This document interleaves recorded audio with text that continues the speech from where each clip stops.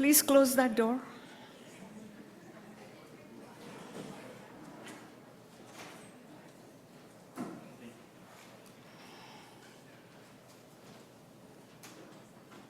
Okay, it looks like we're all set. So, good morning and welcome to our 2023 symposium. You can see it listed there, Science Driving Strategy, Ending the HIV Epidemic. I'm Savita Power. I'm the director of the Miami Center for AIDS Research, or CFAR, at the University of Miami. It is one of 19 national CFARs in the country today, and the CFAR program actually started in 1988 when AIDS was a death sentence, and it was started by NIAID and is now co-funded by 11 NIH institutes. Our CFAR is the only one in the state of Florida. It was first funded in 2007, and it was renewed for the 4th time last year and is now approaching its 16th birthday. We have made many advances and have several projects for ending the epidemic, and we are part of the program for the CFAR Diversity, Equity, and Inclusion Pathway in that initiative. This year, the CFAR, along with its younger siblings, HEIDI and CHARM, that you will hear about, are jointly sponsoring this program. We all agree that the face of AIDS has changed dramatically. We have come a long way, 40 years in time since the discovery of the AIDS virus. All the advances made were dependent on this initial discovery, and it is indeed an honor that Dr. Robert Gallo, the discoverer of the AIDS virus, is with us today as a speaker and a friend. We are delighted to have in our midst a lineup of extraordinary speakers, each a leader in their own right. They will address perspectives from basic science to clinical implications, treatment advances, and strategies to prevent spread of HIV. Our own dynamic young investigators will give short presentations of Miami stories. An important session will address economics, policies, and Florida's efforts to end the epidemic.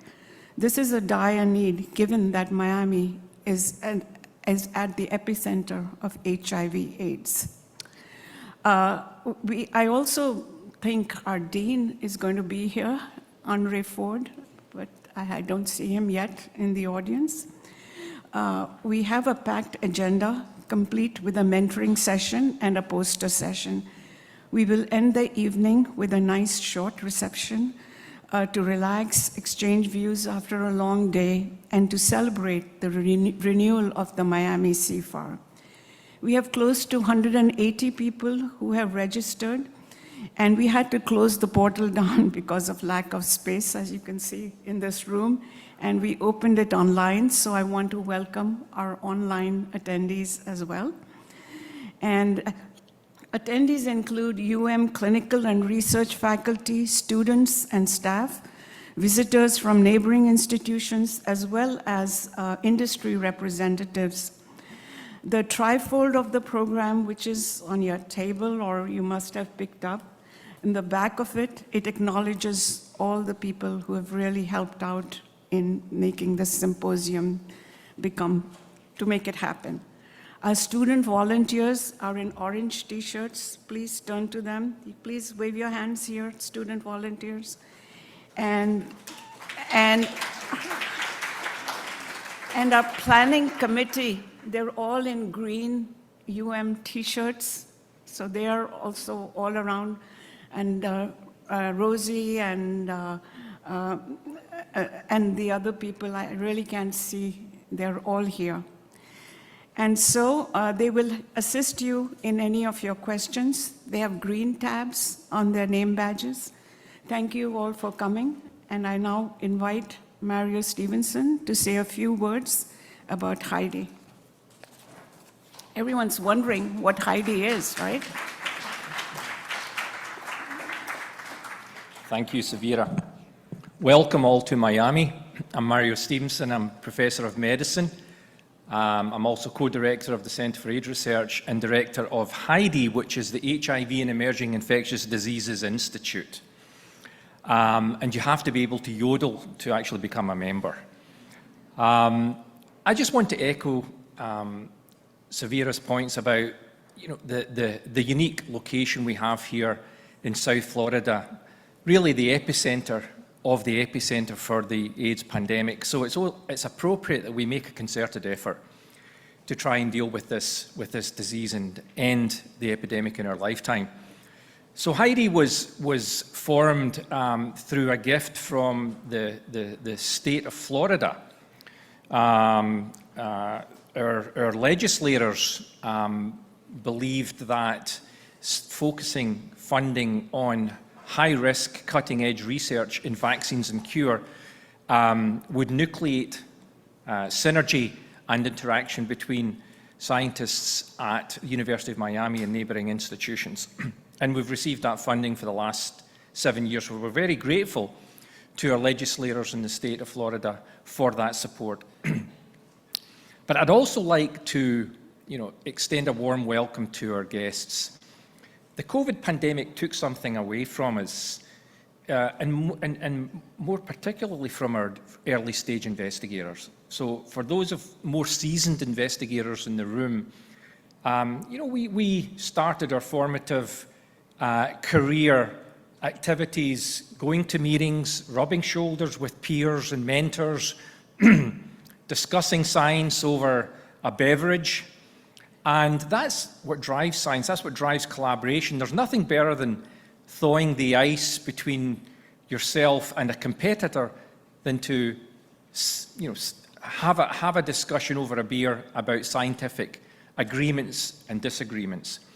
And so COVID took that away from our young investigators. They haven't begun their career being able to enjoy the camaraderie that many of us more seasoned investigators were able to benefit from. So from that standpoint, it's really important that we have these in-person meetings and that our peers and our leaders in the field come and lend their words of wisdom to our early stage investigators.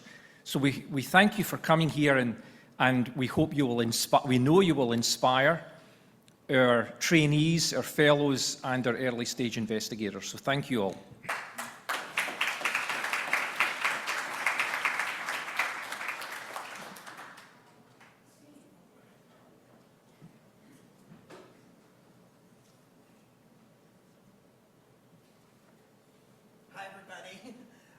I'm Steve Safran. I'm the director of our the younger sister that Savita mentioned, CHARM, the Center for HIV and Research in Mental Health. CHARM is kind of like a CFAR, except that we specifically focus on mental health, and it's funded by the National Institute of Mental Health instead of NIAID. We offer services similar to what the CFAR does, and as Mario said, you have to yodel to be a member of HEIDI. CHARM, you have to be charming. So all of our charming members are here. Thank you everyone for coming. I'll offer thanks in the same way. What we try to do in our center is really deal with the fact that the epidemic is consists of individuals, and that when we think of things like the 90-90 targets or the 90-95-95-95 targets or the eliminate HIV by 2030 targets, that there are those subsets of people that aren't really going to respond or be able to take advantage of programs and services that are really kind of so generally applicable to lots of people. And those people a lot of times are real world people that might have comorbid mental health problems, substance use, different types of disparities, and we're trying to work on developing and implementing programs to work with folks like that. Mario mentioned that Miami is a epicenter of HIV in the US, and some of the conversations that I've been already having from colleagues from Boston, I moved here about 8 years ago, is how really different it is here compared to places like Massachusetts that has a lot more resources. So I'm excited to hear the talks and share information, but also, you know, have people exchange lessons learned and potentially have some collaborations, because in Miami and in Florida more generally, we can really make a difference. So thank you again, and we'll look forward to the rest of the day.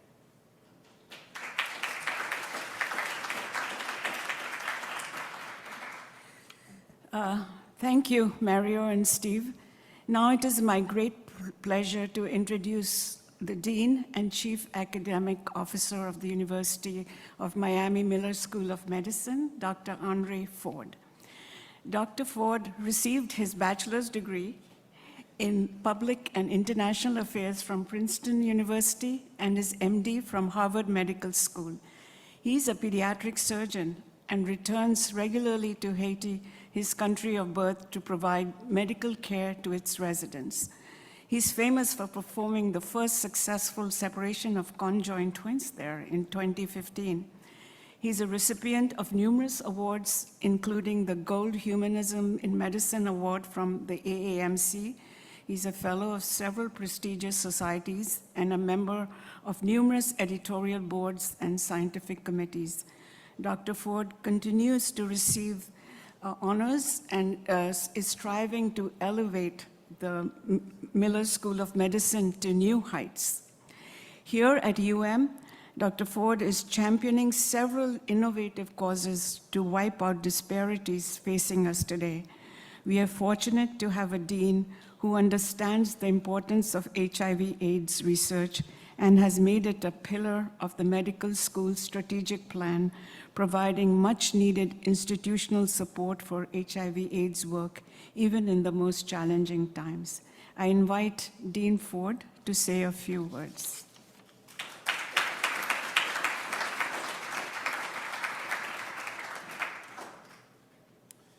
I was trying to get her to keep it short, so thank you for embarrassing me. Well, good morning, everybody. I'm really thrilled to welcome you to the 2023 HIV Symposium, Science Driving Strategy, Ending the HIV Epidemic, something that is truly long overdue. I also want to extend a warm welcome to my good friend, Dr. Carlos Del Rio, and fellow dean, and looking forward to working with him with the Council of Deans of the AAMC. I am proud to be the dean of a medical school that is truly on a steep trajectory of excellence, regardless what parameters that you look at, whether it's our NIH portfolio and our ranking as number 6 in terms of diversity in the among U.S. medical schools. Without question, the Miller School of Medicine is really rising. And a lot of the success of the school is really, is in part because of the leadership of the very capable Dr. Pavita Sawa, who leads CFAR. And let me say, I'm particularly grateful for your leadership, your science, your commitment, your dedication to elevating the Miller School of Medicine. So you're an amazing role model for all of us, and we appreciate you. Not to single her out, but in view of the importance of, in view of the high incidence of HIV, AIDS in South Florida, it's only fitting that the University of Miami would be really among the leaders in trying to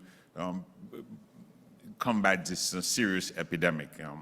The collaboration with the other institutes that you've heard about, CHOM and HEIDI, I think it's really essential, and it's a reflection of the commitment of the entire university to really make a dent in our approach to combat this epidemic.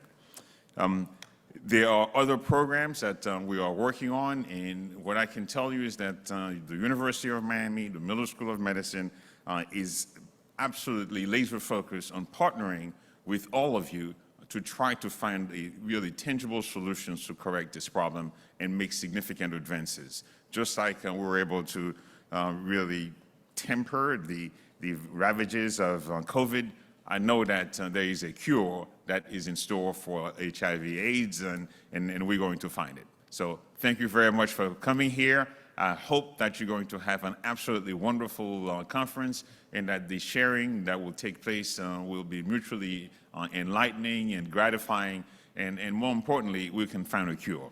Thank you.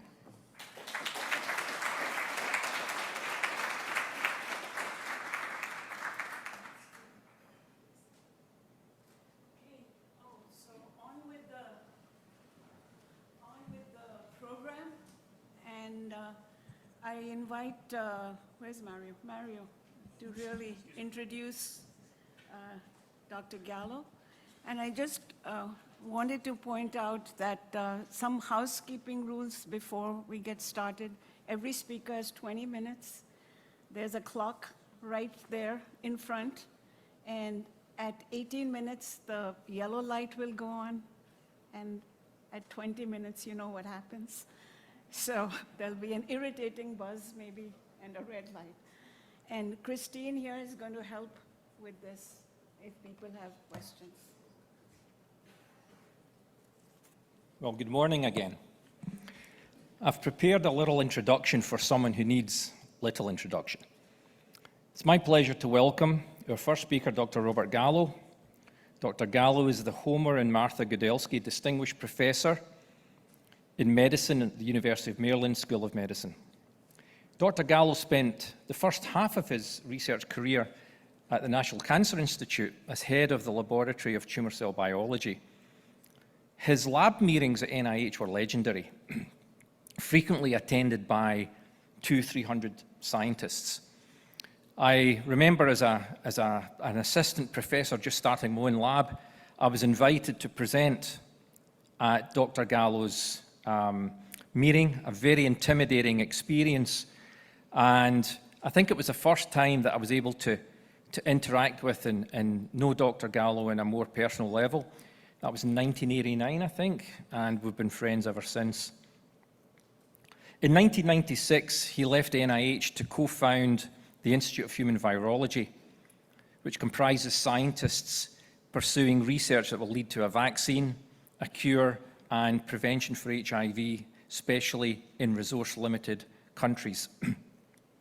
Dr. Gallo's research has led to seminal discoveries, including the co-discovery of HIV, a blood test for HIV, the first to identify a human retrovirus, human T-cell leukemia virus, that causes cancer, the discovery of interleukin-2, discovery of the first new human herpes virus, HHV6, and identification of chemokines that could block HIV infection, and that really paved the way for the identification of the HIV co-receptors. For his research contributions, Dr. Gallo has received international recognition, including election to the National Academy of Sciences, 35 honorary degrees. He has the unique distinction of having won the prestigious Albert Lasker Prize twice, in 1982 and in 1986, and he has been for many years the most referenced scientist in the world. His talk, Deep Understanding of HIV Pathogenesis, may offer new therapeutic ideas towards functional cure. Please join me in welcoming Dr. Gallo.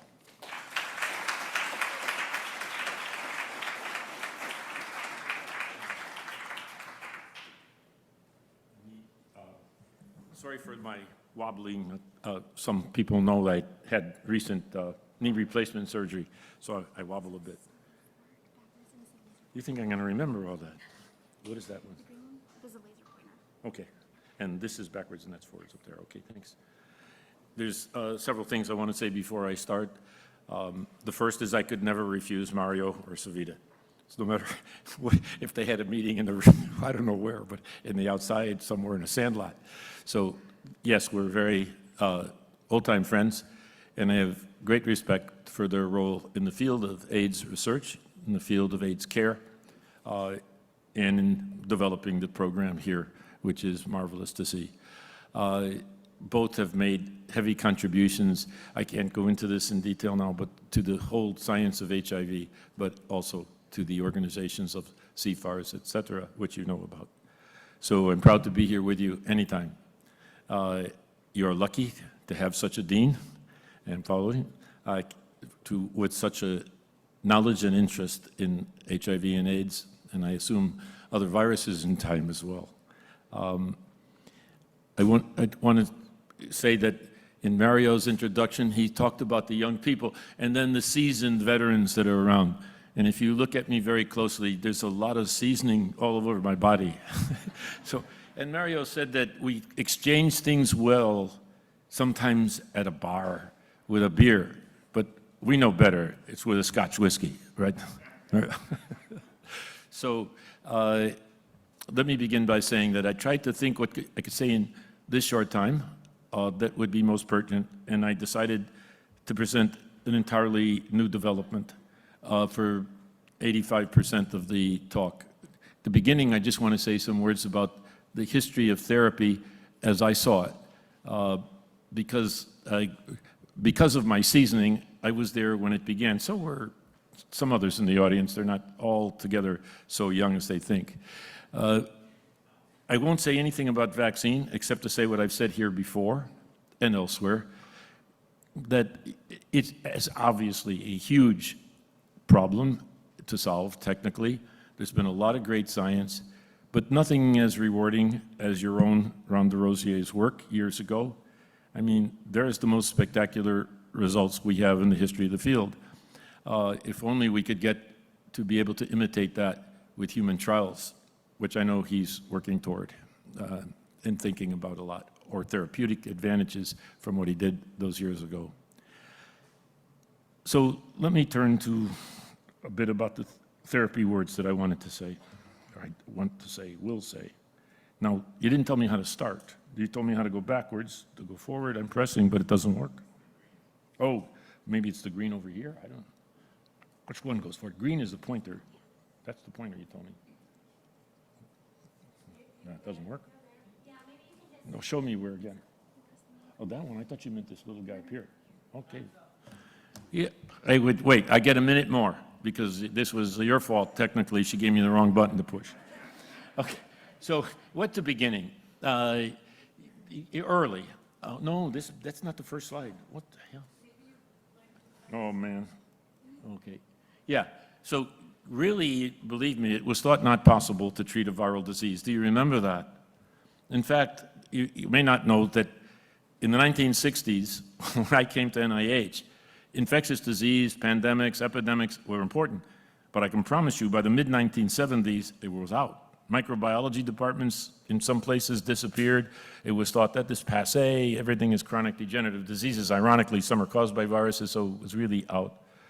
And no viruses were supposed to be involved in cancer. That was over by the early 80s, but the 70s were a very bad time for us.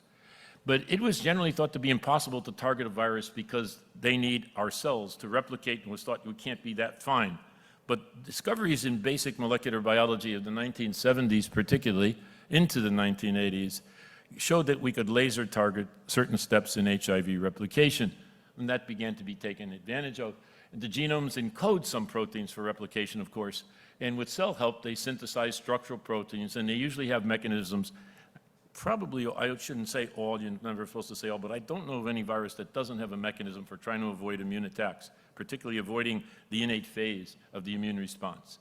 Thus, understanding HIV replication in detail was critical to what happened. So what did happen? Well, let me backtrack a bit. There were some people interested in testing drugs in vitro. Honestly, in the 1970s, with the late Robert Ting, my collaborator who taught me virology a bit, we did some studies that showed that reverse transcriptase inhibitors, once they were discovered, could block AKR leukemia in a mouse. That is, mama transmits to the baby the virus, and the baby mouse gets leukemia 100% in 1 year. We showed, published it in an obscure journal, that we could block that with a reverse transcriptase inhibitor. 1970s, before human retroviruses were known. You could ask, why did we do such studies? I don't know. There's no reason to then, but we did. So it was in the back of our mind. But Burroughs Wellcome had some drugs that were known to inhibit reverse transcriptase, discovered in 1970, as you know, by Timmon in Baltimore. It's a DNA polymerase. I had been working on cellular DNA polymerases, alpha, beta, gamma. In fact, with David Baltimore and Fred Bollum, we named those enzymes. So we had a lot of experience with cellular human DNA polymerases, and we began to purify reverse transcriptase, a DNA polymerase, to see if there were subtle differences, and there were. So we had these enzymes sitting there, and we had a culture system that could be of interest in testing drugs. Burroughs Wellcome asked us to come to visit them and gave us a group of their drugs. Sam Broder, who became director of the National Cancer Institute, with his postdoc, a Japanese scientist named Mitsui, came to my lab and worked for some months there.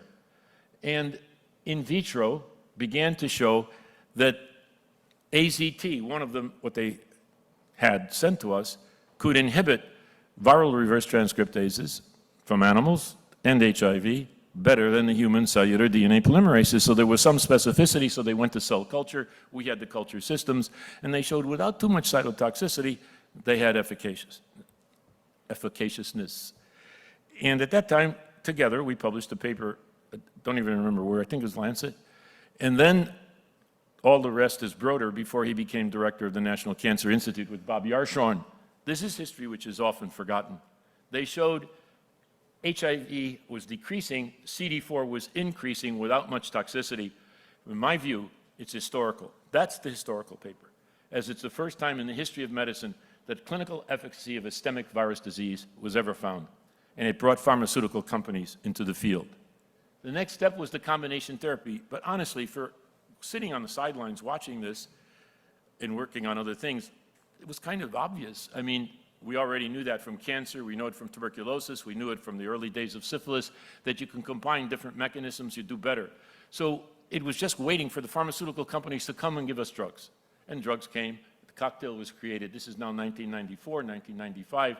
Now, we're starting to run out of targets. What is left? Long-lasting drugs, this is really exciting. Better delivery, great.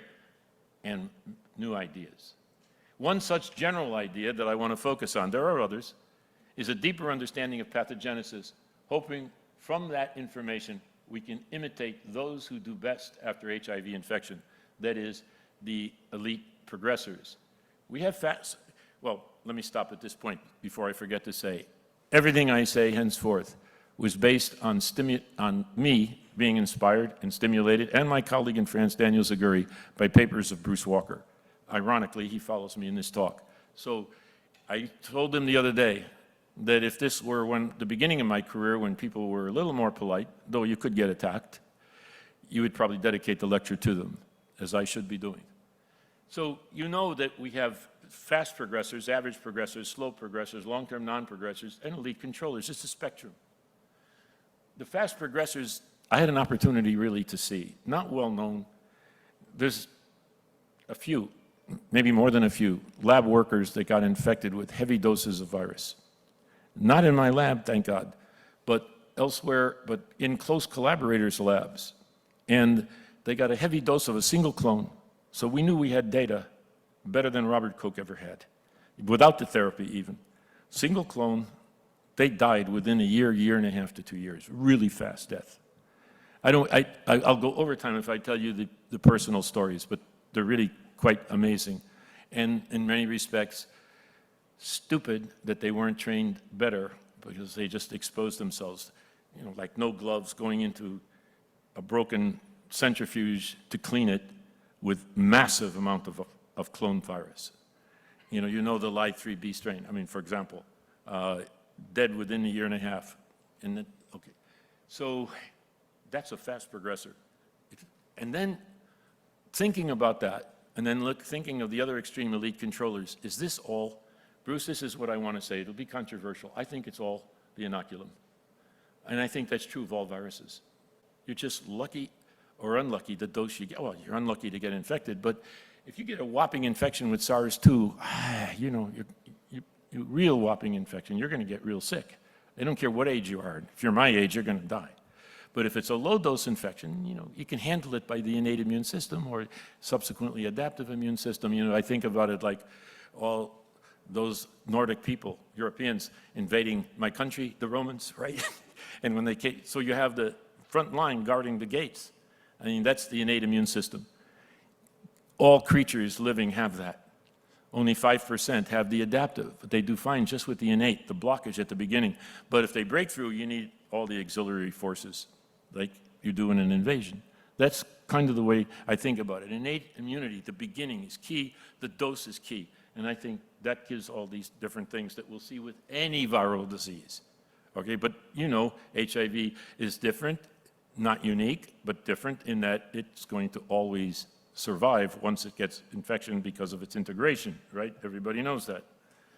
Okay, so I come to this. A need to emphasize pathogenesis may open some doors, maybe a guide to new therapies, pointing us to make infected patients become the elite controllers. I first read that in Walker and Deek's review, Bruce's review in 2006 or 2007, Perspective, I think.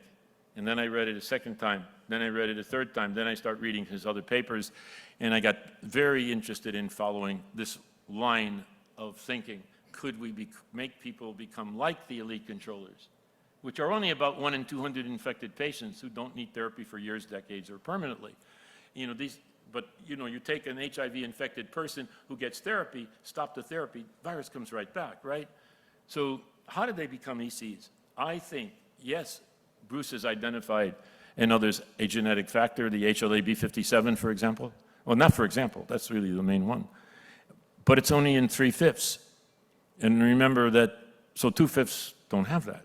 In addition to that, 11% of the population is HLA-B57 positive, and the remaining people, there are many, about 11% of HIV-infected people who are just, no more, 20% that don't have that genetic phenotype.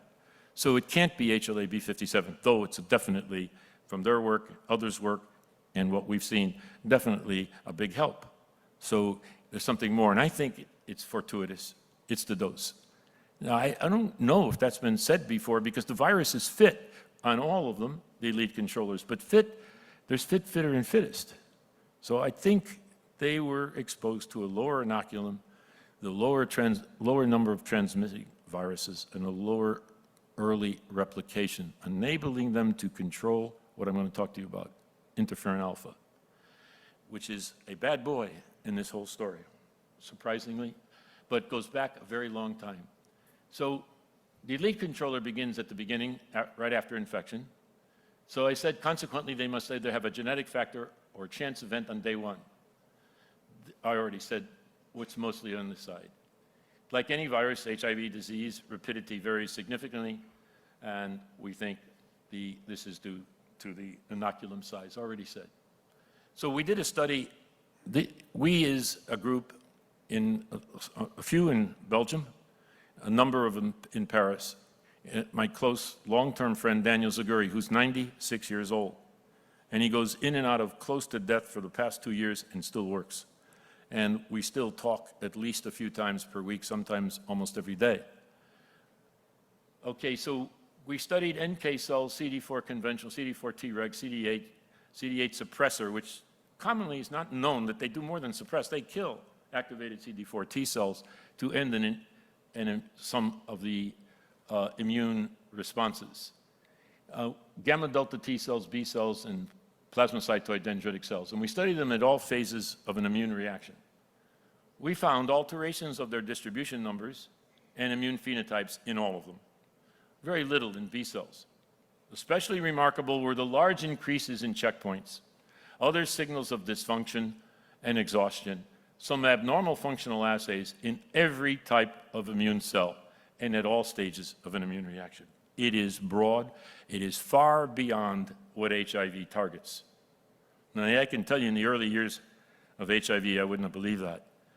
But our thoughts about interferon alpha being a hazard go back to the early days of the field, not 83 or 84, but by 86 to 88. And we began to study it then. Then drugs came, and we got out of it. But we had therapeutic positivity from targeting interferon alpha, which I'll tell you about in a second. How does HIV can impair and kill critical cells of the immune cells, a portion of activated CD4 T cells? And as you know, they infect the macrophage and its descendants. But macrophage we didn't study. It's not in peripheral blood. It has to come from monocytes that have to be activated. As already noted, we have just found that in untreated patients, all types of immune cells at all stages of immune reaction are abnormal. They bear abnormal immune phenotypes. Consequently, I suggested to Daniel, there has to be a single circulating mediator. I say singular because the abnormalities are the same in every patient. When you see abnormalities in EC, they're very, very, very mild, and they vary from one patient to another. There's no common mediator. But in the bulk of HIV-infected people, I suggested there's a common mediator that hits everything. We have concluded that mediator is elevated circulating pathogenic interferon alpha. Why interferon alpha? We find it circulating at quite high levels. A circulating chemokine in the serum is all through the body, right? And cytokines shouldn't be elevated running around the serum. This is uniquely the case with interferon alpha. Secondly, it recapitulates the abnormalities that we find in these immune cells by taking interferon alpha in vitro and adding it to target cells. That is, we can create what we found by using interferon alpha in vitro. It is controlled by the elite controllers. It markedly is improved after ART therapy. That is, the interferon alpha is controlled and you get the correction of the immune abnormalities, not completely by therapy. We still find residual but mild abnormalities of the same type, which we think is due to the beginning days when interferon alpha could not be controlled at all. The key to its rise, why does interferon alpha go up in an HIV-infected people? Its anti-HIV effect is inefficient. We were able to prove that. These are in papers that, this has not been talked about before, so forgive me if I bumble through some of my words. There are two papers we're just getting ready to submit. And as I repeat, this is the first time I'm presenting it. Its anti-HIV effect is inefficient, for sure. It drives more interferon alpha production in a vicious cycle. Why? Interferon alpha responds to the amount of virus. That's not our discovery. We show it in these papers, but that's in the literature. You have virus, you have interferon. You have more virus, you have more interferon. If you don't control the virus, the interferon keeps going up. That's the case with HIV. More interferon alpha and harm to immune cells, then more virus, etc. It's a constant and vicious cycle. So continuing, primate studies, these are old. SIV-infected African green monkeys control interferon alpha levels. They do not develop AIDS. SIV-infected rhesus macaques have high interferon alpha. They develop AIDS. Genetic studies show polymorphism of interferon alpha and can determine the course of HIV infection. We did, not me, I mean co-author only, but Gringeri from Milan, other people in Belgium with Daniel Zaguri did a study, a EURIS study, whatever that stands for, decades ago, before drug therapy, and it showed that therapeutic vaccines targeting interferon alpha led to clinical and laboratory improvement.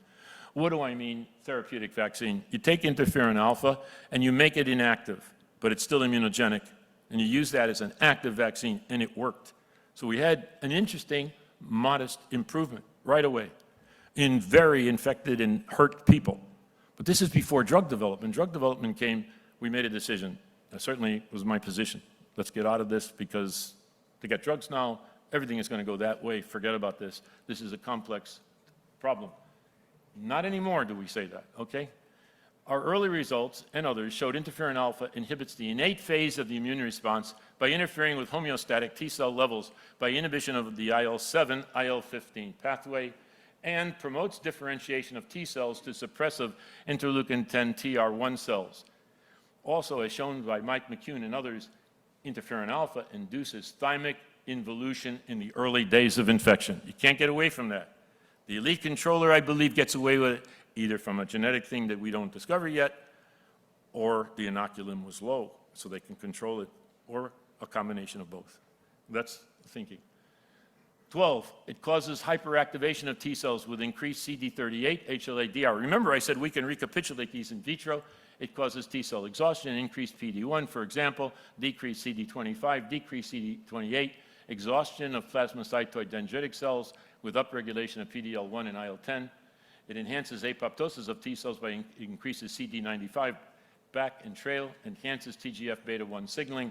Most important, our new data show that almost all immune cell abnormalities, there's one exception, CTLA-4A, found can be induced in vitro exactly by treating normal cells population of this or that cell, CD8, CD4, whatever, NK, with interferon alpha. And I can't get into the details, but profound effects on NK cells, the key cell at the beginning of infection. I mean, we're supposed to be protected by our NK cells, predominantly by the NK cells, and by interferon alpha. But NK cells are incapacitated by high levels of interferon alpha. So why is it uniquely inefficient against HIV? So before we keep delaying the publication of this paper because there's always been something new, like every 2 weeks. So honestly, I suggested we need to explain why it's inefficient. Somebody's going to ask, well, why doesn't it work with HIV? What would you do if you were me? I could only think of one. You know, you think of what you can think in tests. I said, oh, it probably increases CCR5. My colleague Daniel Zaguri thinks, boy, I've got good intuition, because it does. But it wasn't intuition. I couldn't think of anything else, right? If you're sitting around saying, well, how can you explain that? Well, I know we can test CCR5. So I hypothesized the easy idea. It turns on the gene for CCR5, leading to its increased expression. The answer is it does. It turns on increased messenger RNA, increased protein, and it's ineffective because of that. Because this is early data. Interferon alpha upregulates CCR5 expression on CD4 T cells. You can see that to the left and to the right. Interferon alpha, but not lambda, upregulates CCR5 expression on CD4 T cells in a dose-dependent manner. The person who did the experiments is Helene Lebwanek, a young worker with Zaguri who's now established at the University of Paris.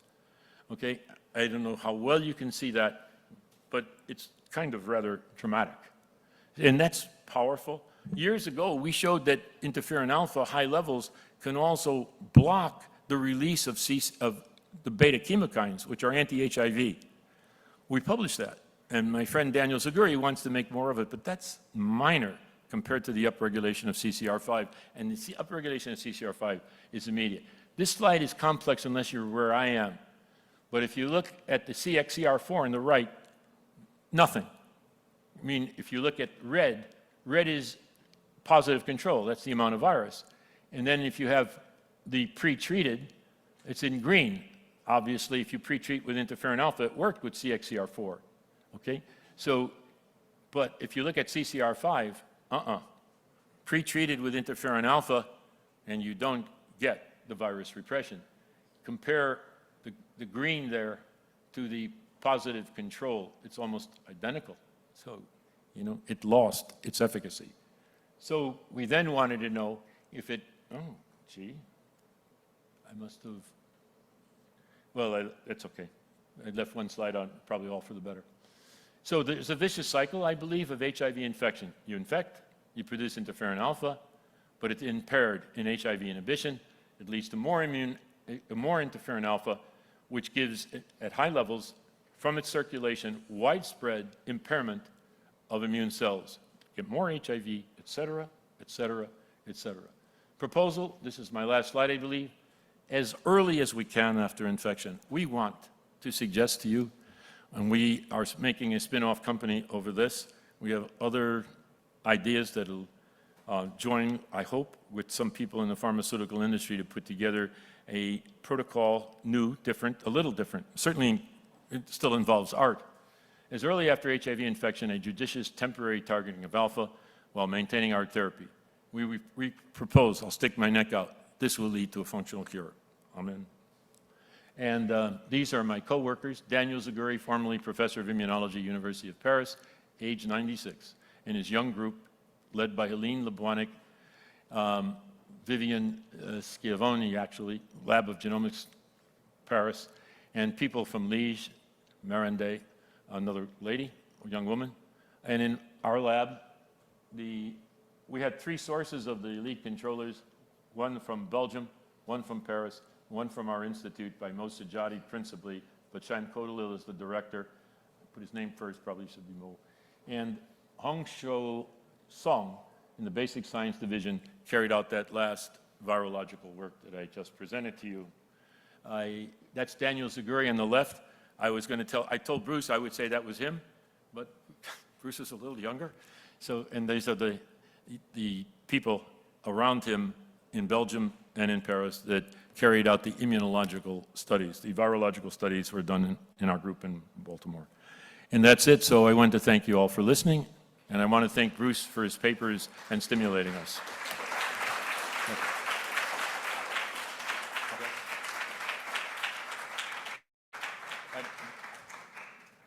I don't know if there's any time for question. If you, yeah. But I want you to please address your questions to me about Mario and Savita. I have a lot of stories. Yeah. Okay. We have a question there, Raj. Yeah. So, can you speak into the microphone? I got you. I can repeat it because I can hear him. I know, Mario, you don't hear so well, but I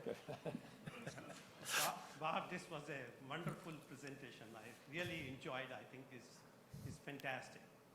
The question, It'll be fantastic when I see the clinicians get positive data. you cannot ask a question to the distinguished professor, but you can ask for advice. So it's not a question. But Oh, it's please. It's advice to the young people who are sitting here. As you've shown, all the cells are there.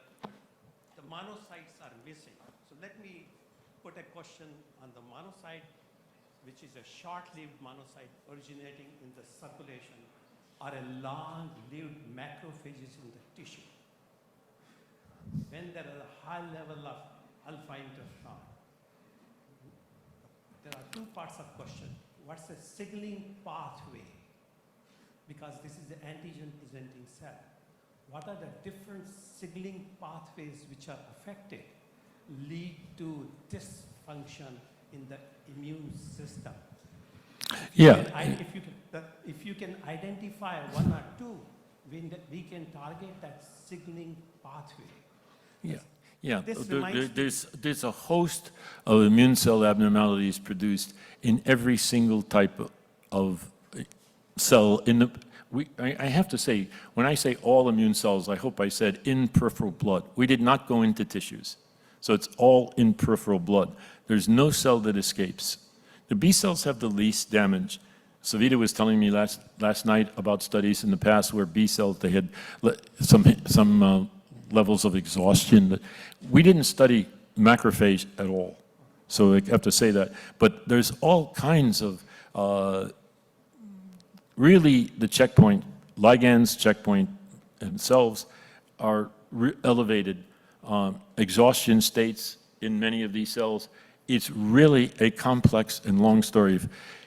You know, my worry is that a reviewer will see, so there's lots and lots of data. And it's the kind of thing, when I look at it, I don't want to look at it, you know, but I'm forced to because I'm associated with this. But there's a lot of immune parameters that have been studied and a lot of data on all the cells, but not macrophage-monocyte. I have to say, that's not been studied. The second part of the question, which you see, high levels of alpha interferon in the Yes. circulation. Yes. It may be due to any causes. I'd like to comment on that. Is it due to internalization of the alpha receptor in the macrophages so they don't see No, it? Or is it there's no suppressor factors? No, it's what I said at the end, that it increases CCR5. So when it increases CCR5, you get an overwhelming amount of virus. It's not effective anymore. So interferon alpha keeps increasing and increasing. And high levels of interferon alpha are poison, really a poison. If you think of diphtheria and you say you make a vaccine against diphtheria, you make a vaccine against a toxin. This is a toxin in every part of the definition of the word toxin. It's an extracellular molecule produced by something, not a bacteria, but by our own cells induced by virus. It's a poison. At high levels, interferon alpha is a killer, period. So let's try and keep our questions short in the interest of time. I just wanted to make a small point that about the dose of the virus, I think a great population to study is the pediatric population. Children who get infected, and you can see children with high level of plasma viremia and low level of plasma viremia, right? Very soon after birth, like 3 weeks. And that's primary acute infection. And there is, the disease progression does differ depending on the dose of the virus, I think. Well, this is important, and I didn't know that. And I think we're going to need that kind of input because you can't throw out a hypothesis. If you throw out a hypothesis like it's the inoculum, you'll have people like Bruce saying, hypotheses are worthless if you can't test them. We thought about that, and it's in the discussion of the paper. We did not include pediatrics. What I predict is, show me somebody who got infected by blood transfusion, like the old hemophiliacs before we had the molecules, right? They got tons of virus. I'll bet you there's no EC that's a hemophiliac. I'll bet there's no EC.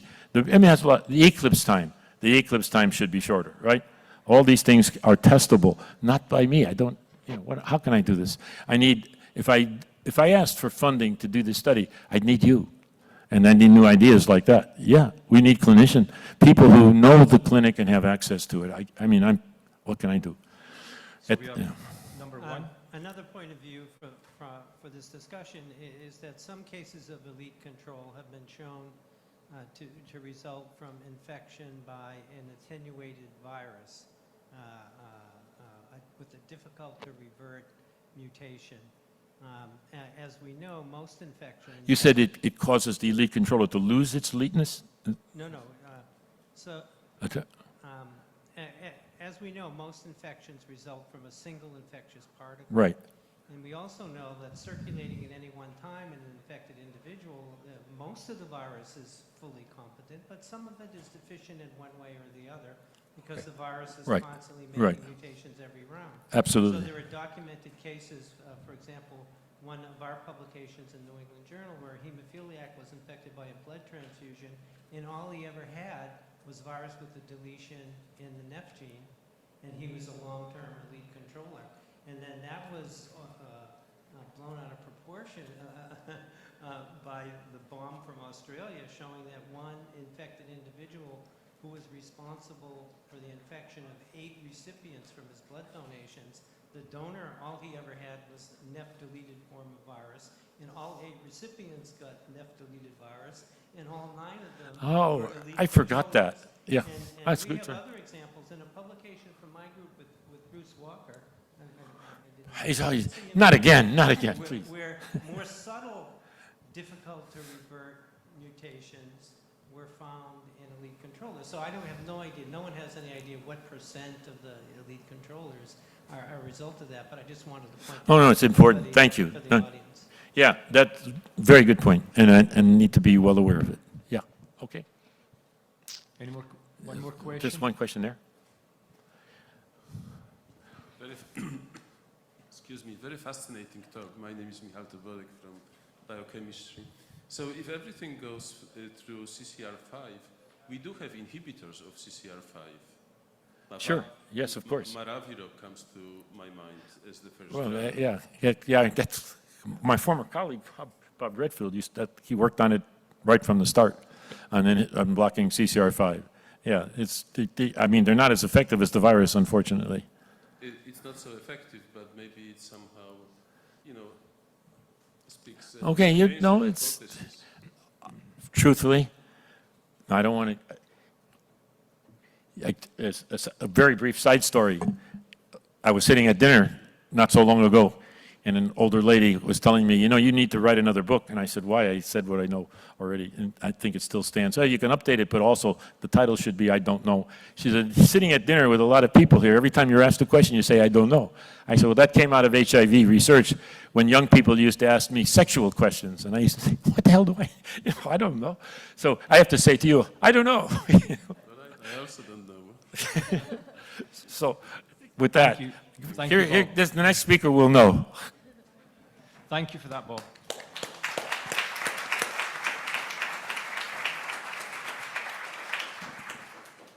Well, thank you, Bob, for this riveting talk. It got everyone excited.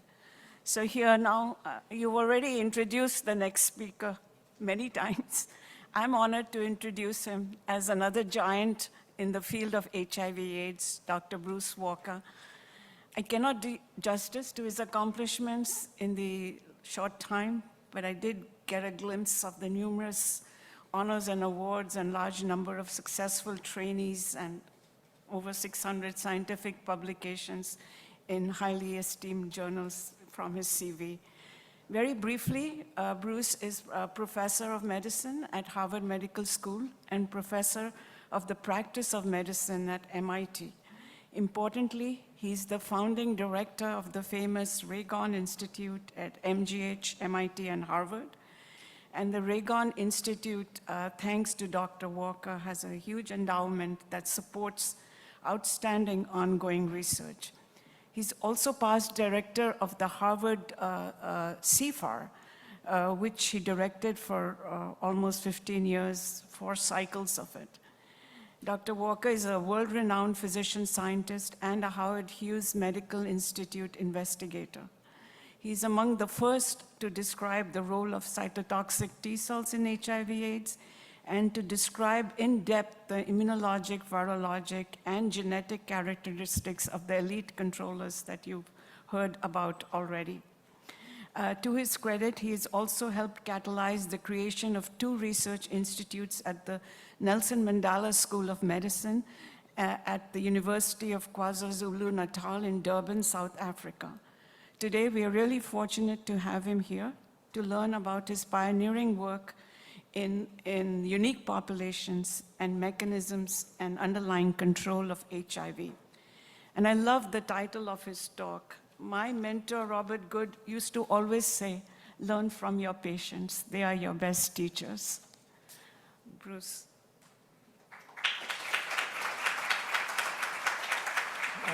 Thanks very much, and I really want to thank Sabita and Mario and the rest of the team, Steve Safran, for inviting me to be part of this.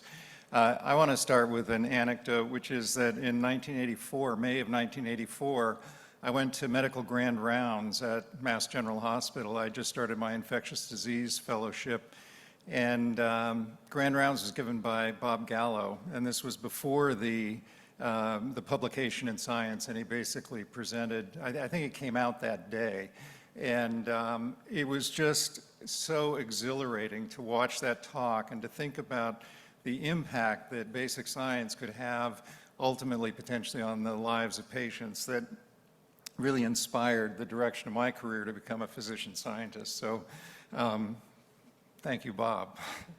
The title of my talk is Toward an HIV Cure, Learning from Patients.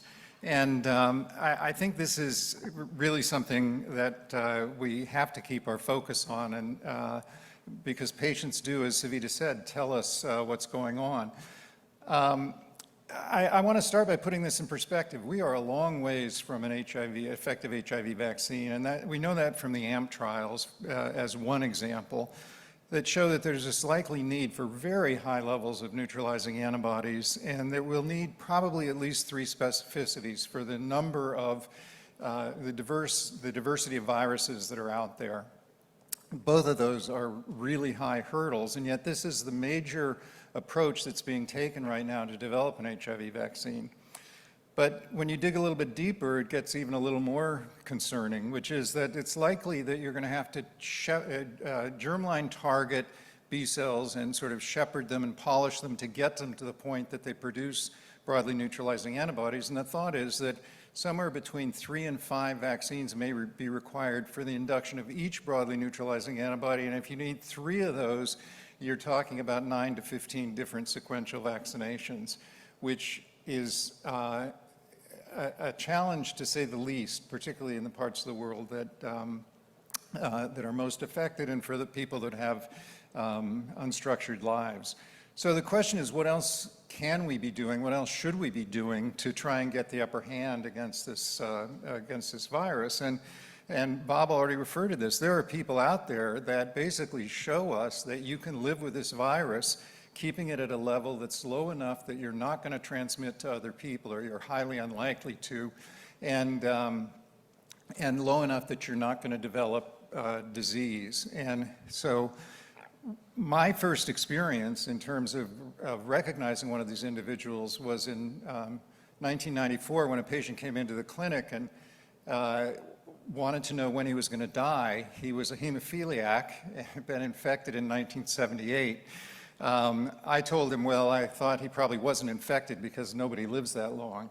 But they had frozen blood samples, and I retested him at the time, and there was no question he was infected. We had a viral load test we were able to apply, and he actually had an undetectable viral load. So to me, that was just this incredible moment where I thought, oh my God, not everybody who gets infected dies. And we then started to try and figure out what it was that was driving that. And one of the ways that we approached this was to do a genome-wide association study, trying to see what genetic factors were associated with better control. And we got this incredible hit that basically pointed to peptides lining the HLA class I binding groove. And what these data basically said that since the binding groove is what presents viral peptides to the immune system so that an infected cell can be recognized and eliminated, what these data basically said was that they pointed it towards cytotoxic T cells as potentially being a mediator of this difference in outcome. So how might T cells contribute to protection or cure? When a cell that's latently infected becomes activated, transcription and translation occur, and ultimately you get budding of new viruses. But there's a critical stage for the virus that happens in this process, and that is that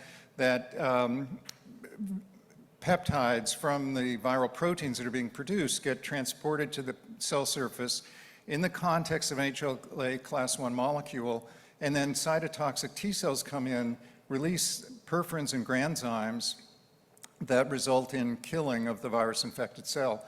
And what's critical about this is that this is the most vulnerable period in a virus's life cycle. When it's uncoded, replicating inside a cell, if that cell is killed before the virus buds and obtains a new protective outer coat, the virus will die along with the cell. So it made sense to us that there was an antiviral potential of these cytotoxic T cells.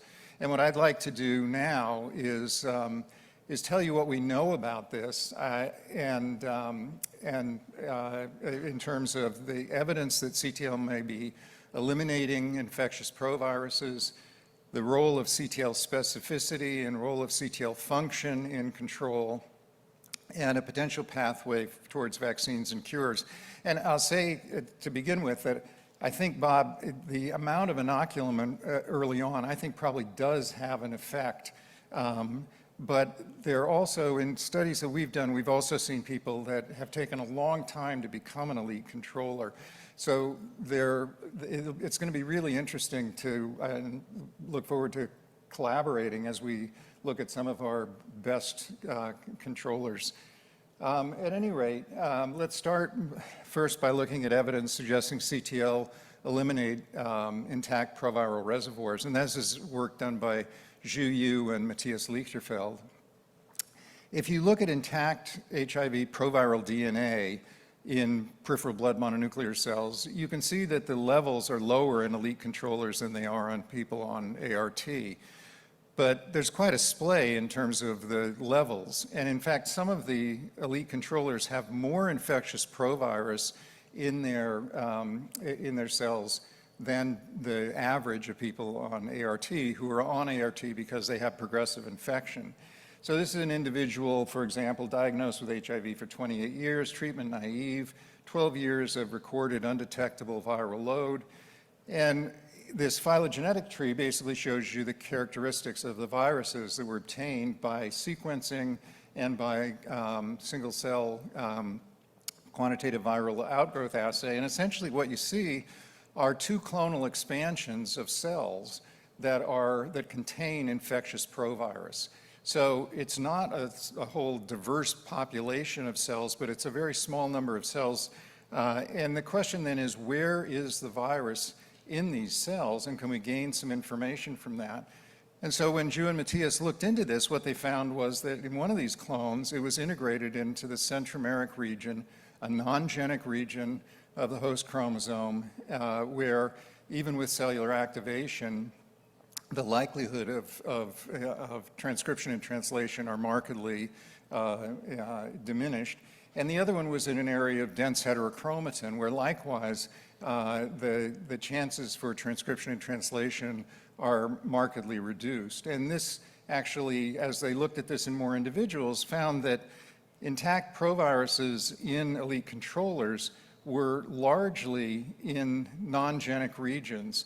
And this was quite different than defective viruses, which were just that were mainly in genic regions, suggesting that something was causing the accumulation of intact proviruses in regions where they can't be produced, leading us to the hypothesis that there's enough transcription and translation happening that those cells can be targeted if the appropriate T cell response is around to gradually eliminate these. And this was very different than what one sees in ART-suppressed individuals. So there's something unique about the reservoir in an elite controller that favors the elimination of intact proviruses from genic regions where activation would lead to virus production. So let me now turn to what the role of specificity might be in durable control. I showed you before that it's the viral peptide in the class 1 binding group that the GWAS told us was important. That suggested that cytotoxic T cells may be quite important. And if you think about how that peptide gets into the class 1 binding groove, basically viral peptides, which we think of as linear proteins made up of strings of amino acids, when they're in solution actually fold and form a tertiary structure. And they do that not because of the covalent bonds, but because of intermolecular bonds that form. And those form because each amino acid is different than the other amino acids by virtue of its side chain. And the side chains are what allows it to make contact with other amino acids, and that's what leads to the structure of a protein. Structure dictates function, and so we applied network theory to HIV structure to try and understand this better. So let me just explain what we were doing there. If you think of this as a social network, there are certain individuals that are particularly important for the structure of a social network. If this is a social network, then that yellow person in the middle is critical, because if that person somehow is gone from the network falls apart. In the same way, the immune system puts pressure on amino acids through the cytotoxic T cell response that lead to mutations. And if a mutation results in loss of structure, you lose loss of function. And so the hypothesis was that could it be that elite controllers are actually, it's the specificity of the response and targeting these mutationally intolerant regions that would lead to better control. On the other hand, if you have a social network, for example, and somebody that's on the periphery doesn't show up, it doesn't really affect the overall structure. Likewise, for if there's a mutation there in a viral network, that really doesn't change the structure nor change the function. So Gaurav Gaya and Lizzie Rawson in our group developed an algorithm that allowed them to basically give a numerical score to the network value for each amino acid. And this was done by measuring all the different hydrogen bonds, pi-pi bonds, salt bridges, et cetera, that occur between individual amino acids as shown by the structural data. And then we applied network theory, which I won't go into in detail here, but over on the right, you can come up with a network score for each amino acid. And depicted here, the larger the circle, the more networked a particular amino acid is. And that can then lead to these network diagrams that I'm showing there as well. So when we did this and with HIV, we found something quite striking, which was that HLA-B57, which Bob has already mentioned, targets an epitope in GAG that's in the blue box there, which is highly networked. You can see it by the bigger balls. On the other hand, with an allele that's associated with HIV progression, HLA-B35DPX, that epitope is quite lateral, and mutations there are unlikely to affect the structure. And so it made sense, and as we looked further and did mutations in these networked and non-networked epitopes, what we found was that if you made a mutation in a networked epitope, that led to decreased viral infectivity and also decreased viral spreading. So there was evidence that mutations, if they're induced there, which they might be by immune selection pressure, would actually affect the function of the virus. We went on to look at the entire cohort of elite controllers we had, and for the first time we were able to show that the targeting of highly networked epitopes, as shown on the right, by controllers was highly statistically significantly associated with better control compared to progressors. So we'd been looking for years for something that could actually help us define, based on an immunologic function, what the difference might be between these two groups, and here was evidence suggesting that.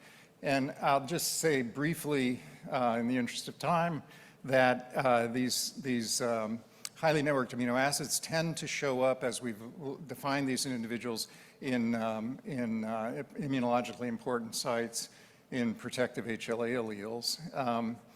So that's specificity. So specificity really matters. What about function?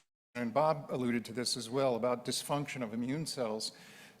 We had the opportunity from our large cohort to be able to look at individuals who have continued to control over the 20 years that we've had this cohort, but we had 17 individuals that actually broke through eventually. And this gave us the opportunity to see what was it that was different that happened in these people that broke through. And it turned out that the magnitude of the T cell responses initially didn't predict that. Viral escape did not predict that. But what did predict it was the functional ability of these cells to respond immunologically. And that's shown here in the center panel, where HIV-specific proliferation, which is a measure of CTL function, was actually diminished at least 6 months to a year before people actually broke through. So we had a measure that actually was associated with loss of control in individuals that again pointed towards cytotoxic T cells being important. And importantly, this wasn't something that we saw with CMV, EBV, or flu when we looked in the same individuals. We also looked at cytolytic capacity, the ability to kill infected cells. On the top is a durable controller at 3 different time points, maintains that ability to kill virus-infected cells. And on the bottom is someone with aborted control who you can see over the 3 time points gradually loses that activity. And that was true for the cohort as we looked at it as well. So something that predicts it is a loss of CTL function. Well, what about lymph nodes? I won't go into this in detail except to say on the right that the combination of proliferation and cytotoxicity is associated with elite control, both in peripheral blood, PB there, and in lymph nodes, so that this is something that's within the tissues, something that we observe. And we've also done spatial localization studies, and it's a little hard to see this, I think, from where you are, but on the bottom left is basically graphically depicted how far away cytotoxic T cells are from infected cells, and the cytotoxic T cells expressing perforin and granzyme are actually disproportionately next to cells that express virus in these elite controllers, suggesting an active ongoing control by these cytotoxic T cells. Well, what about specificity and function? I've shown you both of these seem to play a role. What about in individuals with these unique proviral landscapes? We've seen some individuals in whom we've not been able to identify any provirus. Looks like they've completely cleared infectious provirus from their bodies. So the numbers are small, it's just 2 individuals thus far. But what would you predict their T cell responses to be? Well, we would predict that they would be highly networked and they would have strong proliferative capacity. And so, in using Zhu and Matthias's cohort, we looked at those individuals. We did the CFSE assay, which is a measure of proliferation. We took an elite controller that had no intact provirus after a couple of decades of infection. And what we found with the proliferation assay was these 2 really potent T cell responses to highly networked epitopes. These were among the strongest responses we'd seen in anybody. Down on the bottom are just the primary data showing the CFSE assay. So it actually all fit with the hypothesis that it's the nature of these cells, their specificity and function, that is associated with clearance of the reservoir. And I won't go into this for the interest of time, but we also looked at a CTL elimination assay in these people that control it to exquisitely low levels of virus. And when you look at these individuals, again, their ability to kill in the middle panel there, and shown in aggregate on the right, their cytotoxicity is markedly increased in these individuals that have essentially been clearing their virus or have very low amounts. So to summarize this, the hypothesis that we are pursuing is that effective CTL responses are able to eliminate infectious proviruses. Provirus can basically integrate into genic regions or non-genic regions, also called gene deserts. And if the provirus is in a genic region, cellular activation will lead to production of infectious virus. On the other hand, if the virus integrates into gene deserts, cell activation doesn't lead to production of infectious virus. And when we look at individuals, I showed you the data, in a chronic progressor, cellular activation leads to transcription. And in an elite controller, we're not seeing any transcription happening in the individuals that have this integrated into genic regions. And so the hypothesis is that by applying CTL pressure, they have been able to highly networked regions, they've been able to effectively eliminate infectious proviruses and are left with proviruses in non-genic regions. And so the question is there a path forward? And we would say, yeah, there's a credible hypothesis here to test, which is that if you could induce responses to highly networked epitopes in individuals that don't already control, you may be able to train the immune system to become like that of somebody that ends up being an elite controller and be able to actually induce those immune responses and achieve more exquisite control. So a few conclusions. Durable control is associated with a particular kind of immune response by cytotoxic T cells that are able to proliferate and target highly networked epitopes. The loss of proliferative cytolytic responses precedes aborted control, and these proliferative cytotoxic responses are associated with unique proviral landscapes, suggesting to us a cytotoxic mechanism by which HIV is eliminated from transcriptionally active regions in those individuals. This is something that we see both in peripheral blood and in lymph nodes, and therapeutic immunization to enhance T cell responses and accelerate reservoir clearance is a credible, testable hypothesis that Gaurav Gaya, a former trainee of mine and now a faculty member at the Reagan Institute, and I are pursuing. So I'll conclude there, and I mentioned people along the way and showed you their pictures of people that were involved primarily in the work, but it's a large group of individuals that are involved. And finally, I want to particularly thank Terry and Susan Reagan, who have been incredibly philanthropic in terms of supporting what we've been doing in Boston. This is an artist's rendition of our new institute that's being built in Kendall Square on a kind of a weird triangular lot, but it will give us an ability to expand our efforts in terms of studying human immunology with the goal of preventing and curing human disease. Thank you very much.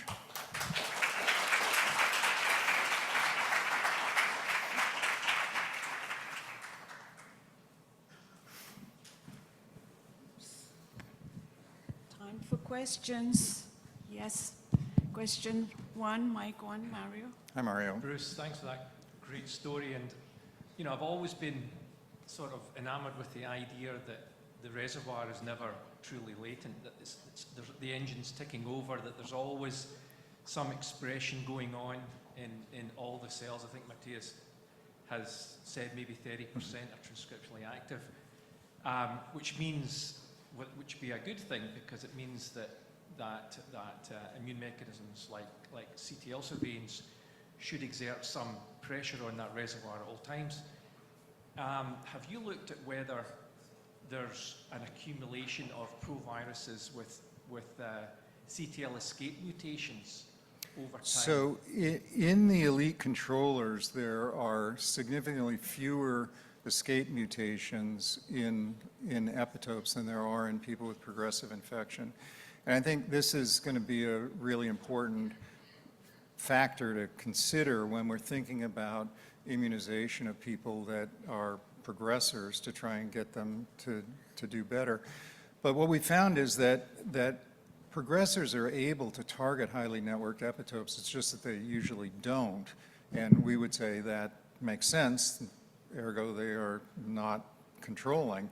And so it may be that we can redirect the immune response. I think, on the other hand, there is no evidence that we can permanently direct the immune response to new targets and have that be sustained when virus starts replicating again. Whether the immune response will revert back to what was there originally is I think, a concern. But it's all experimentally testable, and I think we need to test it. Bruce, what is cause and what is effect? So if you looked at individuals who've been infected for years with NEF-deleted virus, might you see the same thing? If you looked at individuals who are making potent, the rare individuals who make potent broadly neutralizing activity, might you see these same T-cell immunity correlations? We haven't seen it related to broadly neutralizing antibodies. In fact, in the people that we've been involved with, where we've isolated broadly neutralizing antibodies, they generally have not done well against their own autologous virus, yet they're broad enough to target others. I think that if you had an attenuated virus, you could probably see the same thing. We've sequenced the proviruses in these individuals, so it's not that we're seeing deletions. These are intact viruses that are there. So, but I think if we were able to somehow have people exposed to attenuated viruses, and you could make these T-cell responses along the lines of what Bob was talking about, and have something there right when they become exposed, I think you could, the more you can lower the initial viral load through NK cell responses or T-cell responses or antibodies, I think all that's going to contribute to hopefully getting the upper hand. Okay, microphone 3. Monica Gandhi, UCSF. That was really great talk. My question is about mRNA vaccines for HIV, and maybe Mosaico was not as surprising as we thought if we looked at the preclinical data for what got stimulated, and in terms of the degree of broadly neutralizing antibodies and CTLs. Do you see the mRNA preclinical data and the macaque data, HIV vaccine, SIV vaccine, being very promising in terms of stimulating? Well, we're working with, thanks for that question. We're working with BioNTech to make an mRNA vaccine as one of the modalities to try and induce these responses. I think for iterative vaccine trials, there's no better way to do it than with mRNA vaccines, but we need ultimately vaccines that are going to induce long-term memory, and whether there are different vaccine modalities that will do a better job at that remains to be seen. Okay, last question, microphone 2. Right, very interesting talk. So as I understand what you said is that the CTL response is robust enough to remove the genic reservoir, so to speak, to form the non-genic. So in in cancer, we're using a lot of CAR T cells now to effectively do that kind of removal of wet tumors, so to speak. Have you considered whether this therapy would have any role if you understood the epitope that you're targeting for people with HIV? Well, CAR T cell therapy, yeah. I mean, I think, again, if you can kill a virus-infected cell before progeny viruses are produced, then you could have an impact with that. And people are studying CAR T cells related to HIV, and I think it's something that ought to be pursued. Thanks very much. I just have one quick question. Can you activate virus from people if it's integrated in a non-genic region? If you blast it in vitro, you can, but the data suggests that they're not readily activatable in vivo. Okay, I thought so. Thank you. Let's have, Chima.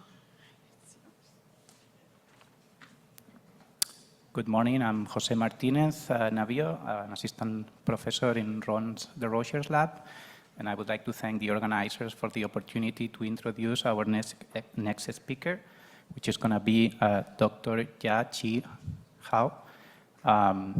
Dr. Hao received her MD and internal medicine and infectious disease training in Taiwan, and her Ph.D. in 2013 at Johns Hopkins University School of Medicine in Dr. Bob Silicano's lab. After starting her lab at the Department of Microbiology, Pathogenesis and Medicine at Yale University in 2017, her research program focused on understanding HIV persistence and HIV-induced immune dysfunction using single genome and single cell approaches on clinical samples. She is currently an associate professor at the Yale University School of Medicine in New Haven, Connecticut, where she is also the director of graduate studies in the Ph.D. program. She has received a number of honors and awards, including an Andy Kaplan Prize. Dr. Hao is a reviewer for high-impact factor journals, such as Cell, Nature Medicine, Nature Immunology, Immunity, and many others. She has several NIH grants, including a PO1, R01, U01, and R33 funding, and she has over 40 publications, many in top-tier journals, actually I should say most of them. Among many works, many relevant works, she was a key contributor to the IPDA assay, which measures intact proviral DNA in cells and has become a gold standard in the field. Indeed, she has been doing crucial work in reservoirs, and hopefully we'll see about that today. So the title of her talk is Single-Cell Multi-Omic Understanding of HIV Reservoir Expansion Dynamics.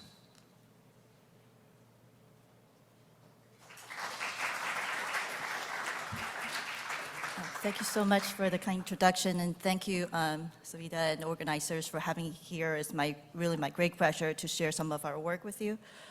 I would like to say I'm going to talk about a single-cell multi-omics. You may wonder, why do we need to understand this, and why do we even do this? So I learned these single-cell technologies from my cancer colleagues, that they've been using single-cell multi-omics to understand why some cancer treatment may fail. I feel like these studies may help us to help for these HIV interventional trials. For example, last October, there was an NIH RFA calling for PO1s implementing single-cell multi-omics for any interventional trial. So I feel like there are lots of opportunities. If you have precious clinical cohort, new interventions, this may be a tool for us to understand how HIV persists. So there are several key questions in the field, as Bob and Bruce discussed. I focus on this thing called clonal expansion, because HIV-infected cells persist in infected individuals even under antiretroviral therapy. It's not just that this cell stays for 70 years. These cells proliferate from 1 into 2 into 4 into many, many. So the problem is, what drives the clonal expansion or proliferation of HIV-infected cells, and how do we stop them? The second question, this is based on Matthias' paper that we just discussed about, and just asked, so how about these proviruses in the latent reservoir. They can be in the genic regions, in the permissive chromatin, or in repressive chromatin, like in the centromere regions. In the past, when I was trained, we study the latent reservoir. We only look at cells having no HHE expression. This is the latent reservoir. But because of Martinez study, they have found that there are these cells in the body that are actively expressing HIV RNA. It can be 25% even after antiretroviral therapy, and they're not eliminated. They're not gone, but still expressing HIV. Why don't they die why they're not eliminated?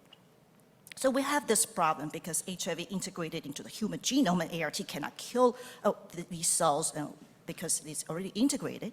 So the current field wants to tackle this question by this shock and kill strategy, just reactivate HIV and try to expose them either to cytotoxic T cell elimination or by viral cytopathic effect that these cells should just die. But some cells don't die, and why? And the second question is that these cells should all be killed by cytotoxic T cells, but not all of them. Some are just resistant to killing. Well, they're like MHC1 downregulation or escape mutations, but they're just things that don't work, and why is that? And the third question we want to see is that these cells proliferate from 1 into 2 into 8 into many, many. This is a process called clonal expansion. So if you have a cell having an intact provirus that is not only not dying, but is proliferating into more, then this is the intimidating reservoir that we hope to target. So we want to understand HIV in the context of using clinical samples to see how they persist. But there's a challenge for us to understand this. We hit this 1 in a million problem because there's only 1 in a million CD4 T cells in the body that are actually having an infectious virus. So if we draw blood samples from, people having HIV and try to do all these fancy assays, you're looking at the 99% of uninfected cells. That does not tell us much. And second thing is, if you look at these reservoirs, say CD4 T cells, they're not all the same. They can be activated, they can be exhausted, they can be Th1, Th2, they can be central effector memory. This is a very diverse population, but we don't have a marker for HIV-infected cells. So how can we understand them in the middle of these heterogeneous CD4 T cells when they look all the same? So this is as hard as looking at a high-resolution understanding of black hole in the middle of galaxies. So it's pretty hard. And that's why we wanted to use these single-cell multi-omics approaches to try to understand HIV-infected cells. Instead of using these bulk approach, like bulk transcriptomics, we can look at these as one by one, cell by cell, to tally down the heterogeneity of CD4 cells and to find the rare HIV-infected cells in them. So with that, we collaborated with our collaborator, Ann Dewar at Fred Hutch. She runs this clinical trial called SABIS and Merlin studies at Peru. Basically, this is a place where there are people having risk of HIV infection, so they just test them every month. When they're positive for HIV, then they recruit them for a blood draw. So we get blood samples during viremia, and they start ART immediately. After 1 full year of antiretroviral therapy, we collect a blood sample again so that we can understand the HIV reservoir dynamics during viremia and after viral suppression. So we want to understand this at a single-cell multi-omic method, so it's easy. So single-cell multi-omic starting with a single-cell RNA-seq. You only need to put 3 things together to do this: your cell, your reagent, and your barcode into a bubble. So then by resolving all these together, you will see which cell is which cell is expressing what, because they're all having a barcode in the same cell. This is commercially done by 10x Genomics, which is very standard, can be done in any institute. So our student Jack started this question. Yes, we can do single-cell RNA-seq, but it's $0.4 per cell. If you want to look at 1 million cells, you're going to need a lot of money. So that's not going to work. But to use that, you have your precious samples. You want to use them wisely. That if you get some cells, you want to learn most of it. In addition to RNA-seq, what can we learn? We can look at their surface protein expression using the antibodies, say CD3, CD4, anything you want. If they have a DNA barcode, a DNA tag, just like FITC or P you use for FACS, then we can see in this bubble which cells are positive for what protein. From the transcriptome, we can identify which cells are HIV RNA positive, and we can even look at the T cell receptor sequence, which I'll talk about of these T cells. So with that, by knowing their T cell transcriptome, we can see these T cell phenotypes, the Th1, Th2, Th17, We can look at their memory phenotypes, such as naive versus central memory or effective memory. We can look at which cells are HIV positive, and we can see which cells have been clonally expanded. So this is the power of T cell receptor sequence. So CD4 T cells each have a unique T cell receptor sequence when we're born. Upon antigen stimulation, it's going to proliferate. But if you have 10 different cells having the same TCR, it means that they've been proliferated from one cell into many, many. It means that this is undergoing an in vivo proliferation over time. And you look at these dark colors, and you will see, oh, those are the cells that have proliferated in vivo. And we know their transcriptome, we know their protein markers, and we know which cells are HIV positive. So which cells are clonally proliferated most? So these are granzyme B positive Th1 CD4 T cells that they proliferated very well in the human body. So with that, we can first answer the question, oh, now can we see what's the difference between HIV positive cells versus HIV negative cells? So with these transcriptome studies, then we can look at this, oh yeah, we see HIV positive cells express activation markers such as HOADR. Yes, that's what we know, there are papers about this. We know they're expressing higher levels of exhaustion markers such as PD1, CTLA4, TIGIT, LAC3, you see all of them? Yes, so this has been previously published by Nicholas Schumann. What we see differently is that these CD4 T cells, not NK cells or CD8s, they express cytotoxic T cell genes such as granzyme A, granzyme K, perforin. And why is that? Let's just keep thinking about this. The second way to answer this question is to look at a clonal expansion of HIV-infected cells, and this is based on the unique biology of CD4 T cells. Here, we have CD4 T cells. They were naive initially, but whenever there is an antigen stimulation, can be SARS, flu, measles, CMV, HIV, anything, when there's an antigen stimulation, then CD4 T cells responding to this specific antigen will proliferate from 1 into 2 into many, many. And these T cells having the same responsibility as the same antigen response can be characterized by they having the same T cell receptor sequence, just like the barcode of these cells. HIV can infect these activated CD4 T cells because the restriction factors such as SAMHD1 are removed during activation. So they become integrated into the genome of these CD4 T cells. When this antigen stimulation recurs or persists, then the corresponding CD4 T cells will proliferate, same as the HIV-infected cells within them. So this is different from what we see, in the past we want to see HIV positive, HIV negative, compare them. That's what I just talked about. But what the next we're going to see is that because HIV is taking advantage of T cell clonal expansion dynamics. For example, you hop on a train, if it's a cell express, you're going to go very fast. If it's a local train, you're just slower. So if HIV getting into different kinds of CD4 T cells, they may proliferate differently. So I'd like to clarify that these HIV-positive T cell clones, I don't mean that these CD4 T cell clones are all HIV positive. It depends on when these cells are getting infected.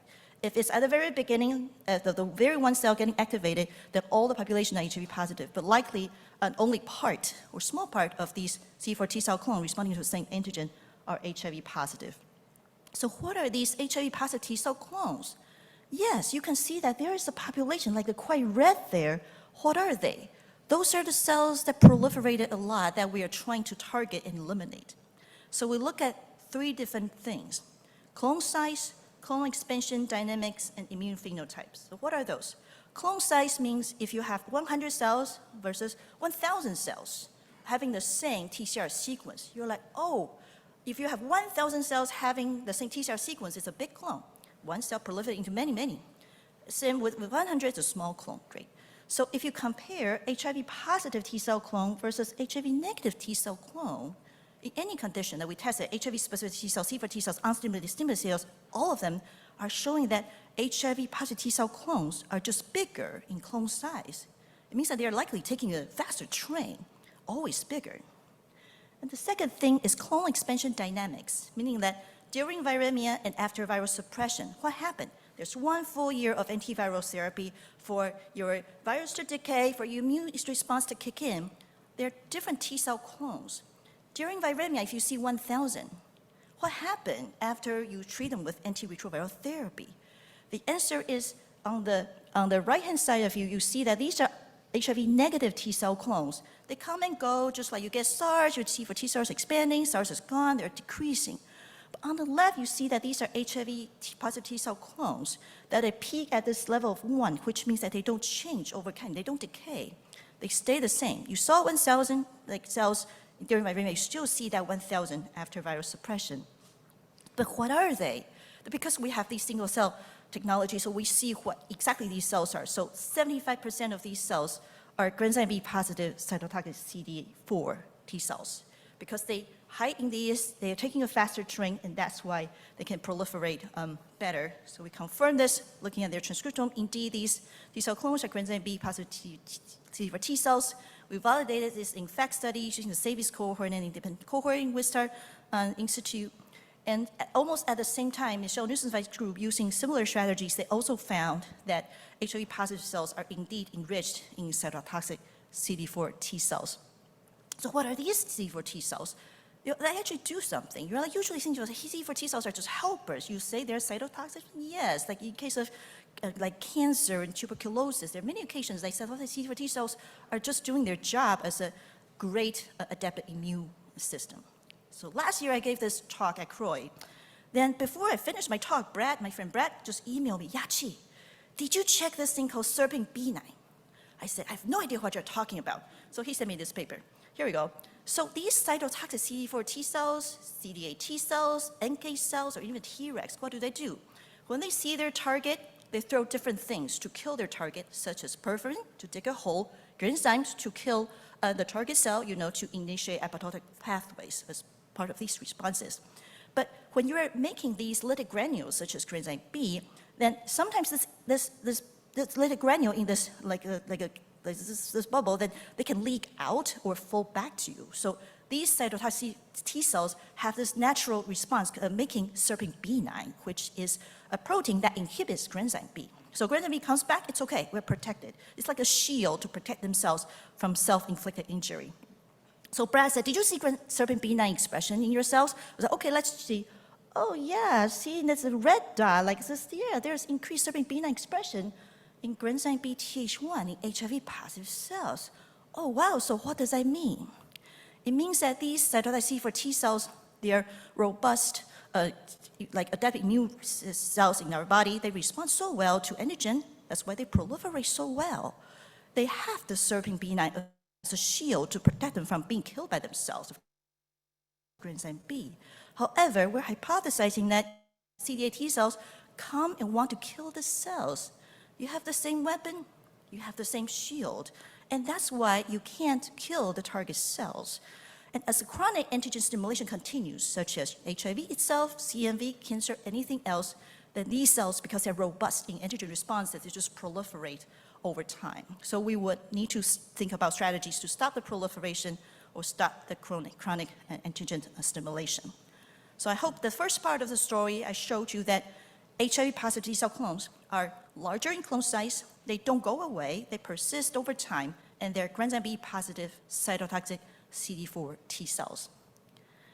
Then here comes the second story I want to tell you about, and this is the first time I'm presenting, so we'll hear the full story at Croy a couple of weeks later. So we want to understand this, and there's so many things we can look at using single cell technologies. How a cell's fate is determined is through epigenetic regulation from the DNA level, so that we see the transcriptome at the RNA level and how C proteins are being expressed at the protein level. So if we can look at all of them, then we can understand the cell better. The way to look at this is that if you want to understand the epigenetic regulator of a cell, you use a method called ATAC-seq, that you have transposase going into your DNA and tell you which regions are open versus closed, which regions are occupied by certain transcription factors. If you want to look at RNA, easy, you can look at RNA-seq, as we just discussed. If you want to look at the protein expression, that's also easy. You use seq to look at all of them. This is what we discussed. However, if your transposase during ATAC-seq happen to be able to hit on the HIV provirus in your data, then you will be able to capture HIV DNA positive cells. What I showed you before is I identify HIV positive cells by RNA expression. But you say, Yachi, if this is a cell that is latent, it's not expressing a RNA, you can't capture them. I say, yes, I agree. Is there a way that you can capture DNA positive cells, whether they're expressing RNA or not? So yeah, here's a method. Let's just try that using the single cell multi-omic method to answer a question that I couldn't. And RNA, we can capture them as we discussed. So this year is very exciting. The past year, there are 4 studies, including ours, and 3 more I'm going to talk about that use single cell multi-omic methods to answer the same question. We use XIC, as I show you, to look at the RNA and the protein part. Then there's Michael Betts using ASAP-C, using ATAC-C to detect HIV DNA and to know the protein markers together. Then this is Matthias Fiep-C using a targeted DNA, so they use PCR-activated sorting to find this HIV, they didn't sort, they just go through this machine and identify the protein markers of each cell and do targeted amplification to see the full length of HIV proviral genome.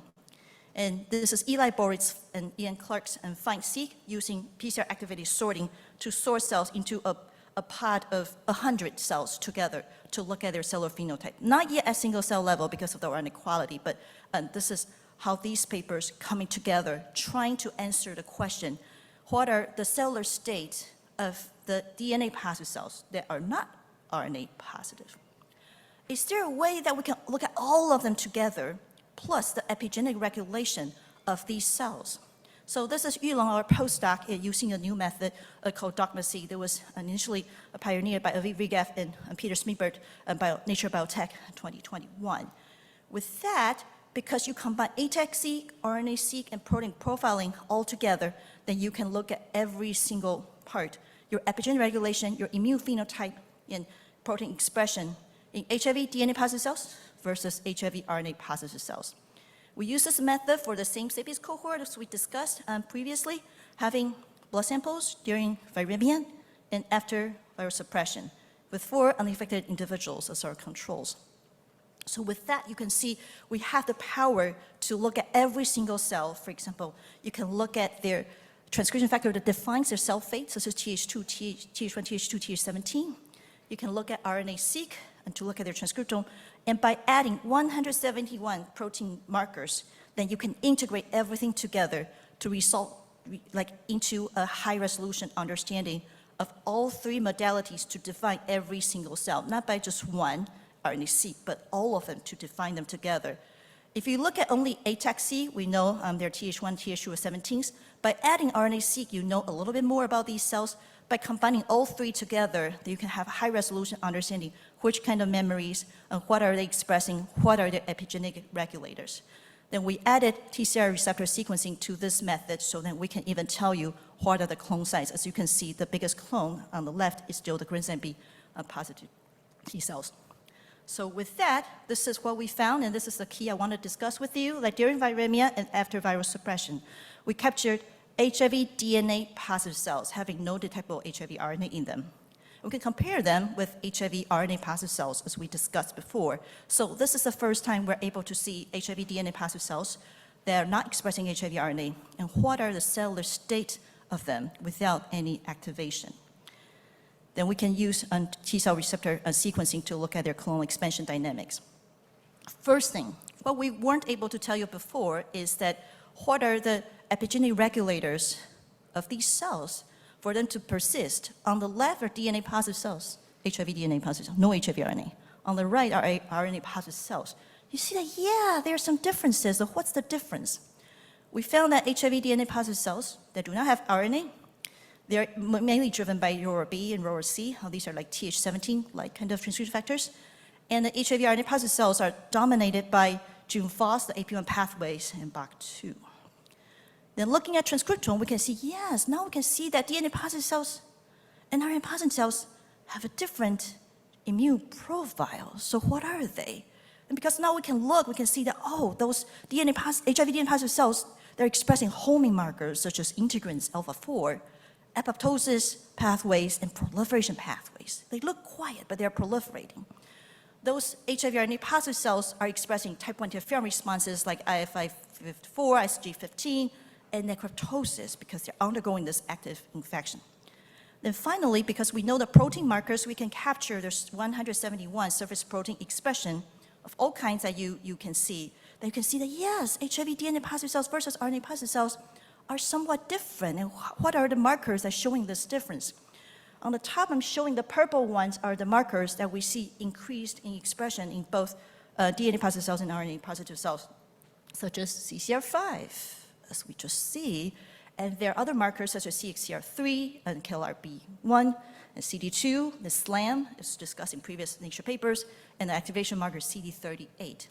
Then these are expressed in both DNA positive cells and RNA positive cells, and they're higher than uninfected cells. Then for RNA positive cells specifically, there's integrin alpha 1 and CCR6 and CD81, which counteracts SIMHD1. So in conclusion, for the second part of the study, we found the epigenetic regulators, interaction profile, and protein expression of DNA positive cells versus RNA positive cells, compare them with uninfected cells. And altogether, we are not sure whether we can lead this to therapeutic strategies, but we're looking at one transcription factor that is increasing expression in both the DNA positive cells and RNA positive cells. And we'll have more results to show you 2 weeks later at CROI. So please come to Yulong's and talk 2 years later. I'd like to thank our funding sources, study participants, and mostly the student Jack and Yulong who drove this study. Thank you.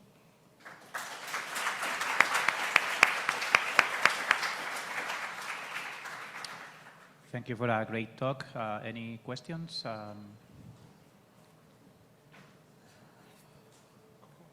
Savita? That was an amazing talk. Is it possible to look in the same assay without activating the cell? You can look at DNA and RNA and the surface protein, everything in the same assay, right? Is that what you described? Yes, the second part is everything in the same single cell. Every cell I'm showing you have all these aspects together.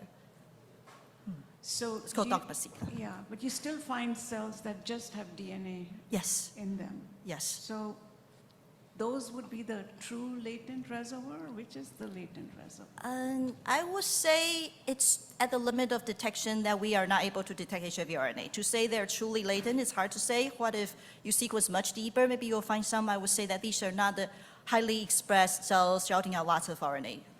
Likely much more quiescent than the actively producing ones. And how many cells input is needed to this? So we strategically use memory cells. We identify the CD45RO cells to save more money because we know that memory cells are enriched for HIV. So we use the memory cells to profile them.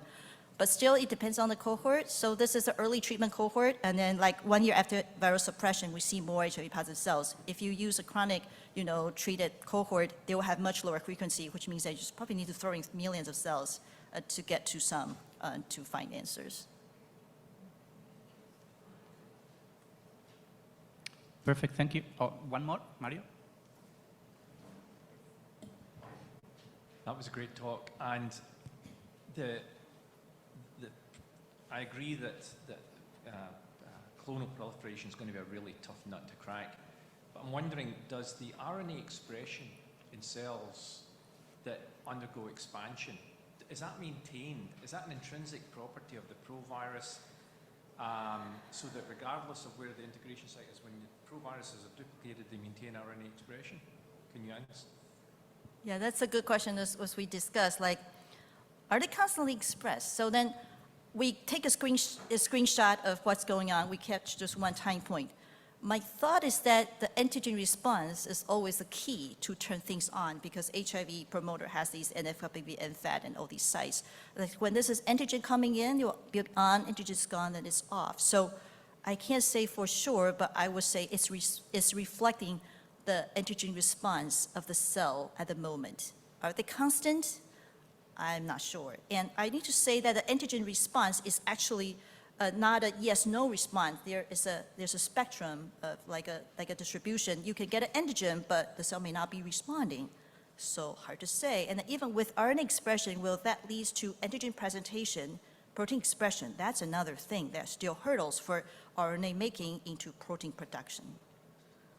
So, last question, Savita. Yeah, so you showed very nicely in the first part of your talk that the infected cells have the shield and they are protected from being killed by the cytotoxic T cells, CD8 T cells. Can they kill the other cells because they are cytotoxic? Are they killing uninfected cells and causing CD4 depletion or killing off the cytotoxic T cells? So supposedly now this is based on there's a Cell paper 2 years ago in the cancer field looking at cytotoxic CD4 T cells. And then, no, they kill target cells, both CD8 and CD4 based on the MHC dependent manner. For example, if a CD4 cytotoxic T cell were to kill a cancer cell, it's MHC2 dependent. If you block MHC2, it doesn't kill. So it's still within the antigen specific like restriction that it's not just killing everything. Thank you. Thank you. Then we have now a short break until 11. Thank you.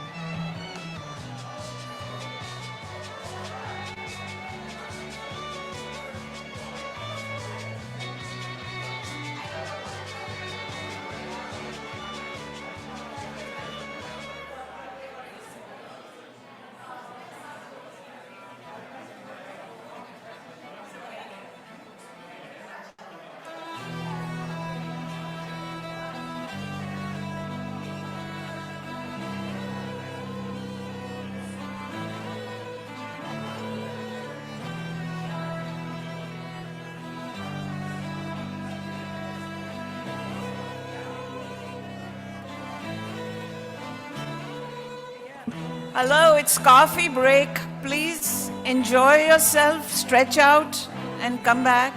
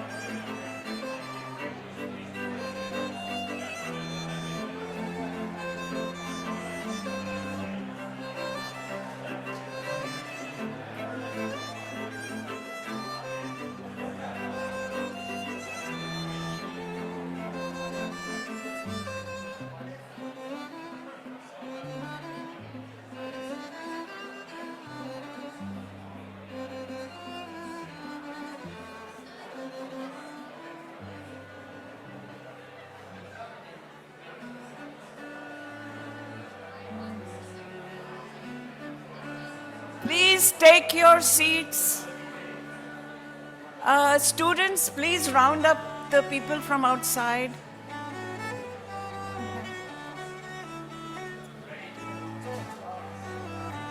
I will at the end.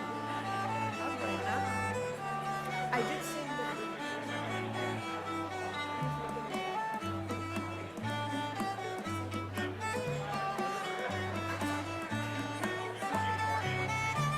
Please take your seats. Please take your seats.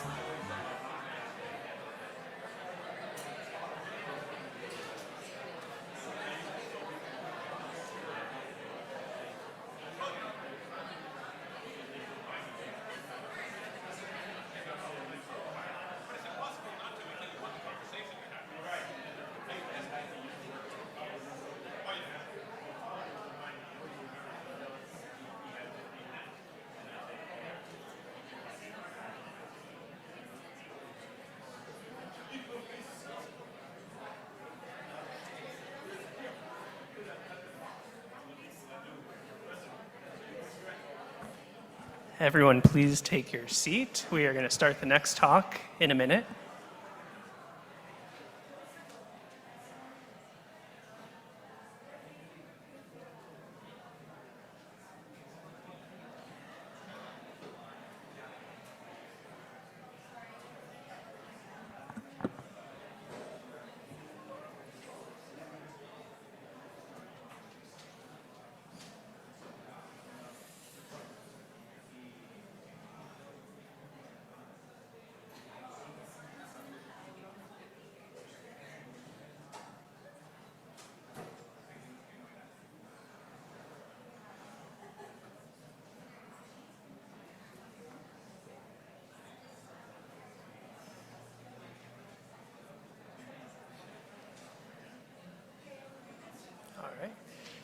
Hey everybody, my name's David Sirota. I'm an assistant professor in the Division of Infectious Diseases here at University of Miami, and it is my pleasure to introduce Carlos Del Rio.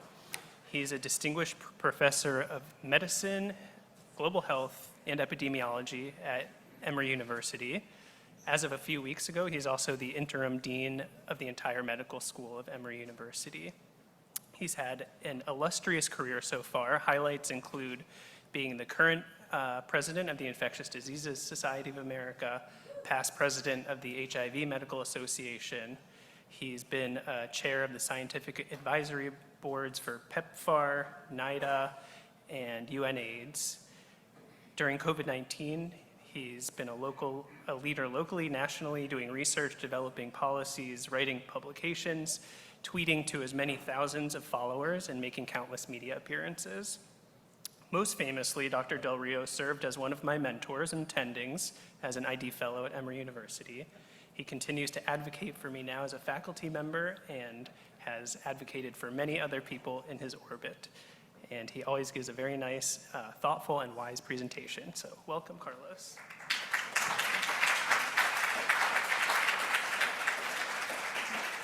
Thank you, David, and thank you, Mario and Savita, for the invitation. I think this is a great symposium, and I can't remember the last time I went to an in-person HIV symposium, and this really is a great way to have one because the speaker list is unbelievable. David, thank you for the presentation. It's people like you that make me feel that we have a bright future ahead. Assistant professors like you who are really making a big difference, and the work you're doing in the opioid epidemic with you and your colleagues like Hansel, who you heard later from, is really, in my mind, being groundbreaking and really very innovative. So I'm going to start moving into implementation science and talk about PrEP and art. And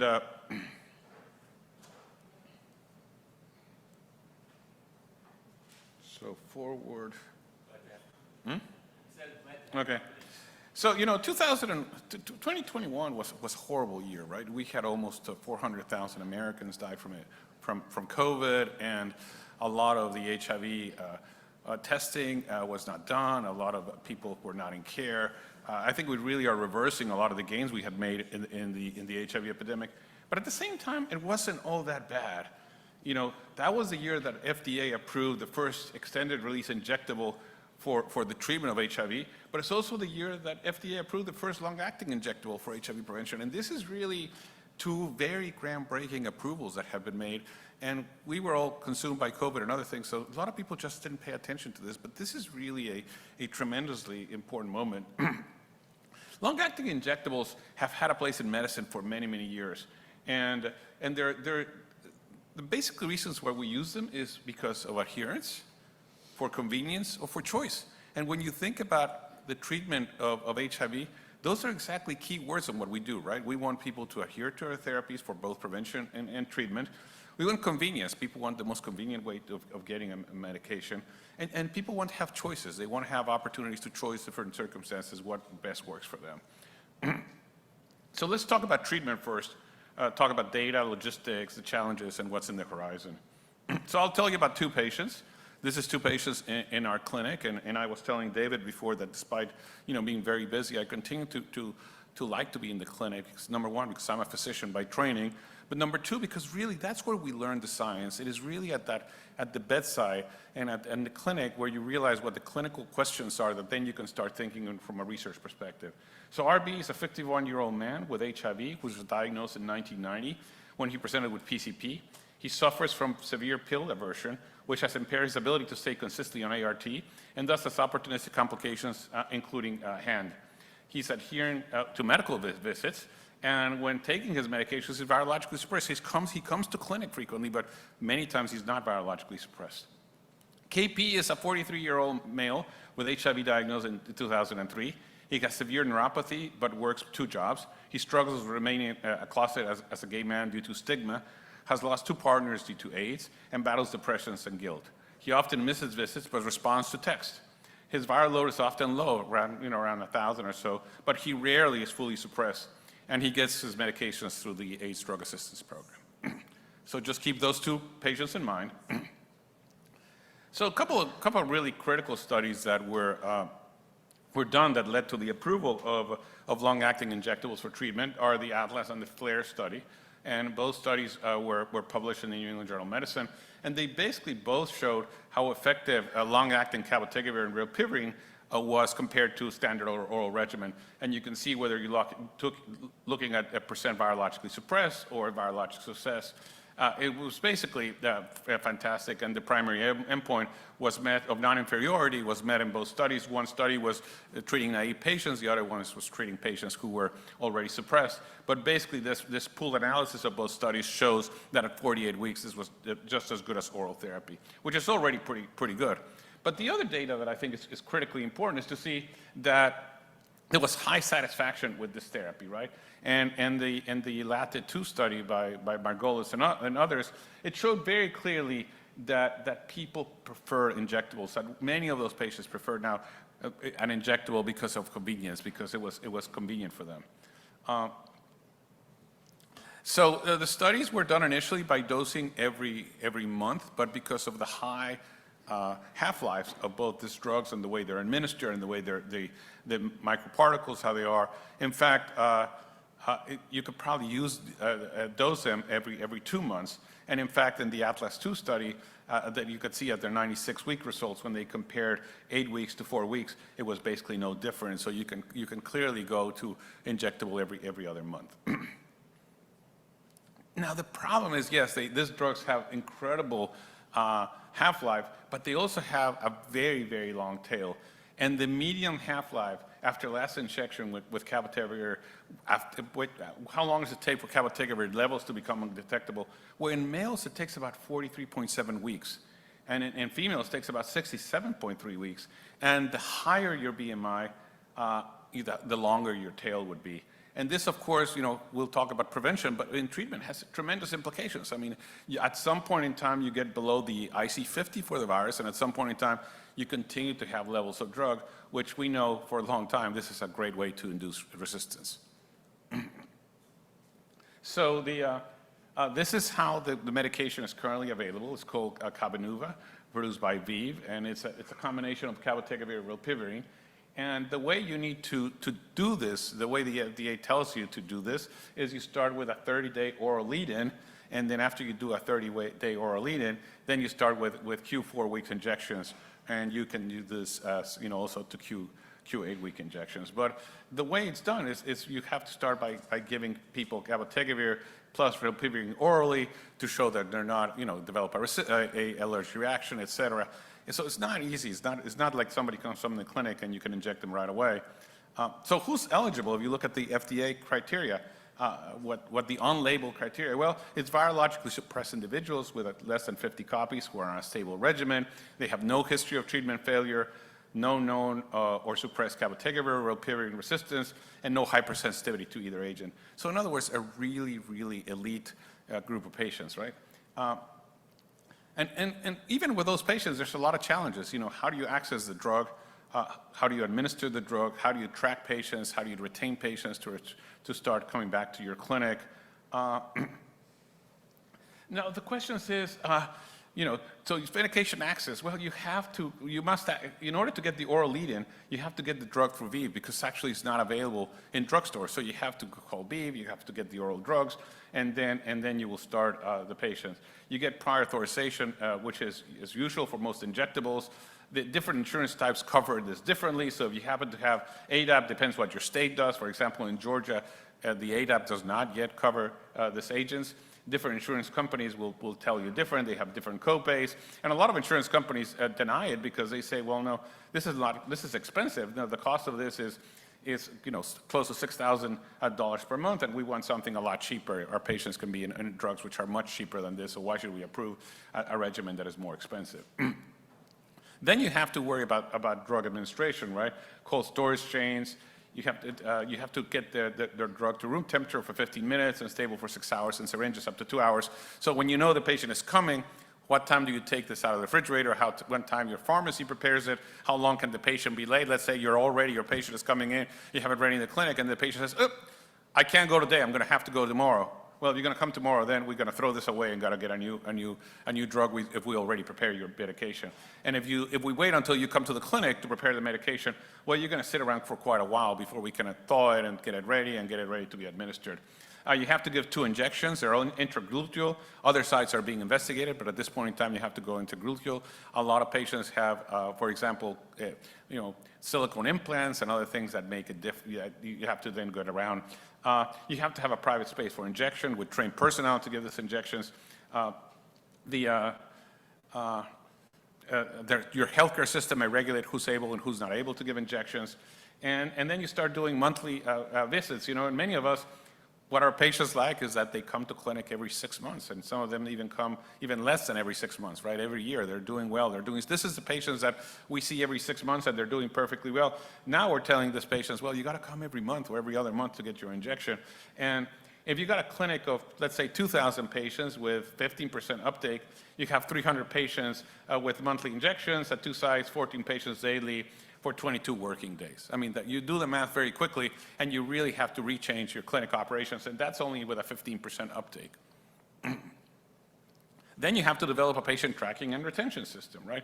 I mean, you have to develop systems that don't let the patients miss visits. How do you deal with transportation issues? As you say, many of our patients say, well, my car broke down, I can't go today, or I have a change in job and I have to be at the job today. I mean, think about yourself, how difficult it is to keep appointments.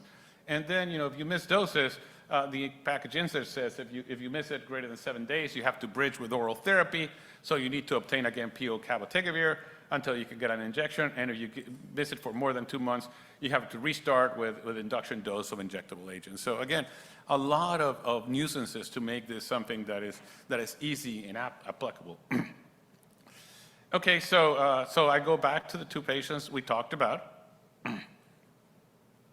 So RR, with the aversion to pills, he actually started on cabotegravir rilpivirine in June, and he feels like this has been life-changing for him. He has now remained, I told you he was adherent to his visits, not to his medications. He has remained undetectable, is really now a new person and loves the drug.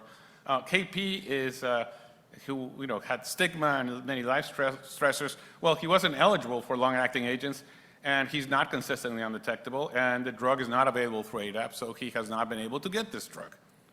So there are many questions that we're asking.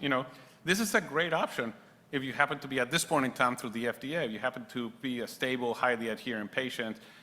Is this really a tool for ending the HIV epidemic? And the answer is no. The people we need to target the people we're looking at are people that are not adherent, that are not stable, that are not doing well. It's like the patient I showed you, like the patient who is having struggles taking his medications with stigma, with a lot of adherence issues. So, so the populations that may not stand to benefit substantially are those that have, fatigue, those that have malabsorption, populations with lower risk of viral suppressions, those that are unstably housed, those that, transsexual sex workers, substance use disorders. So the label does not match really who would benefit best from these drugs in today's environment. So we have to think out of the box. We have to think about what we can do different. And one of them is, for example, opportunities. This is an opportunity to get the clinic out of the clinic, right? And start doing directly observed therapy with mobile health units and other ways. And you can see there that through the Fulton County Board of Health, we're actually doing this. How do you get to the community? How do you go out to where patients are to administer these medications? But the other thing is we have to understand how to use these drugs in the there's a non-population that is approved by the current package insert. And through the ACTG, there's a study called Latitude of long-acting therapy to improve successful adherence. And again, this is not, you can say like every ACTG study is not a perfectly designed study for the population we need. You still need to, these are people who have lapses in adherence, but you still need to get them suppressed, and you still need to, before you start therapy. But this is a really good study, and I think a study that's going to give us a lot of answers.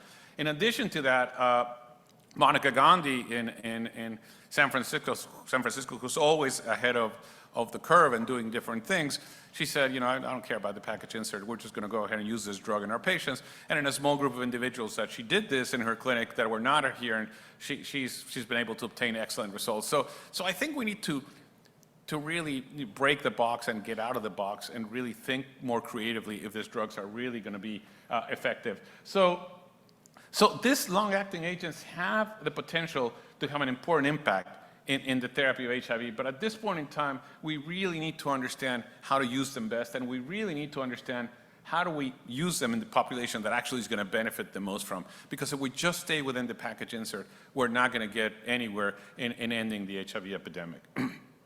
So let's move to prevention. So injectable cabotegravir, this is it's an integrase transfer inhibitor. It's a nanoformulated.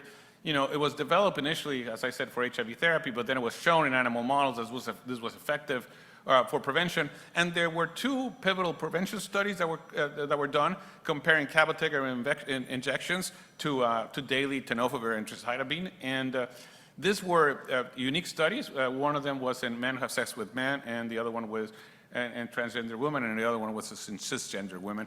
And these were 2 groundbreaking studies, primarily because this is the first HIV prevention study that is not against placebo. It was not testing agent against placebo. It was actually testing the agent against the standard of care. And because of that, and I was part of the 083 protocol committee, a lot of discussions about whether this, what design did we needed for this study. And at the end of the day, we went for a non-inferiority design.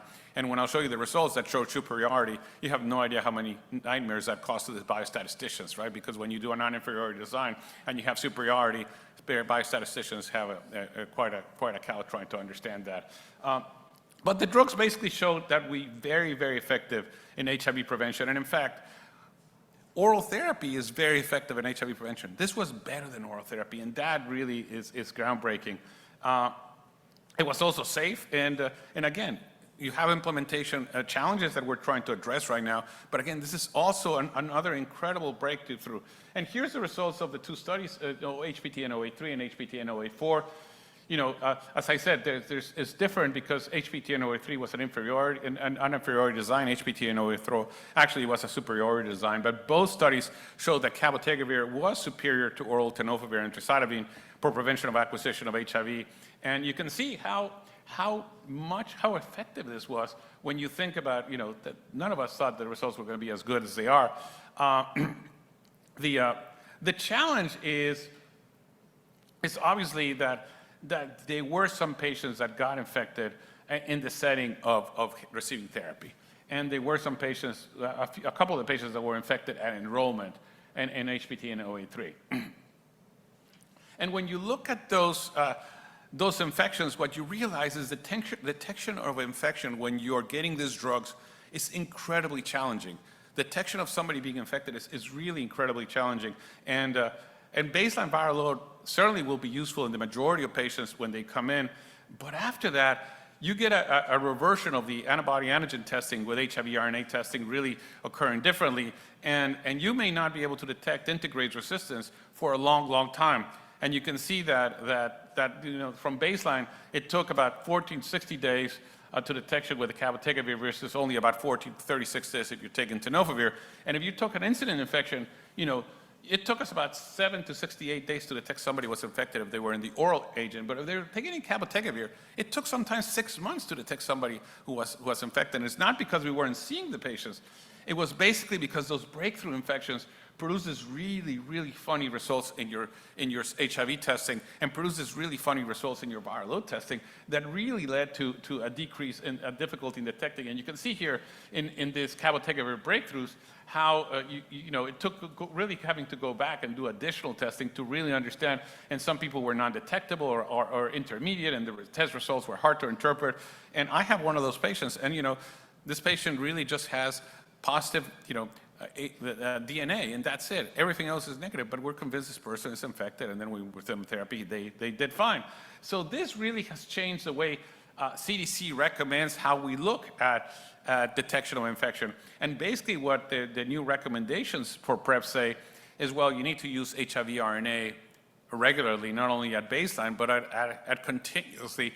When you're monitoring your patients, you need to do HIV RNA assay in order to know if they're infected or not. And you can imagine what that will do, not only locally, but globally for the cost. If you're really trying to expand this globally, and you tell the world, well, now, in order to know if these patients are doing okay, you're going to have to do HIV RNA testing every 3 months or whatever. It's not going to be feasible, right? It's not going to be possible. So great recommendation, based on the science, but is this implementable? Is this feasible? Is this going to be able to be done? And again, it's one of those situations where, for example, we've had this discussion in the PEPFAR Scientific Advisory Board, and Ken Mayer and others have been in that, and, are we going to let the perfect be the enemy of the good? Can we use this to really expand PrEP in Africa?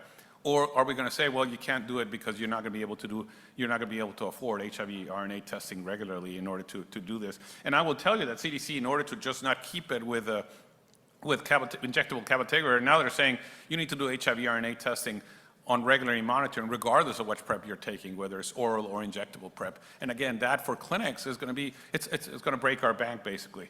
So how do we implement this globally? What are the challenges that we're going to have globally to really use this therapy? And I would tell you that the lack of PrEP expansion, even with oral PrEP globally, has been one of the missed opportunities. I mean, we had an effective intervention, and even in our country, we're not where we need to be in using PrEP. And the expansion of PrEP use we use in our country has been primarily among white MSM. So basically what has PrEP done in our country, if anything, is actually increase the ethnic and racial disparities we see in this epidemic. Well, globally, it's even worse, right? The expansion of PrEP globally has basically not occurred. And how do you make this happen? It's going to take a lot of effort. It's going to take a lot of time. And there are a lot of issues of cost, delivery, testing. But we have to really think outside. We have to really think outside the box, and we're really going to have to do this in a very creative way. So yes, it is superior than oral therapy for MSMs, for transgender women. There are a lot of implementation issues, and I said detection of new infection is incredibly difficult, and there's a risk of resistance if you don't detect it. But overall, I think this is a fantastic tool for HIV prevention. And I want to end by thanking some of my colleagues, Wendy Armstrong, Lauren Collins, who's actually implementing this in our clinic, and Jonathan Colasanti, who's the director of our clinic, who really are trying to make this truly available for our population of patients, which is, like many of the patients you see here, is hard to reach African-American individuals who really, we think, in order to make a dent in this epidemic, we're going to have to use novel therapies, and this is one of the many approaches that we're trying. Thank you very much.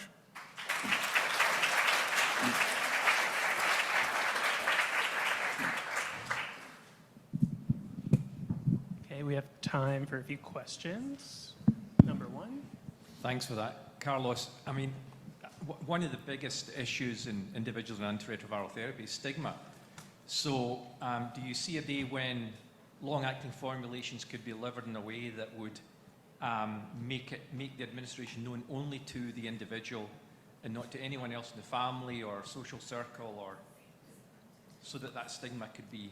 Oh, I think so. And I think also that, the long-acting therapy, what we're seeing right now is just the beginning, right? There's agents that are in the horizon and are being studied that you may be able to go to 6 months or even longer between administration. And if that's the case, you can put an implantable agent with a drug, and you may be able to use it, every 6 months or every year. And I think that for stigma is going to be just a game changer.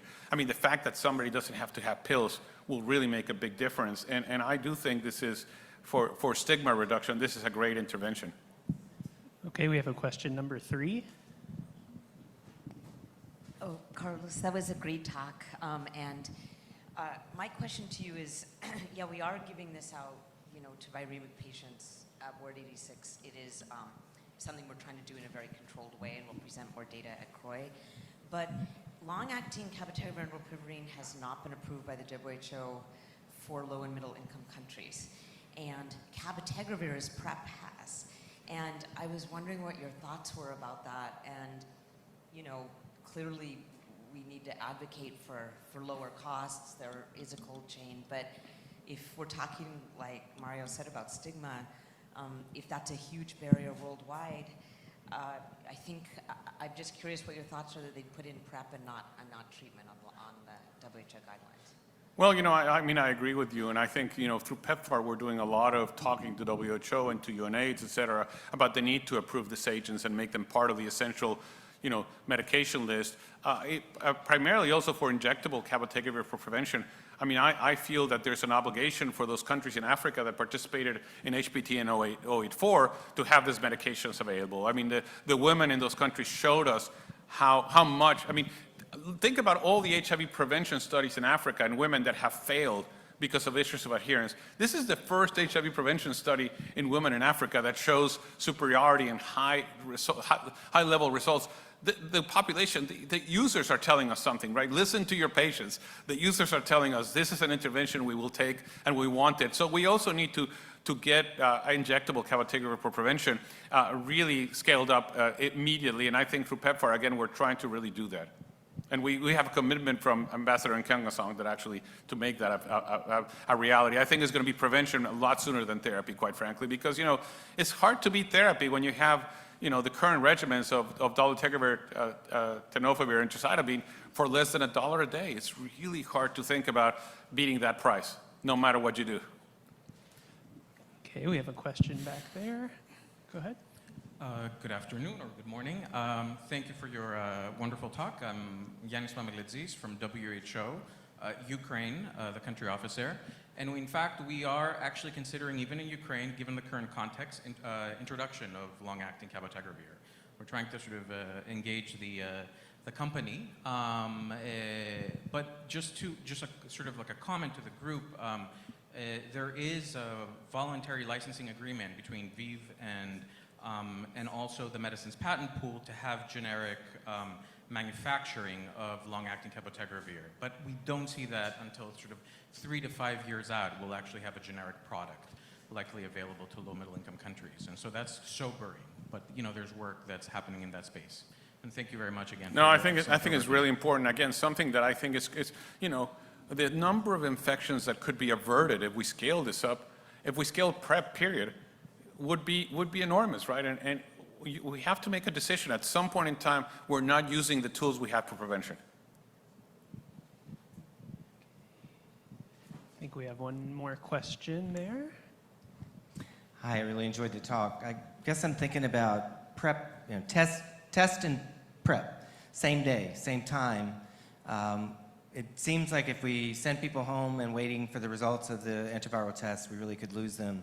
So what are your thoughts? Are there rapid tests, even a combo antigen antibody test? If you test negative, can you at least start even oral PrEP or injectable PrEP? Or do you advocate no, send them out, wait for the blood test result? I think that's a great approach, and I think that's the approach we need to be using. Because again, as you said, if we're going to draw blood and then send for an HIV RNA, I don't know your side, but on my side, it takes several days before I get a result back. And by that point, you may actually lose the person, right? So we need to have more, again, if you can say, well, at least that initial visit, hopefully be able to show that that person doesn't have a fever, doesn't have something that suggests they may have acute HIV. The biggest concern is that you may be missing somebody with acute HIV, not with chronic HIV infection.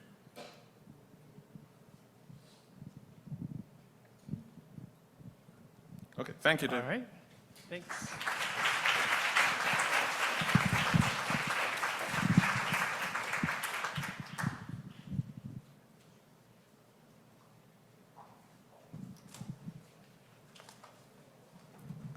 Hi, good morning, everybody. My name is Maria Alcaire, and I'm a professor of medicine in the Division of Infectious Diseases and the director of the CFAR Clinical Core. It is my pleasure to introduce the next set of speakers and the next session, which is the Miami Stories. The Miami Stories highlight local investigators that have received pilot awards from the CFAR or for CHARM and have demonstrated extraordinary success. They are leading projects that will have an impact on ending the epidemic, not only in Miami, but also in the US and worldwide. So I'm going to invite Dr. Claudia Martinez, Hansel, and Audrey Harkness, please, if you can come and sit to the table.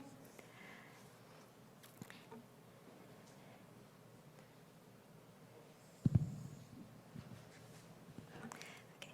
So, each speaker has given 10 minutes. You can take a little bit longer. We just realized that the session is short, so we would like to have some time at the end for questions. The first speaker is Dr. Hansel. Dr. Tux is an MD, MPH, who joined the faculty of the University of Miami in the Division of Infectious Diseases after completing his residency in internal medicine in Miami. He's the principal investigator of the University of Miami IDEA Lab, whose mission is to implement, disseminate, educate, and advocate for the health of people who use drugs. The IDEA Lab houses the IDEA Exchange, which is the Miami Syringe Services Program, the first of its kind in Florida. Dr. Tux serves as medical director of the IDEA program, and thanks to his effort in 2019, Florida passed the Infectious Diseases Elimination Act, authorizing a statewide expansion of syringe services program. Dr. Tux' research interests include behavioral intervention and innovative approaches to HIV prevention. He is a 2021 recipient of an NIDA Avenir Award, which is a prestigious award which will test innovative teleharm reductions model in a randomized controlled trial. He's received numerous awards, including Miami Chamber of Commerce, Healthcare Hero, Starbucks Upstander, and Safe Champion of Equity. So, welcome, Dr. Tux.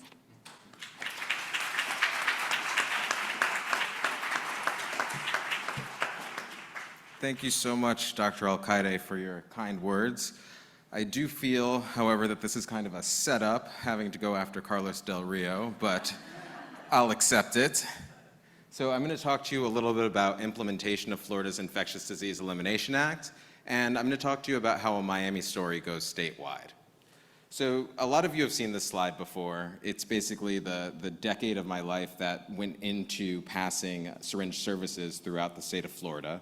And this all began when I was a public health student here at the University of Miami, and we did a study that showed that Miami had 8 times the number of improperly discarded syringes on our streets. So that was highlighted in the Miami Herald. We went to Tallahassee, me and a bunch of medical students, and the legislators didn't really care about our life-saving proposal, but they did care about our economic proposal. So we came back to Jackson, our safety net hospital, and we quantified the cost of all infections related to injection drug use at our safety net hospital over 1 year, and it was $11.4 million. Then Governor Rick Scott promptly signed the Infectious Disease Elimination Act of 2016, which authorized the IDEA Syringe Services Program. And so that curve that you see there, you see the sharp incline, that's overdose deaths in Miami-Dade County.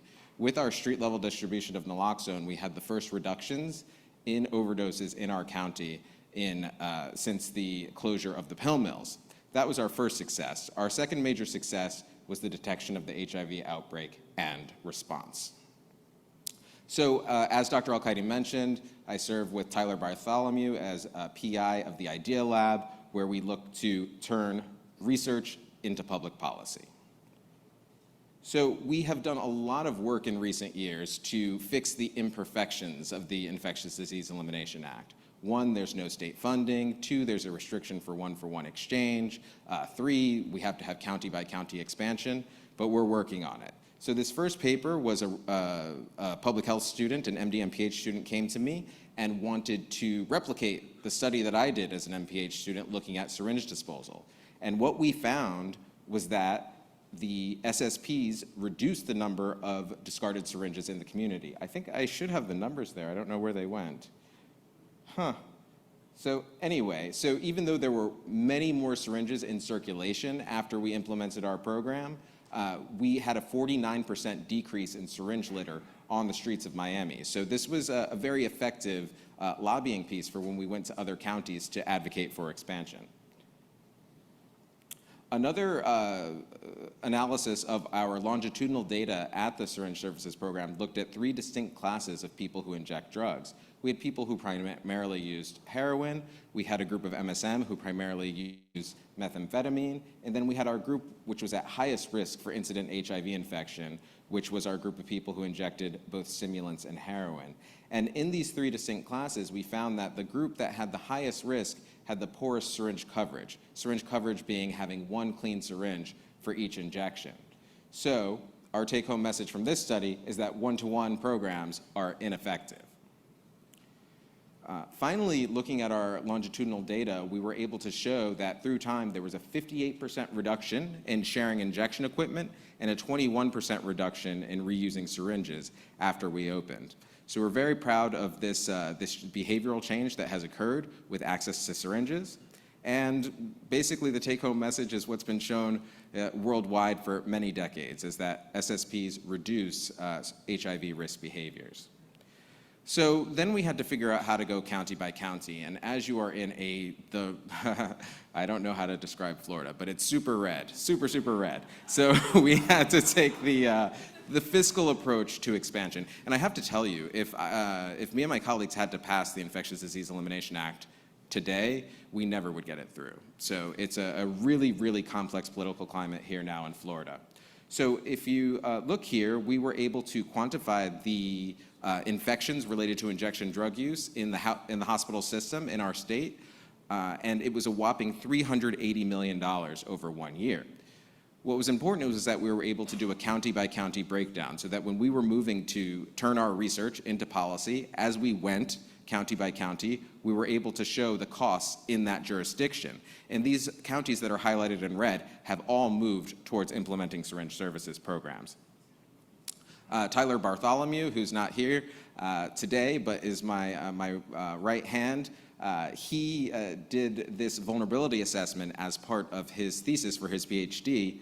and basically predicted hepatitis C, acute hepatitis C outbreaks by zip codes in Florida. So we were really able to take a localized data approach every time we go to a county commission advocating for the authorization of syringe services programs.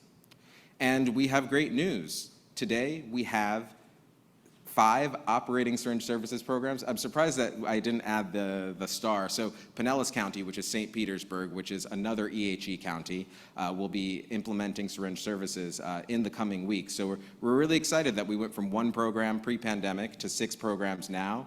It has been a challenge. You can see all of those counties that are highlighted in blue have passed ordinances to implement syringe services programs, but it's very hard to go from passing a law to implementing a program, and that's a talk for another time. But we're very excited. A lot of the pushback that we see now, unfortunately, is that harm reduction is seen as part of President Biden's unity agenda. And there are many parts of our county who are not keen on implementing anything that has to do with President Biden, including EHE County, Duval County, which is Jacksonville. So one of the things that we did at our program was we implemented an opt-out HIV and hepatitis C testing policy. This was a little bit controversial because we didn't want to be perceived as being coercive in terms of HIV tests. But you can see with this, I don't even know if I can point. I won't try. I can? All right. You can see with this line that we were already increasing our uptake of HIV and hepatitis C testing as we gained the trust of this community that had been maligned in Florida for so many years. When we implemented our test change policy, the acceptance of HIV and hepatitis C testing, which is all anonymous, went up immediately by 42%. And then that line continues to uptrend as we continue to offer services in a very destigmatizing approach. Because of this testing policy, which is being added to the CDC compendium, I'm very proud to announce. It's really exciting to have this intervention added to evidence-informed interventions by the CDC. Because of this, we detected a cluster of HIV infections at our program in 2018. So this was a wild time. It's 2018. We're trying to pass expansion legislation. So much pressure I felt as a second-year faculty at that time, because when we passed the pilot program for the state, I felt so sad. 3 million people live in Miami, but 20 million people live in Florida, and I felt very sad for those counties that weren't able to have this life-saving program. So as we implemented our testing infrastructure, you can see these X's are when patients tested HIV negative. You can see the red dots is when they tested reactive at our program. And the blue dots are actually when they became virally suppressed. And I see Kira in the audience. We had to create a pathway to HIV care for people who were experiencing homelessness, injecting fentanyl and cocaine out of nothing, because there was no pathway before our great partnership with the Florida Department of Health. So thank you, Kira. And with that partnership, within 20 days, we were able to get people linked to HIV care. And then within 50 days of linkage to HIV care, we were able to attain viral suppression in all of the 7 patients who had acute seroconversions. But it was very sad. Dr. Rodriguez is here. He remembers when we first brought the people who inject drugs into clinic, the way that they were looked upon by staff, by patients, it was horrific. The stigma and just discrimination.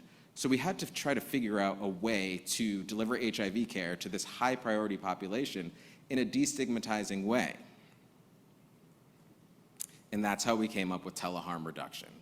So right before lockdown, my mentor, Lisa Metch, and some of my colleagues, we were in a room and we decided to apply for an EHE grant to study teleharm reduction, which is a peer-delivered intervention where a peer bridges the digital divide by bringing the iPad to the patient wherever they are, whether that be their home, whether that be at the needle exchange, whether that be outside. We bring care to people where they are, and the peer is an essential component of the intervention. One reason that we've been successful is that we include people who inject drugs in all of our study design. There are many people from the IDEA lab here, Dr. Sirota, Dr. Suarez. We always have our patients inform our interventions, and that's why they work.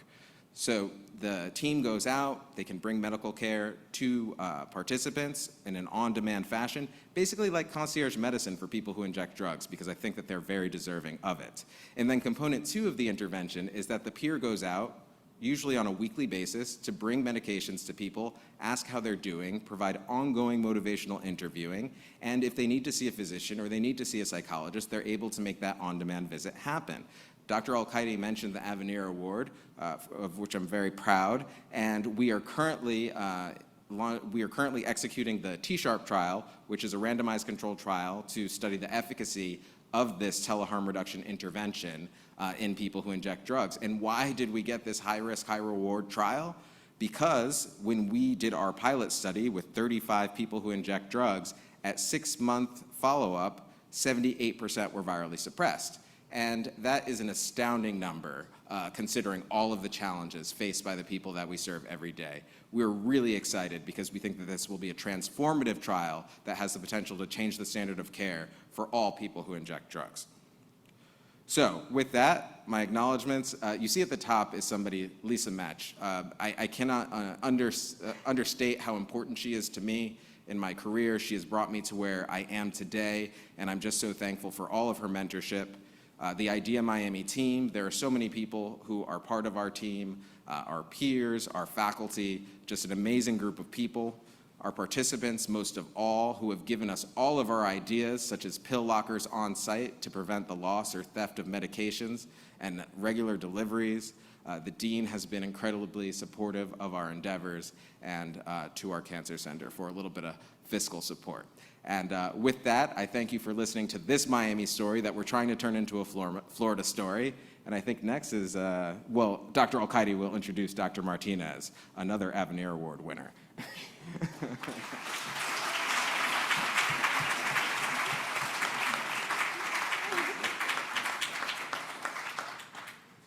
So our next speaker is Dr. Claudia Martinez.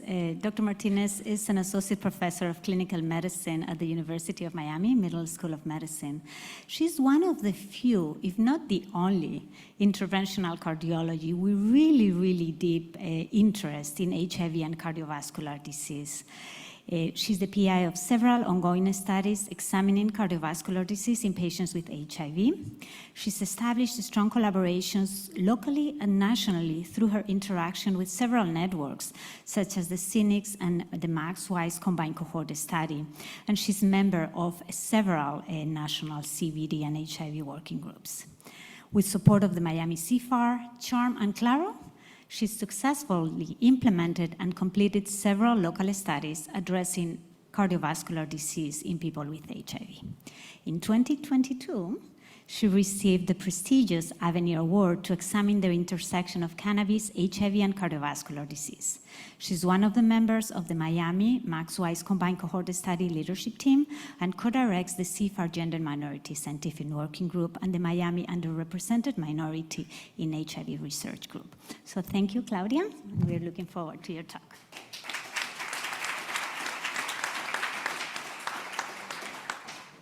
Good morning, everyone. and thank you for this opportunity. So the name of my story is Heart and HIV, and that's why the red. February is Heart Month, and we are ending the HIV epidemic discussion today, so I think it's the perfect combination, and that's why it's merging HIV and heart today. So thank you all. Let me see if this one? Yeah. At the beginning, there was nothing, and we were all there. But in this vast universe full of stars and light, once upon a time, there was planet Earth. And in this planet Earth, I came as a cardiologist in this lifetime. So as you can see here, I landed in Miami in 2009. The heart is pointing towards Nicaragua because that's where I'm from, and that's where I always aim and send my wishes for help from Miami. And it happened that I came as an interventional cardiologist to treat heart attacks in BC Miami, and I was doing that when, in 2014, after several years at the University of Miami doing this, the patient that changed my life came to me. And that was this young man. This is an example of a coronary angiogram, what I do, which is to take pictures through the arm or through the leg, and these are the pictures of the coronary. And I'm going to highlight. So here, something is missing in action. That is the left anterior descending artery. You will see it more clearly here when it's open now. That tube goes all the way to the tip of the heart. So, but this patient was missing that artery. He was having an acute heart attack, and I met him in the table in this moment. He was young, no hypertension, no cholesterol history, no smoking, nothing. The only thing that he had was HIV, and he was 24 then. The artery was open, and this was the day when heart and HIV intersected in Miami. The story didn't end it there. So 2 months later, the same patient that is now a patient from my clinic comes back with the artery missing in action again. So for an interventional cardiologist to have a patient in the office to come back again with a heart attack is a failure. It is really frustrating because that's what we do in clinic. We prevent heart attacks. We meet them when they have the heart attack, but we don't want another one. But this one had a second one, and I did not know what to do because he was on all the typical medications, and yet he closed his stent. So this was the challenge that raised the question within me, what can I do? So that's when I found out in 2015 that there was a lot of commonality in the pathophysiological mechanisms of inflammation and HIV and cardiovascular risk factors. So there was this clear similarities, except that HIV was accelerating the manifestation of cardiovascular disease at a younger age in people. So this was an opportunity to make a change early on in this population. 2015, I planted my first tree. Sorry about that, it came in right away, but 1 second, let's let it be. So that was my first seed that started to grow. And this was, I came to Dr. Colbert and I asked him, what do we know about our local population and cardiovascular risk? And really nothing was known at that time. So I created a database of cardiovascular disease within the University of Miami and Jackson. So we started looking at the risk factors of this population, outcomes, the types of cardiovascular disease, a database that is almost 2,000 patients from chart review from the clinics. And results from this data were published since then, every year in the American College of Cardiology, American Heart Association, and in many HIV meetings. And this was really like the questions. This is what we're looking, and this gave me the idea of how to identify early cardiovascular disease in this population. This was the result or the fruit of my first project, which coincidentally was sponsored by Gilead, who I think is sponsoring today. And this study, we did for the first time measures, non-invasive measures in young patients to identify how can we know whether they are at risk when the typical measures don't really work in this population. These results and the experience led me to many other fruits from this tree that was growing. So thanks to this path that I started to walk, thank you to Carlos del Rio, because my second study was CFAR Adelante from Emory, where we looked at Hispanics, where I met Mariano, my brother from CFAR Adelante, and we started looking at what is the difference based on ethnicity in cardiovascular disease, because Hispanics with HIV have different type of cardiovascular risk than non-Hispanics, and subsequently, more other questions like what is happening with the transgender population that use hormones. We know they may be harmful for the heart. So transgender women with HIV was another study that we completed and submitted for publication last month, sponsored by the CFAR Miami. And then subsequently, I continue to ask these questions that were really inspired, as Carlos mentioned in his topic, from the clinic. Women with a stigma in HIV, how is their cardiovascular risk and how can we detect it, because it's a different thing than women without HIV. And several other studies that were born in that way until last year I was able to get that prestigious award of the Avenir, the DP2, thanks to my team here. Dr. Tux played an amazing role to motivate me to proceed this route and to also to prepare for it. So I'm really thankful.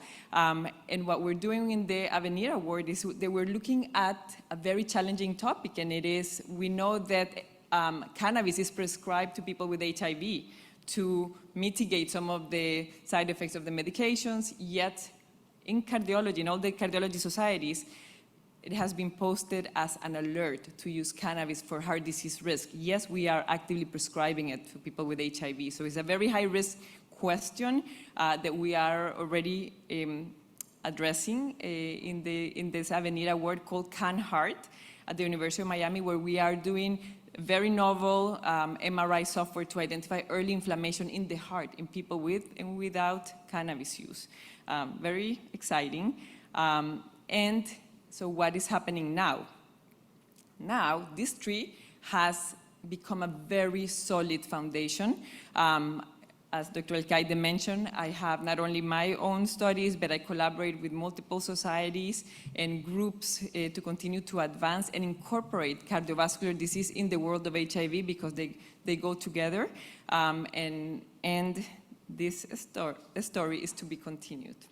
So thank you very much.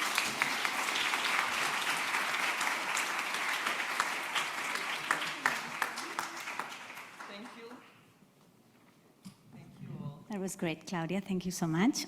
So the last speaker for the Miami stories is Dr. Audrey Harkness. Dr. Harkness is an assistant professor in the School of Nursing and Health Studies at the University of Miami.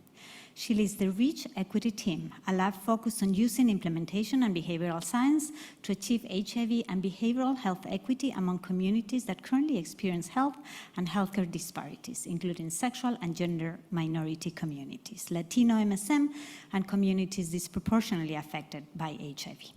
She's the recipient of a CFAR pilot funding and also the recipient of a K23 Developmental Award to address Latino MSM health disparities by increasing engagement with behavioral and HIV prevention services. Welcome, Audrey, and thank you for being here.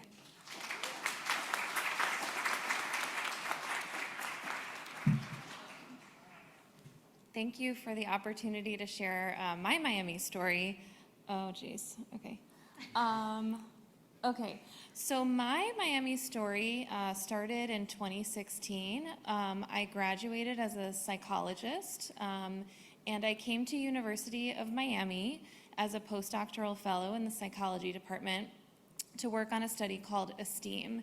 ESTEAM was a clinical trial of a mental health transdiagnostic intervention to address the minority stress pathways that lead to HIV disparities and mental health disparities among young sexual minority men.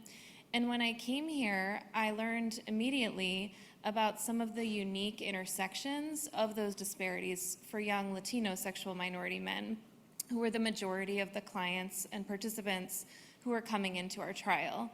So in that capacity, I was, directing and providing clinical supervision. And it was really clear from early on that it wasn't as easy to go and get mental health treatment. There was incredible stigma surrounding that.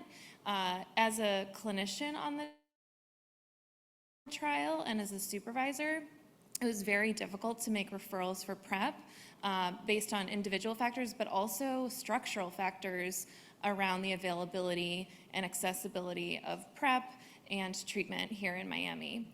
So that clinical experience was really what shaped everything that I've done ever since then, and has really been my Miami story.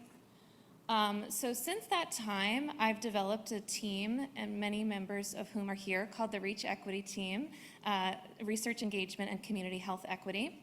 And so we have developed a program of research that has looked at how to extend the reach of PrEP, of treatment, and of behavioral health treatment, primarily to young and different ages, Latino sexual minority men, although we've also expanded some of our work around implementation science to other key populations experiencing health and healthcare disparities here in Miami.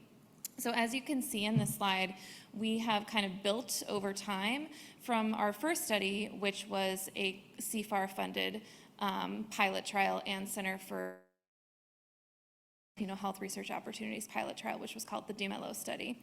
So the DMLO study was one of our first opportunities to start building relationships with community members and implementers here in Miami.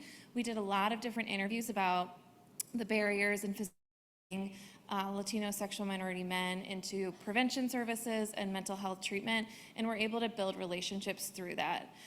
We also did a large 300-person cohort study with pilot funds, and I'm still very proud of that. And so that was an 8-month longitudinal study that we did, and those findings from that study has informed everything else that we've done since then. So I'm just going to give you a few examples of some of what we've built from that. So my current main project is my K23, which is called Dime Mas. And so this is basically building on our findings from the DMLO study about what are some of those modifiable leverage points that we can address to promote uptake of PrEP, HIV testing, and behavioral health services among Latino MSM. And we've done an enormous amount of community member and implementer feedback with the goal of making a program that can actually work in our local centers rather than kind of thinking about that after we pilot test. Our official partner for this project is Care Resource, and we will actually be doing our pilot test with them as the implementers, hopefully very soon. And you can see a few examples of some of the components of the flipbook that make up that consumer-facing implementation strategy. Our next project I'm very proud of because it really came from our community partners. It's called the Juntos Referral Network. So through the DMLO study, as well as some of our other formative work, our partners told us that there was a real need for a referral tool to make it easier to make referrals across different organizations in Miami because we have a fairly fragmented system. And so around that time, there was a call for ending the HIV epidemic supplements, and we were able to really rapidly move from that partnership and that idea to submitting a grant and getting funding, which we're really grateful for. So we were then able to partner over the last year with Care Resource as well as the Florida Department of Health in Miami and investigators at University of Miami to start building the prototype of this tool. So you can see on the screen, this is the most recent prototype, although it will change next week, so stay tuned. And you know, one of the things that also has been the case is that we have common issues in Miami compared to other jurisdictions in our greater neighborhood.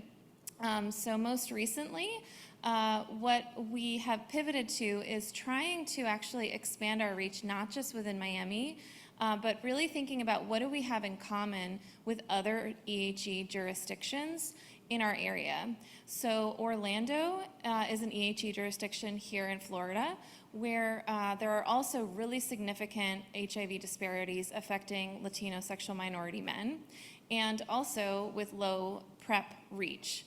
And then San Juan is actually another EHE jurisdiction, also with even lower PrEP reach than really any other EHE jurisdiction.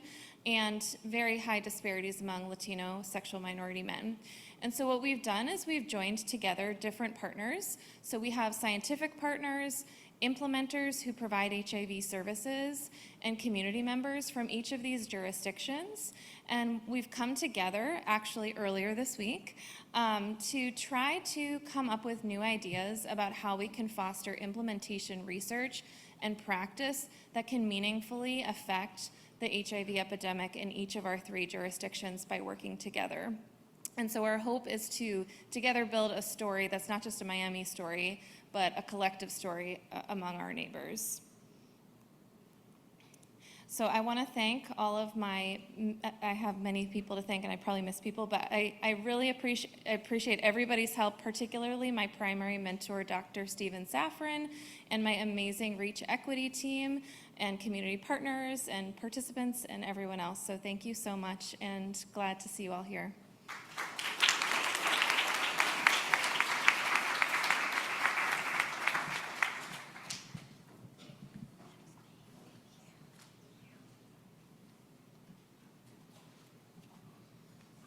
Thank you so much for those great stories, and looking forward to see results and more success. We have time for a few questions. I have a question here. Can we get the microphone here?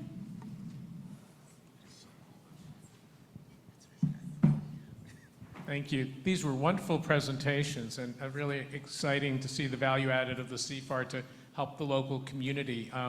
So, Hansel, I've been a big fan of your work for a long time, and I'm just curious, one of the concerns about having sort of peers deliver services to marginalized populations is the sense that people may feel outed about their substance use or other ways. And I'm just curious, has there been any pushback by individuals or by local communities having the workers go out and deliver the services?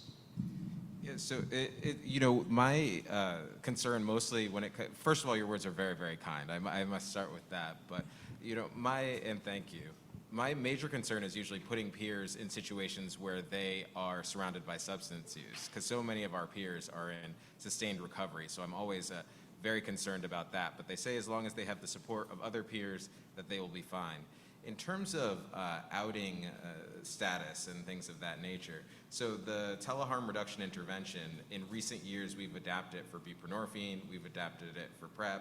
So we really want to take a status neutral approach. So right now we have the T-Sharp trial for patients who are living with HIV. You know, come on, council met yesterday. I think that we will have the Chariot trial, which is to prevent HIV in people who inject drugs, and that status neutral approach should help with the HIV stigma. In terms of going out into the community, that's always the difficult thing. But there's so many organizations in Miami that are doing outreach, mostly led by our students at the university, that it hasn't particularly come up as a barrier. Thank you for your question. Are there any other questions? Okay, so with that, we are concluding our morning session. I have just a couple of announcements. One, for the poster presenters, you can go and stand by your poster throughout lunch. For the judges, you will be getting a folder with the posters that have been assigned to you. And you can reach out to me or Dr. Rodriguez, who's around, if you have any questions, or Rosie or any of the organizers. And then I want to ask the speakers and the introducers to stay here for a few minutes so we can take a group picture. Anything else, Evita? No? Okay. Well, thank you and enjoy your lunch.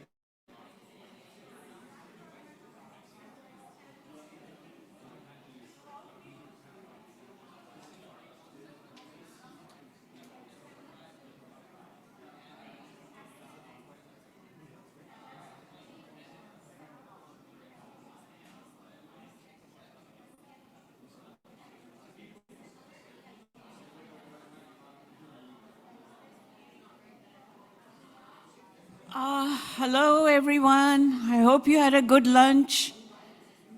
I hope you saw the posters. It's time to get together again in this room.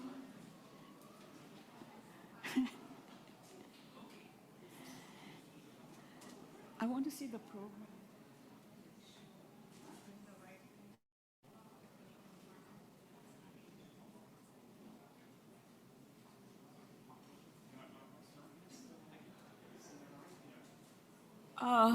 We need Monica Gandhi, our speaker.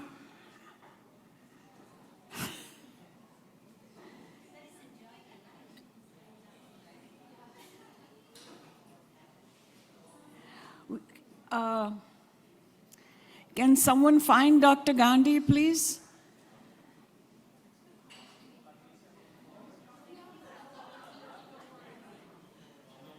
Do you have a number?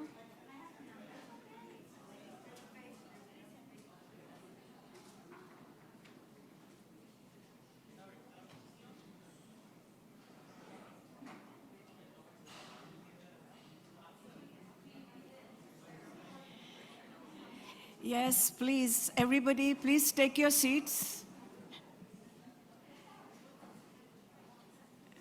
Everyone has to be ushered in. Yeah.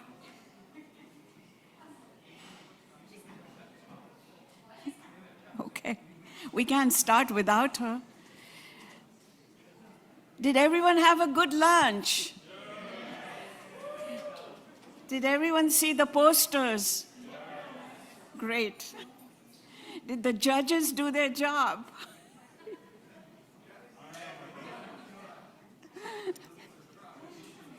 We're looking for our speaker, so I'm just killing time. I wish I was a comedian, I'd tell you some jokes, but I don't know how to do that.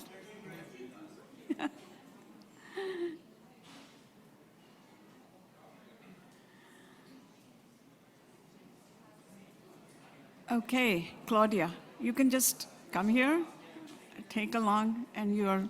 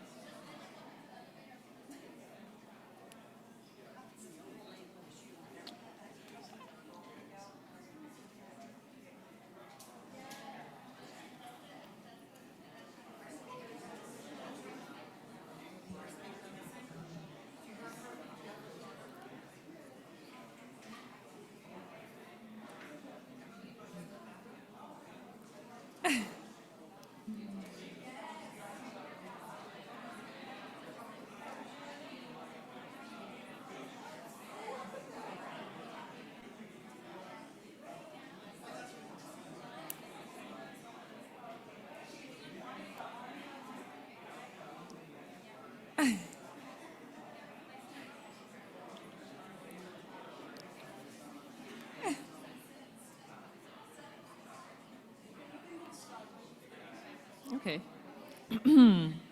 Hello, good afternoon. I hope everyone enjoyed that super nice lunch. Thank you very much for this for the organizers. I have been given the honor to introduce Dr. Monica Gandhi. Dr. Gandhi, we are so excited to have you back in Miami. She's an infectious disease doctor. She's a professor of medicine and associate chief in the division of HIV and global medicine in UCSF. She's also the director of the UCSF Center for AIDS Research, for CFAR, and the medical director of the HIV clinic, Ward 86, be careful. at San Francisco General Hospital. Her research focuses on HIV and women and adherence measurements in HIV treatment and prevention, and most recently, on how to mitigate the COVID-19 pandemic. She is really a leader in mentoring. I met Dr. Gandhi when I first came to the Joint Mentoring the Mentors Miami CFAR co-leading experience about 8 years ago. And she's an amazing teacher, so thank you for all the things that I learned from you. And I welcome her here this afternoon.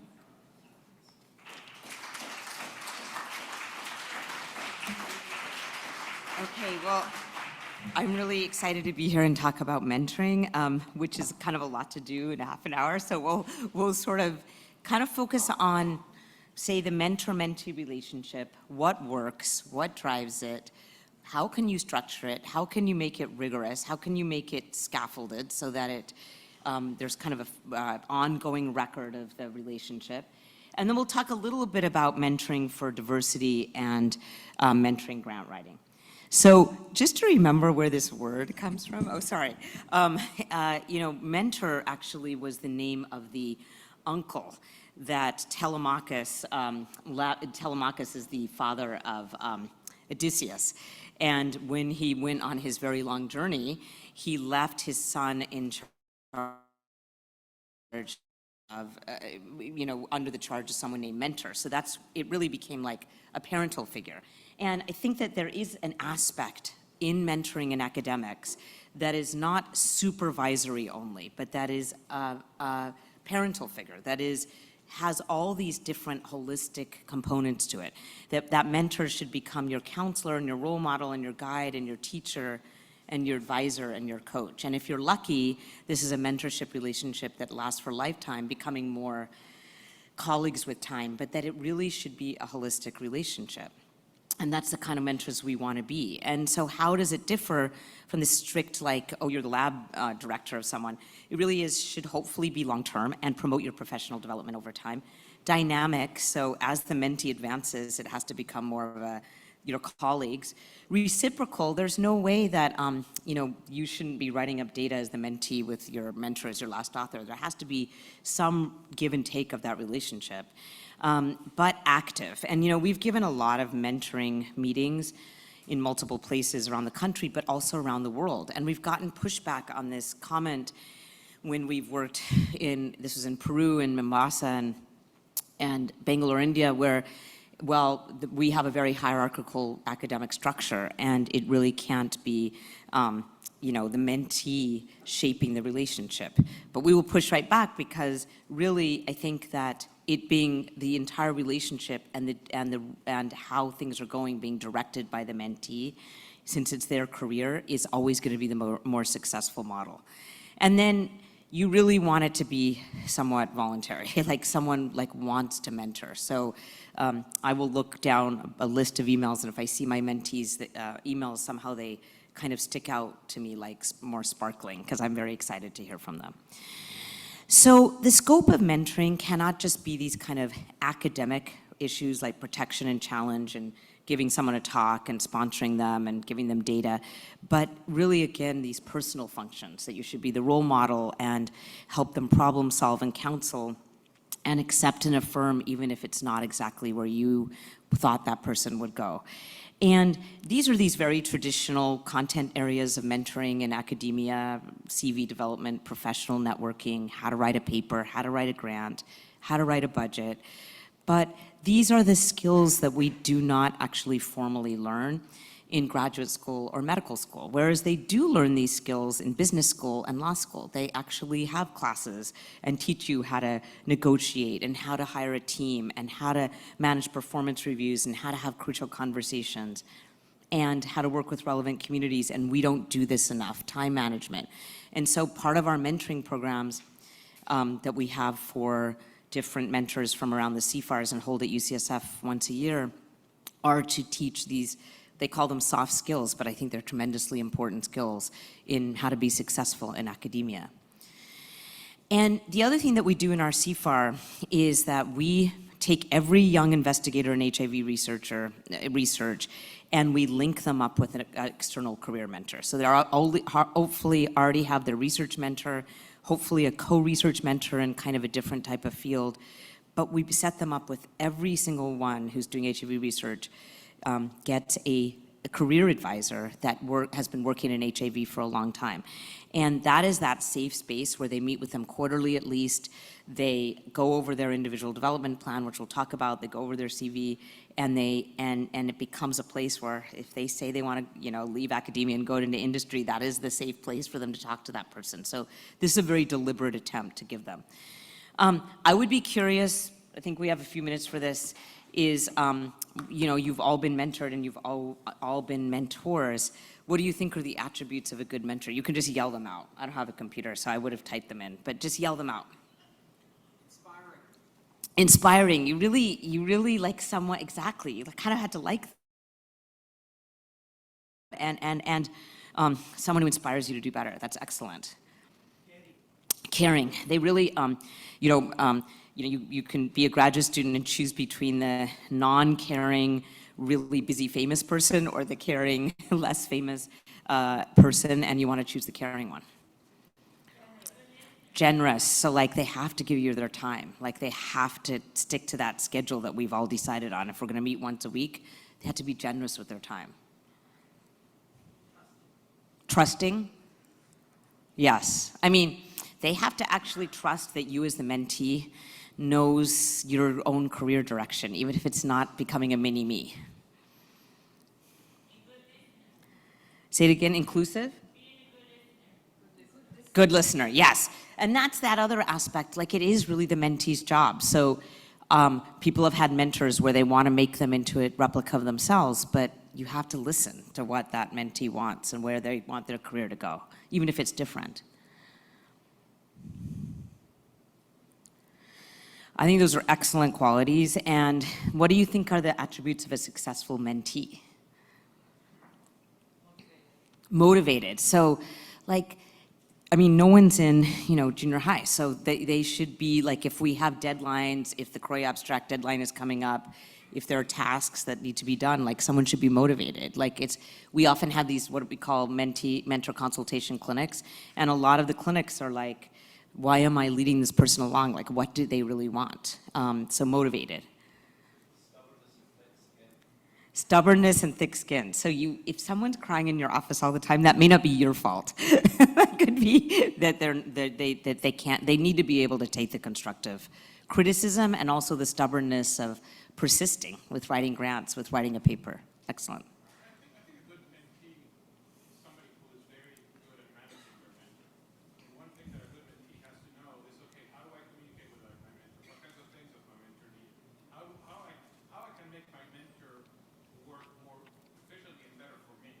I totally agree. I think that's such an excellent point because actually this has come up with two people at Emory that you would know well who've been in our meetings. And one person is as a mentor and very last minute, and the mentee was very deliberate and planning.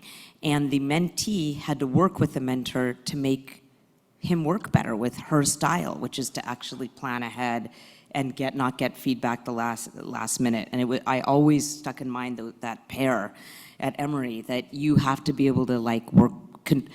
It's not always just managing up and doing whatever the mentor wants, like helping them become a better mentor too.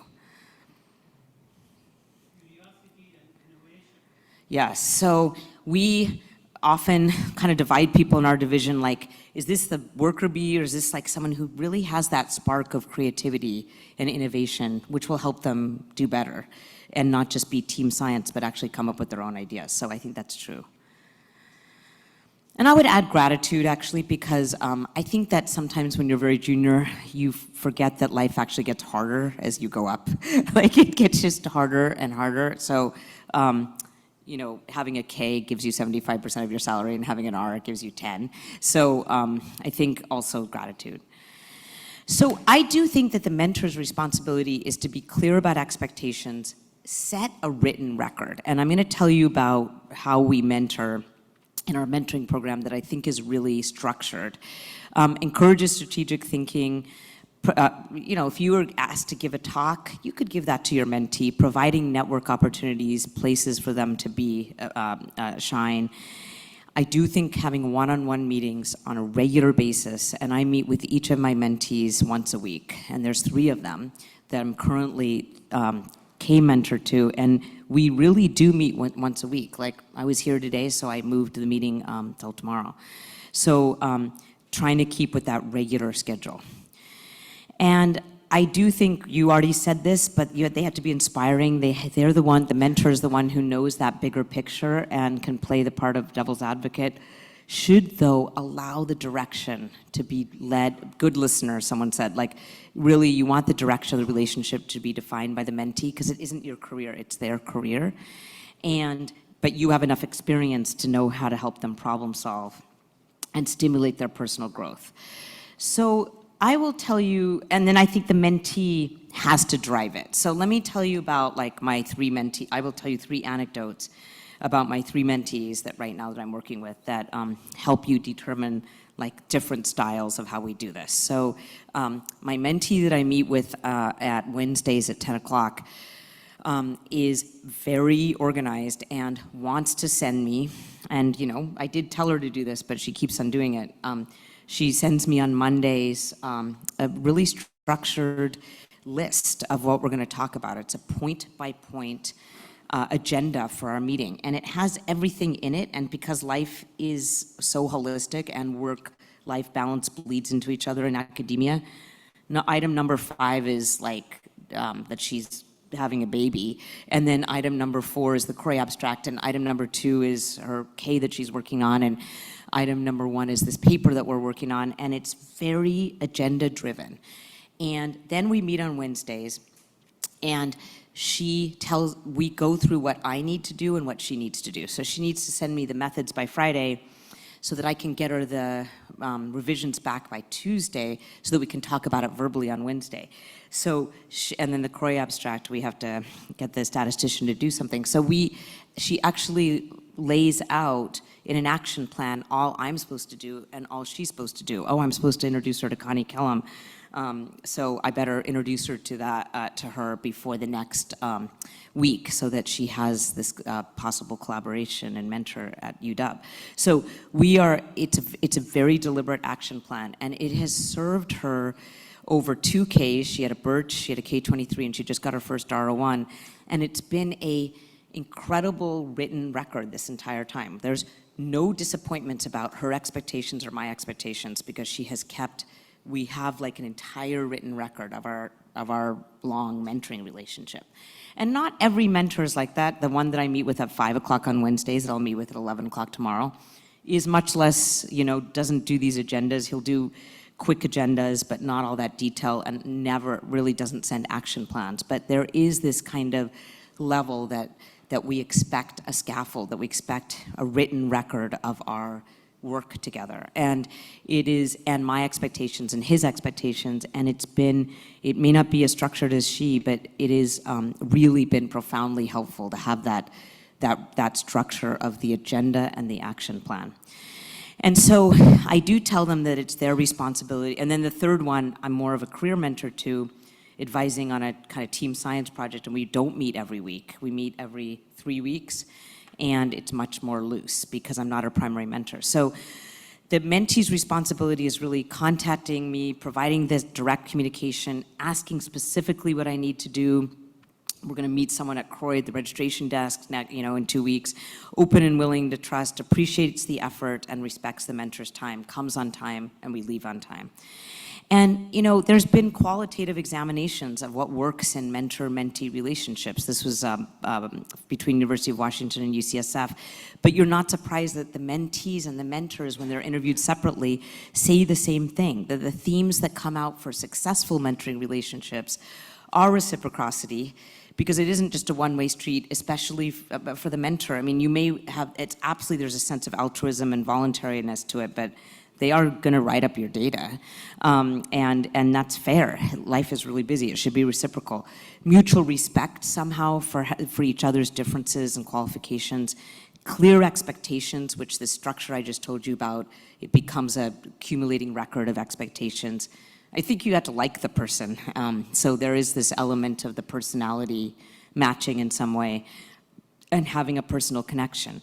And what doesn't work, the failing aspects of these mentoring relationships are poor communication, where you redline a paper and maybe you redline it too much, but if they don't take any of your comments, that also feels offensive to you as a mentor. Like, what's that middle ground that we're not communicating well? Different expectations, they actually don't want to write a K and you keep on saying they're going to write a K. Lack of commitment, like if you're not keeping up with your meetings with them, because we really do it on a weekly basis. You can do it every 2 weeks, but I would at least do that. That is a flag. And then often personality differences don't work. This pair that I think of which I'll whisper to you after, I really do think of at Emory as having very different personalities, but they managed to make it work, the planner person and the not planning person. But sometimes it doesn't work. Sometimes if the mentor won't bend to being more planny, the last minute aspect will not work with that mentee. And then no mentor should be feeling a lot of competition with their mentee. This is your child that just won the spelling bee. You should be happy for them. So it really should be, I hope, their successes are your successes. Otherwise, get out of that relationship. So I create a very formal structure, meet every 1 to 3 weeks. We both come prepared. The agenda is sent out, concise questions, and then the action plan is sent out, and we actually keep things moving in this way. This is a really nice paper that I would recommend that you look at, which helps you define your own mentoring competencies. And we ask mentors in our program to keep on checking in with themselves every 6 months. We have a structured document to look at your competencies. Are you maintaining effective communication? Are you lining expectations? Assessing understanding mutual, fostering independence, addressing diversity in that relationship, and promoting their professional development. So this is a very good structure. And then I would recommend, and you'll have these slides, but this is our CTSI mentoring program, and that link on the top takes you to a whole bunch of different materials that you can download. On our mentoring website, the CTSI has examples of K applications, example of R applications, slide sets of all the different grants at the NIH, the structure of the mentoring meeting, mentoring checklists. I think it's very helpful. We don't have time to go over it, but take a look at it. They're all available to anyone. And then finally, we absolutely make the ID fellows and everyone fill out anyone who's on a training grant, you're supposed to report back to the NIH that you're doing individual development plans. And you don't turn them into the NIH. There's no defined structure, but this is the structure we use every 6 months, where we say, okay, look at your time allocation, teaching, clinical research, administration. How would you like to change that? Do you understand your academic appointment? What are your current professional responsibilities, and how can I help take something off your plate to concentrate on something else? And then what are your short-term goals and long-term goals? And these are not turned in, and we definitely encourage people to put in their personal long-term goals if that's going to affect what's going on in a couple of years as they start a family. So we absolutely put in all of these goals and then see how we go towards them. And our CFAR program not only links every mentee with a senior mentor. We do these IDPs. We do once a month workshop. Tomorrow's on grant writing. We do time management. We do all these opportunities to network. We give out awards every April to 3 basic translational and social behavioral scientists to increase our visibility and have them talk in our CFAR seminar. And then we just yesterday at 4 o'clock had specific aims because it was the developmental grants deadline. And so we went over specific aims pages. No one has to prepare. We just read them in real time and then do lightning feedback. I will skip millennials, but this is a very interesting article from JAMA in 2018. And the reason I like this is we've all grown up differently. And if we could try to see that as a strength as opposed to negative, I think that can be really helpful. Like people who have information at their fingertips and they've grown up that way, that may seem very different to you. And you could also try to turn that around and say, oh, that's so nimble. So I would just suggest that you look at this paper because it's actually turning your differences, because this is a form of diversity as well, how millennials grew up, how generation X or whatever we're on now, Z, how they grow up. They did grow up differently, but can you see that as a strength? And then, I just looked this morning to try to understand where we are in the data on women faculty and diverse faculty across our institutions. These are across medical schools. And you can see they didn't, over the pandemic, didn't collect data. So this is just as of 2019. But we're still at, there's more women at the instructor level. So 58% instructor level, 46% at assistant, 37% associate, and only 25% of full professors. This is just a couple years ago, are women in our academic medical institutions. So this is, yes, we're going up, but it's sort of surprising that incredible disparity in rank when we get to full professors. And they used to show like division chiefs, department chairs, deans. They haven't shown it recently. And that was much more dismal than this. And all of that gender climate aspect, this is a very nice survey around the country, but there's this very perceived and real lack of parity in salary and rank and leadership positions and gender equity and compensation and disproportionate, especially over the pandemic, burden of family responsibilities, and we've absolutely lost women, junior researchers in HIV away during the pandemic. And then this is the latest data, again 2019, but it's very discouraging as well. If you add up the column of blue and purple here, these are Black faculty or Latina faculty, it's less than 7%. I used to say less than 10%, but let's just say it's 3.4% each. So we are not, this is our biggest task, is to develop and help work on diversity in our biomedical research workforce and our clinician workforce. And the NIH is trying, certainly. This was the revamped kind of their new, what qualifies as being diverse. And I think it is important to say that one qualification for being diverse is being a woman at a senior faculty level. It doesn't actually translate into anything, like you don't get a better score, or you don't get like a 15% and then you could still get the score grant. But it is called a definition of diversity, and I've called the NIH out on that sometimes. And then I'll just end with just saying that grant writing is, of course, like the most important thing we can do. And there's no currency change in our field. The unit of currency is publications. That's not going to change. It's not abstracts. It's not conference presentations. It's not med-archive. It is peer-reviewed publications and good peer-reviewed publications, and someone developing a niche, that junior investigator always being the one who has their name on the paper of this particular methodology. So I don't have time because my time's up, but I do this kind of tips on good grant writing, and I would say, I'll just tell you 4. One is that don't, as a junior investigator, get like 10 people to read your grant, just 3 to 4 trusted people, because they can say such different things. Give them the grant way ahead of time so they have the time, and choose who's going to look at your grant. Look at your study section roster. Everyone should be doing that, even senior investigators. Try to use their references, and try to understand your study section.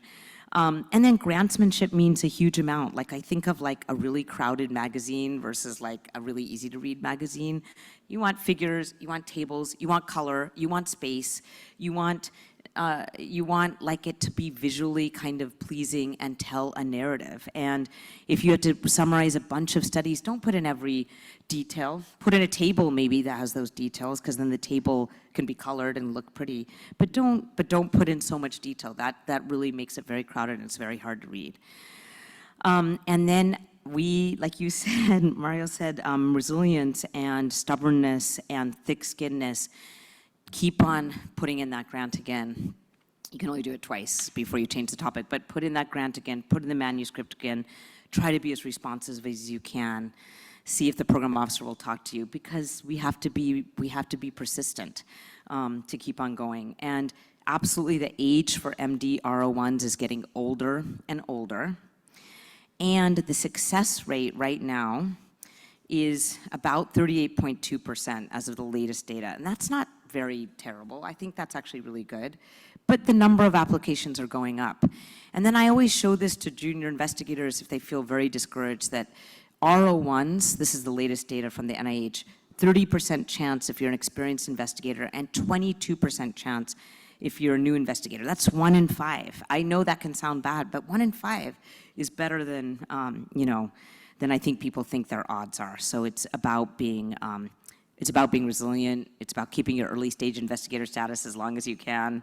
You can use family reasons. COVID is one reason.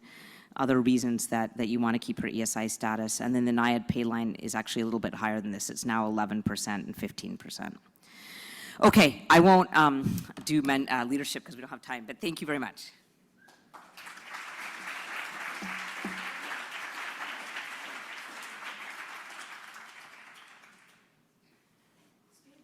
Stay there. Okay, it's like go over there. Okay. Thank you. Any questions? Okay. Monica, that was great, and perhaps it's less of a challenge for basic science mentors, but more for clinical mentors is the effort, because they have clinical responsibilities, they have their RVU targets, and many institutions don't basically pay for that mentorship. And if you're doing a lot of mentoring, how do you balance your clinical responsibilities and the time commitment that comes with it to really doing, true meaning to the word mentoring? Yeah, I think it's such an excellent question because we just had this mentoring meeting and we asked people their median, we did a pre-survey and we asked people their median number of mentees and someone had 7 and we're like, no, your biggest job is not having 7 mentees. Like you have to figure out if you can do that weekly or every other week meeting. Like if you start to flag and you're not paying that attention, then you're not being a good mentor. Like it's just like you're not being a good clinician if you notice that you're not finishing your notes or taking care of people. So I always keep it as small. You have to keep it to within your range. And there's minority tax and there's people who are asked to be the mentors for everyone because you have such a low percentage of Black faculty, for example. And this is the kind of thing that we teach in the mentoring meeting, like kind of how to say no as a mentee, but also how to say no as a mentor. And so that you're doing a good job. I really, if I don't get back to my mentee within the day of the email, then I know I'm doing something wrong. Thank you. That was the question that I was going to ask. We're going to have... So great talk, Monica. Carlos. And I really, if people haven't taken the workshop you do at UCSF, is fantastic. I strongly recommend it. I think that a couple things. I tell people that mentoring is a promiscuous sport, right? You should not have one mentor. You frequently have multiple mentors, and it's okay. So one of the things as a mentor you need to realize is that there's sort of going to be other people mentoring your mentee, and that's fine. That's part of a mentoring team. And I sometimes worry a mentor is that feels this is my person and only needs to be with me. You need to really be able to get more. And I like. And that's how you could do more. And I like talking about mentoring committees rather than where there's a primary mentor, but there really is a committee that everybody knows each other and knows what they're doing for the person. The other thing is that I really worried and about the situation with women. And I read this and I think it's absolutely right. I think at this point in time, sometimes women are over-mentored and under-sponsored. And, I tell people the difference is a mentor talks to you, a sponsor talks about you. And women need more sponsors. They need people to be out there saying, look, you invited me to this talk, but I think you should invite this person. I think you need, and we need to do a better job sponsoring women rather than just mentoring and keeping them as, us under us. Because I'm so glad you're president of IDSA now. That's what's killing a lot of women in academic medicine. Yeah, They're not making it. Totally great. That's a totally good point.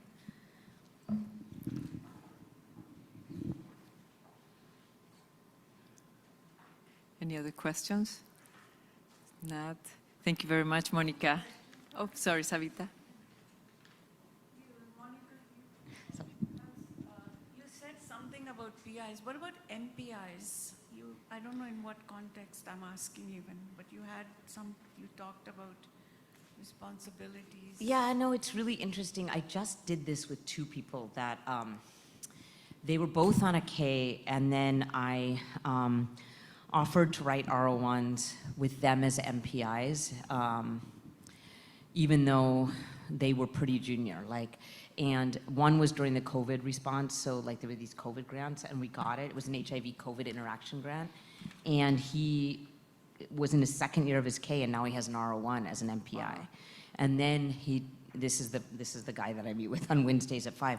And then he just wrote his own R01. So it really helped him. And we talked to the program officer and said, he's going to lose his ESI status. And he said, yeah, but for getting an R01, if you get it, you get it. And so it was worth doing that. And then I'm going to do that with another mentee in a year on a substance use thing. So I think this MPI is very interesting. I didn't want to go over, but like the NIH has been very encouraging in some ways of early stage investigators in R21s and R03s. They haven't been as encouraging, at least the institute with which I work, in Ks, in the sense that NIAID's pay line is 18 for Ks, which I think is quite harsh, and we've been really trying to push that. But R21s and R03s, they call it the Next Generation Initiative, they really encourage early stage investigators to write these smaller grants. R21, 275,000 over 2 years, R03, 100,000 over 1 year. And all my mentees, I say, like, you're on your K now. By second year, we should have an R03 under your belt, and then an R21, and it doesn't take away your new investigator status for an R01. So I think those grants are very important to get. Really easy, 6 pages. You know, pay lines 28, much easier to get R21s and R03s. Thank you, Monica. Mario? Just one last thing. I mean, this is actually something that I learned when I was associated with one of the early renditions of the UCSF Delaney Collaboratorium. We had to show up every 3 months and do 2 things. One was a SWOT analysis, strengths, weaknesses, opportunities, threats. And the second was MPUs, minimal publishable units. It was a lot of pressure because we had to show what we were doing, you know, almost as if, you know, Steve and was the mentor and we were all the mentees. But I found that very useful because it's a metric that's translatable to different institutions. It's like a common sort of element of the mentoring toolbox that you can use to gauge a mentee's sort of progress along the mentoring That's ladder. excellent. I mean, that's like the IDP, but maybe more structured in that way, SWOT. That's very good. Thank you, Monica. Thank you. One more time, welcome back. Come more often.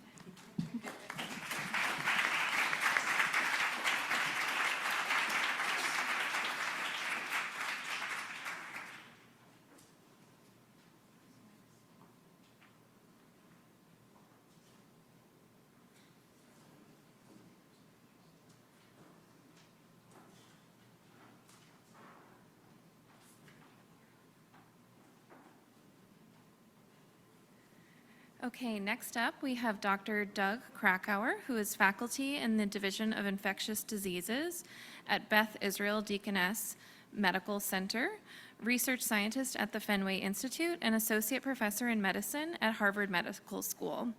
His research focuses on ways to optimize HIV prevention in healthcare and community settings with a focus on implementing HIV PrEP. His clinical practice encompasses general infectious diseases and HIV treatment and prevention. And having the opportunity to review his CV before today, I think we're in for a real treat with this talk ahead of us. Thank you.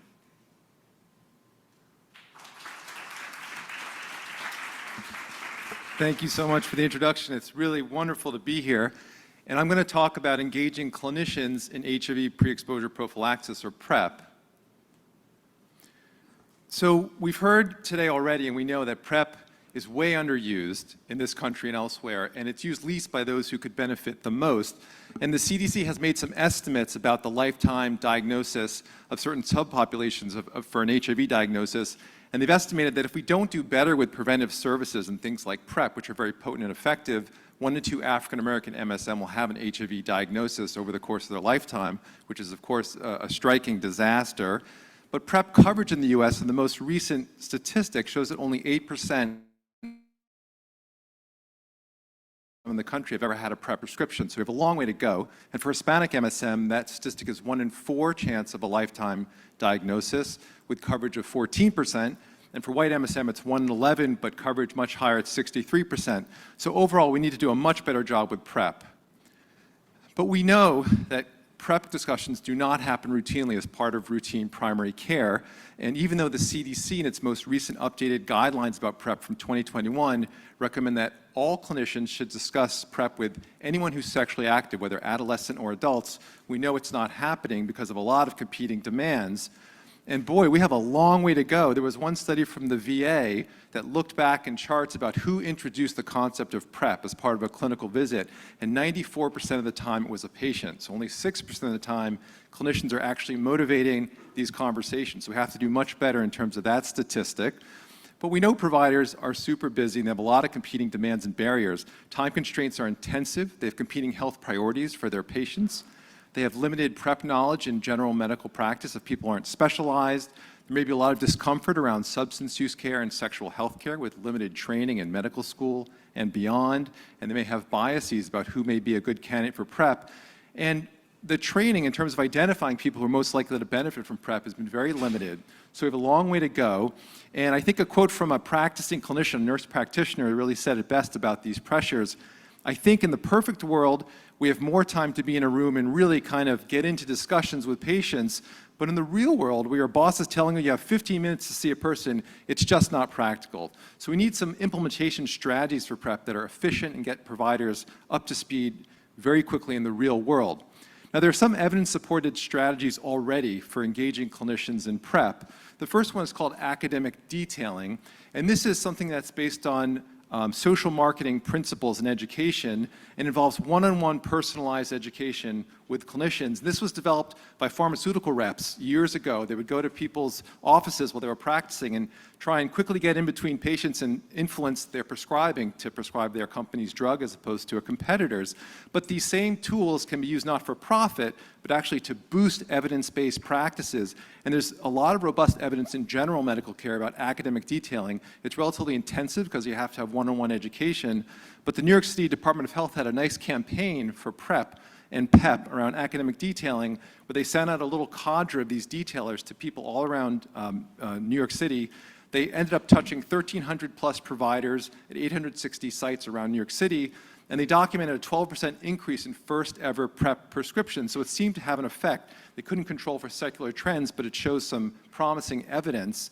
And then there's also something called Project Echoes or telementoring, where you have specialized experts who are really knowledgeable about PrEP, who can use video conferencing to communicate with clinicians at health centers and organizations all around the country, including rural areas, using all the Zoom and other technologies. This can be very effective. And the LGBTQIA plus Health Ed Center that's HRSA funded at Fenway does a lot of this.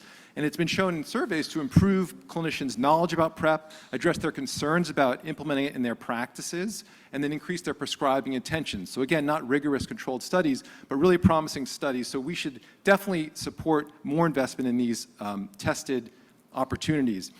But we know these aren't home runs because of the data I showed you at the beginning, so we need to do more. And what are other opportunities to get clinicians involved and prepared? And electronic health records, or EHRs, are ubiquitous in healthcare. The computer is the third person in the room for every clinical encounter, and they offer a lot of opportunities to prompt PrEP discussions for busy clinicians to figure out who may benefit. So the paradigm here is based on other avenues in preventive medicine, and our cardiovascular colleagues would, I think, agree that this is tried and true, where there are things like the Framingham Risk Score, which can prompt clinicians to think about people who may be at increased risk for cardiovascular negative events, and to prompt clinicians through the EHR platforms to have discussions about things like, should they be on a statin? And you can actually calculate their risk scores. So this paradigm exists for a lot of different areas of medicine, and our hypothesis was maybe you could do something similar for sexual health care and PrEP. And we did some qualitative work with primary care providers in Alabama to see what they thought about this kind of approach. And a quote from one physician was, having an automated process like this makes it, you get the muscle memory, you get into the habit of doing something, and then it becomes something routine for you. So they liked the idea of having these prompts to get them more efficient at introducing these discussions. So a colleague of mine, Julia Marcus, who's an epidemiologist now at Harvard, but was at Kaiser Permanente in Northern California when she did this work, decided to use EHR data and machine learning to identify candidates for PrEP based on their electronic health records histories. And she used a data set of almost 4 million members of Kaiser Permanente in Northern California, which is an integrated healthcare system, very well run in general. and using machine learning methodologies called lasso regression, which is a kind of regression, to predict incident HIV diagnosis based on people's EHR data, turned out to be quite effective. The area under the curve, which is a measure of predictive performance, was quite high at 0.84.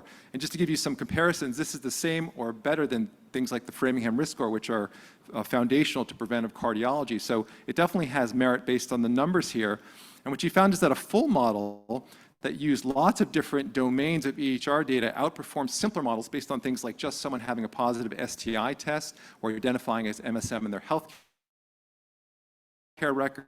And the traditional model was not as good compared to the full model, especially in Black patients, which is really important in terms of the fairness of these models, to not drive inequities, but actually try and right them by doing the prompts in a way that's fair. So this was really formative work. And if you want to know what's actually in the model, the final model contained a lot of data which kind of makes sense when you think about HIV prediction. It involves a bunch of demographic variables about gender, age, and socioeconomic status, some social history variables, like if someone identifies as MSM or sexually active, a lot of lab tests and results around sexual health care, like STI testing and diagnoses, medications such as using erectile dysfunction drugs like Viagra, if they've had penicillin G, which is a treatment for syphilis, and then finally diagnoses of a number of kinds, including the way clinicians code things like high-risk sexual behaviors, or if someone had a history of anal dysplasia. So you can imagine this rich set of data really improves the ability to identify people who may benefit from PrEP discussions. So at the same time Julia was working on this in California, my team, including Ken Mayer, who's going to talk after me, and a bunch of other people were thinking about doing the same thing with a healthcare system called Atrius in Massachusetts, which is kind of like Kaiser. It's an integrated healthcare system that takes care of about 1 million ambulatory patients. So we actually did the same kind of approach and found out that the lasso regression model had an AUC of 0.91, which is also, again, very highly predictive. We did some prospective validation, which also showed robust performance. And then we took the model out of Atrius and put it at Fenway, which is an LGBTQIA+ health center right up the road from Atrius, in fact, pretty much across the street. And you had a bit of a decrement in the predictive performance, but it still seemed to work quite well. So the conclusion here is that this prediction approach, this strategy, can work across multiple different settings and different geographies. And this line here, the red line, shows the distribution of people's HIV risk scores. And this is a model that's run in the background, so no clinician has to talk to anyone or do anything. It's just happening with the EHR data. So you can run a score, a predicted HIV risk score, on millions of people all at once. And this is the distribution at Atrius. And you can see on the far right hand, most people have lower risk scores all throughout the distribution, but the far right-hand side, there's about 2% of the population who have significantly higher risk scores. You can see in terms of efficiency, getting clinicians closer to having more universal discussions about PrEP. This is a way where if you can't talk to everyone, at least we can point to people about people where you should prioritize these to have the biggest bang for your time buck in primary care. So based on this work, the USPSTF, which has given PrEP a grade A recommendation, which means the net benefits far outweigh the risks, which is the highest grade you can get. They have said in their updated draft guidelines about PrEP, which were in December, and they're still actually in draft form, they haven't been published. They said that instruments that are accurate for predicting the risk of incident HIV infection could help inform decisions regarding eligibility for PrEP. And they said that in general populations, 2 new instruments had moderate to high discrimination, which is predictive performance, for predicting incident HIV. And they cite Julia's model from Kaiser and then our model from Massachusetts as the 2 models. So it's nice to see that they're recognizing this might be a tool to improve identifying people for PrEP in general primary care settings. But they do say that studies are needed to verify the accuracy and then the impact of these models and actual PrEP prescribing. And so that's the challenge now that we've built models that we know can do a good job of predicting who may benefit from PrEP. How do you implement them? So the next phase of the work is getting out there and rolling up our sleeves and figuring out in busy care settings how you do this work. And so Julie and I have an R34 that involves Ken and other collaborators called the PREDICT study, where we're piloting these clinical decision support tools that embed the prediction models in safety net clinics around the country. And we're partnering with a network of community health centers called OCHIN, which has a lot of small health centers all around the country. They serve predominantly uninsured and low-income people. It's kind of a safety net system with over 6 million patients. So we use the same approaches that we used in the other two sites to develop, validate, and optimize fairness with respect to race and ethnicity in an HIV prediction model using about 2 million patients worth of historical data. And then we built a stakeholder-informed decision support tool for PrEP that we're embedding in the electronic health record platform for the point of care. And OCHIN is really nice because they have a single EPIC installation. EPIC is the most widely used EHR in the country. It has the health records for over hundreds of millions of patients. And so this is a really good test case. And if it works, you can disseminate quite widely. And right now, we've been evaluating the feasibility, acceptability, and the preliminary impact on PrEP prescribing at 3 clinics within OCHIN as part of this R34. And so the tool that we built, we've tried to integrate it into clinical workflow, so it's not something that's totally new and foreign to clinicians, which would mean they might not adopt it. And so working with providers at every step, we've tried to build the sets of the tools that would be most useful. So it has these prompts called best practice advisories. So anyone here who's a clinician who uses EPIC, probably having a small panic attack right now seeing these, because there is alert fatigue is a problem. You get a lot of alerts in the health record, and you have to really balance it. So the decision here was only make them fire for a small percentage of patients who have the highest risk scores and the highest likelihood that PrEP's a priority. And so we have these prompts that pop up so that clinicians can know about patients to prioritize discussions. We have what's called a smart set. So it's all kind of one click and you're off to the races. Clinicians wanted some language about how to introduce the topic of PrEP when a prompt popped up. It might come totally out of the blue, and they really didn't have the training or tools to segue from this prompt to actually asking people sensitive questions, because this is really a first stage screener to then delve into a more personalized sexual and substance use history. And so we've embedded some scripts that clinicians wanted about how you can actually read them out at the point of care. And then finally, we have a bunch of tools to make ordering labs and medications and prescriptions and actually documenting your clinical notes, a single click of the button, and it all just happens. So efficiency, efficiency, efficiency. And we really wanted to make sure that the scripts that we handed to clinicians based on the request were patient-centered, so they would promote non-judgmental, non-stigmatizing types of discussions, regardless of the types of trainings that clinicians had previously. And so we used something called the GOLDS framework, which was developed by Sarit Golub in New York City, which tries to use a patient-centered, non-judgmental framework for sexual health history taking. We tried to make it really brief, because you don't get much time with the clinicians. And so the elements are to provide information so patients can make a decision. We talk about it being safe and effective to use PrEP. It may be for people who want to take control of their sex life, so we want to make sure this is empowering language for patients. It's important for all our patients to know about PrEP, so we want to make sure that people don't feel that we're singling them out, that this is not, which could promote stigma, but this is something we think all our patients should know about. So that way there isn't the sense that you're being targeted at that moment. We want to make sure that people can decide if PrEP is right for them. So again, it's empowering, giving autonomy to the patients. We frame it in terms of PrEP's benefits as opposed to HIV risks, because risk can be an alienating term, and it might mean different things to different people, but everyone can enjoy benefits. And we talk about if you can't or don't want to use condoms, PrEP is good, so that we know that some people who use PrEP, many people will not want to use condoms, and this is a different sexual health choice, so we want to make sure there's no judgment about that. People know that's totally okay. And finally, talk about if people want to reduce their anxiety about HIV, that's a reason to use PrEP, which we know from qualitative work is a great benefit from PrEP use beyond the actual biomedical preventive effects. People actually have better sexual well-being. So we want to bake that all in as efficiently as we can. It's not perfect, but this is what we came up with the clinicians. One of the really interesting things we learned, especially for the behavioral scientists in the room, is that expanding clinical decisions about PrEP beyond traditional heuristics or mental shortcuts can be really helpful in thinking about using this type of approach. So we implemented the model, and one of the sites is in LA County, and one of the nurse practitioners in LA County who's at one of these sites called us up and said, "Your model's broken. Okay, it fired on this patient. I don't understand why. I don't think I should talk to this patient about PrEP." And so they were partnering with us to try and troubleshoot. So we looked at the model for this person. It's a 46-year-old cisgender female who got flagged for a PrEP discussion by the model. She's married to a male partner, drinks alcohol, lives in LA County, and identifies as Latina, and had an HSV2 diagnosis many years ago. And so the person said, this person's married, there's no risk for HIV, so I didn't bring up PrEP, so you got to fix your model. And it turns out, well, is this someone that we should have a discussion about PrEP with? Well, we know the CDC says talk to everyone about PrEP who's sexually active, so that's the ideal. But even in terms of a priority here, it turns out this person's objective risk score was in the top several percent of the whole population, which probably reflects a lot of the inequities in access to healthcare and new diagnoses among the Latina population in LA County. So in fact, objectively, it's someone who probably should have these discussions to benefit her care.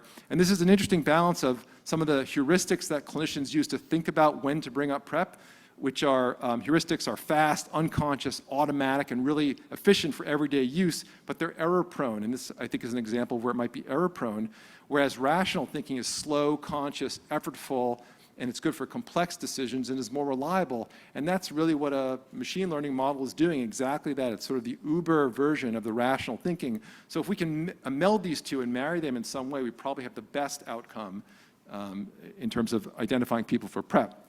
So we also learned that clinicians may not trust alerts from a model like this if they don't see obvious HIV risk factors, which we learned from this case that I gave you.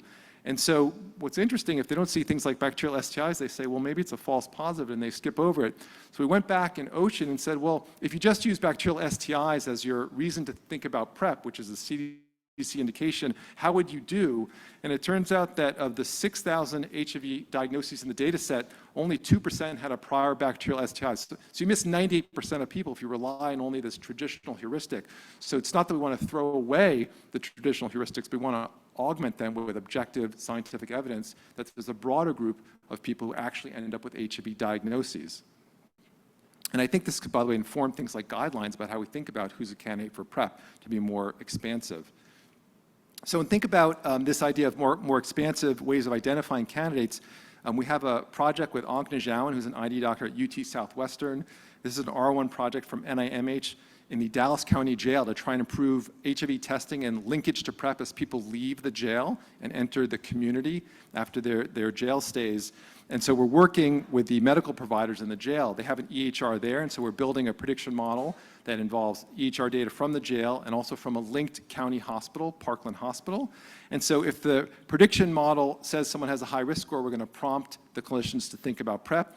But we're going to use lots of other ways to also have the same end game of presenting them with some tools to talk about PrEP. If a patient requests it, of course, talk about PrEP and prescribe it. If there's a recent STI based on the heuristics, even though you'll miss many people, it's still a great reason to think about PrEP. If someone identifies as MSM or requests transgender housing within the jail, which is an option for safety in terms of security, then that would be a reason to think about PrEP too. Or if a provider has any sense that PrEP may be of benefit. So lots of ways to be more inclusive and try and move the dial. So right now, in terms of the dissemination phase of this strategy, there are multiple healthcare organizations around the country that are implementing PrEP prediction models that are of the same type of strategy that we've talked about. At Duke, they just published in Clinical Infectious Diseases this last week. Meredith Clement and Charles Burns published a model that has a very similar performance as the other ones. We have a CFAR Ending the Epidemic grant to work with Jefferson and Mobile County Departments of Public Health in their clinics in Alabama. 2 sites in Louisiana where Meredith Clement is now working has an R1 to implement models in those settings. At Parkland Hospital, as I mentioned, they've actually been implementing this for over a year now. So we've actually learned a lot from their actual practice doing this, and it's really cool to see it in practice. And then the Massachusetts Department of Public Health also has been running the Atrius model, and at Kaiser, they have been running Julia's model, and they're actually presenting some preliminary data at CROI in a couple weeks on their early experiences. So as Monty Python would say, now for something completely different. I've been talking to you about how can we actually support clinicians and engage them, despite all the other noise in their clinical lives, to improve PrEP. But there may be complementary implementation strategies that actually go around the barrier of clinicians. And so given we're trying to think about big, bold, provocative ideas to end the HIV epidemic, and as Carlos said, we need to really move the dial and open the floodgates on PrEP because things are not really having the impact that we need. What if we thought about making PrEP over the counter as part of a package that's baked in with HIV self-testing. And it sounds like an outlandish idea at first, but the FDA right now is reviewing the first ever application for over-the-counter contraceptives, and we don't know what they'll say. But if that's approved, then you can imagine that there will be a different feeling and maybe different perceptions about the idea of sexual health medications over the counter. And if that becomes standard of care in contraception, you can imagine a world where people start to think, okay, maybe PrEP is similar in terms of its safety as over-the-counter contraceptions. Maybe we can do something with PrEP. And the WHO actually endorses simplified models of PrEP delivery in general, and they talk about really trying to open the floodgates for PrEP by having hepatitis B testing, which is usually required before you start PrEP. They're actually saying this should be encouraged but not required, because there aren't a lot of data suggesting that it's unsafe to use PrEP in people with hepatitis B, even though there are some hypothetical concerns. They're making kidney function optional in terms of baseline testing for people who are under age 49 without other risk factors.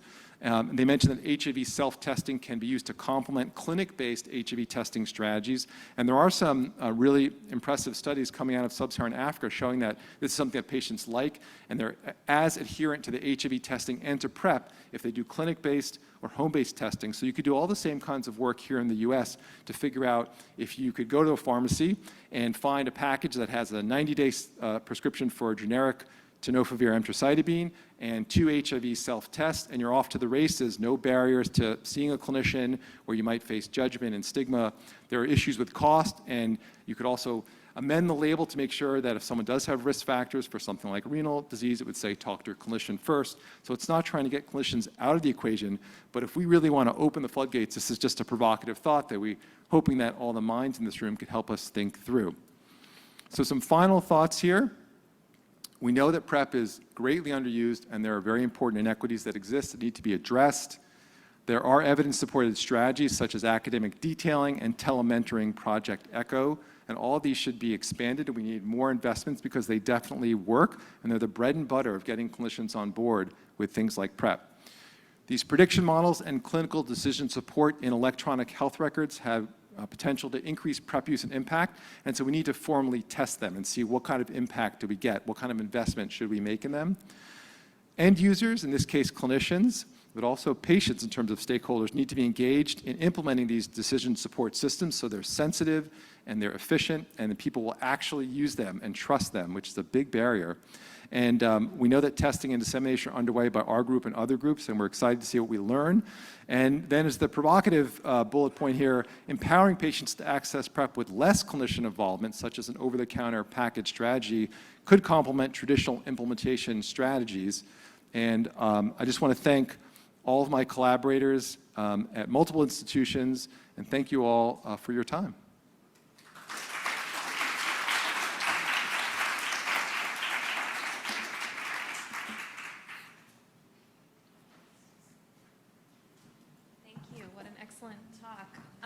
Any questions? Steve? Oh, I think you need a microphone. Hi. Hi, thank you. That was a great talk.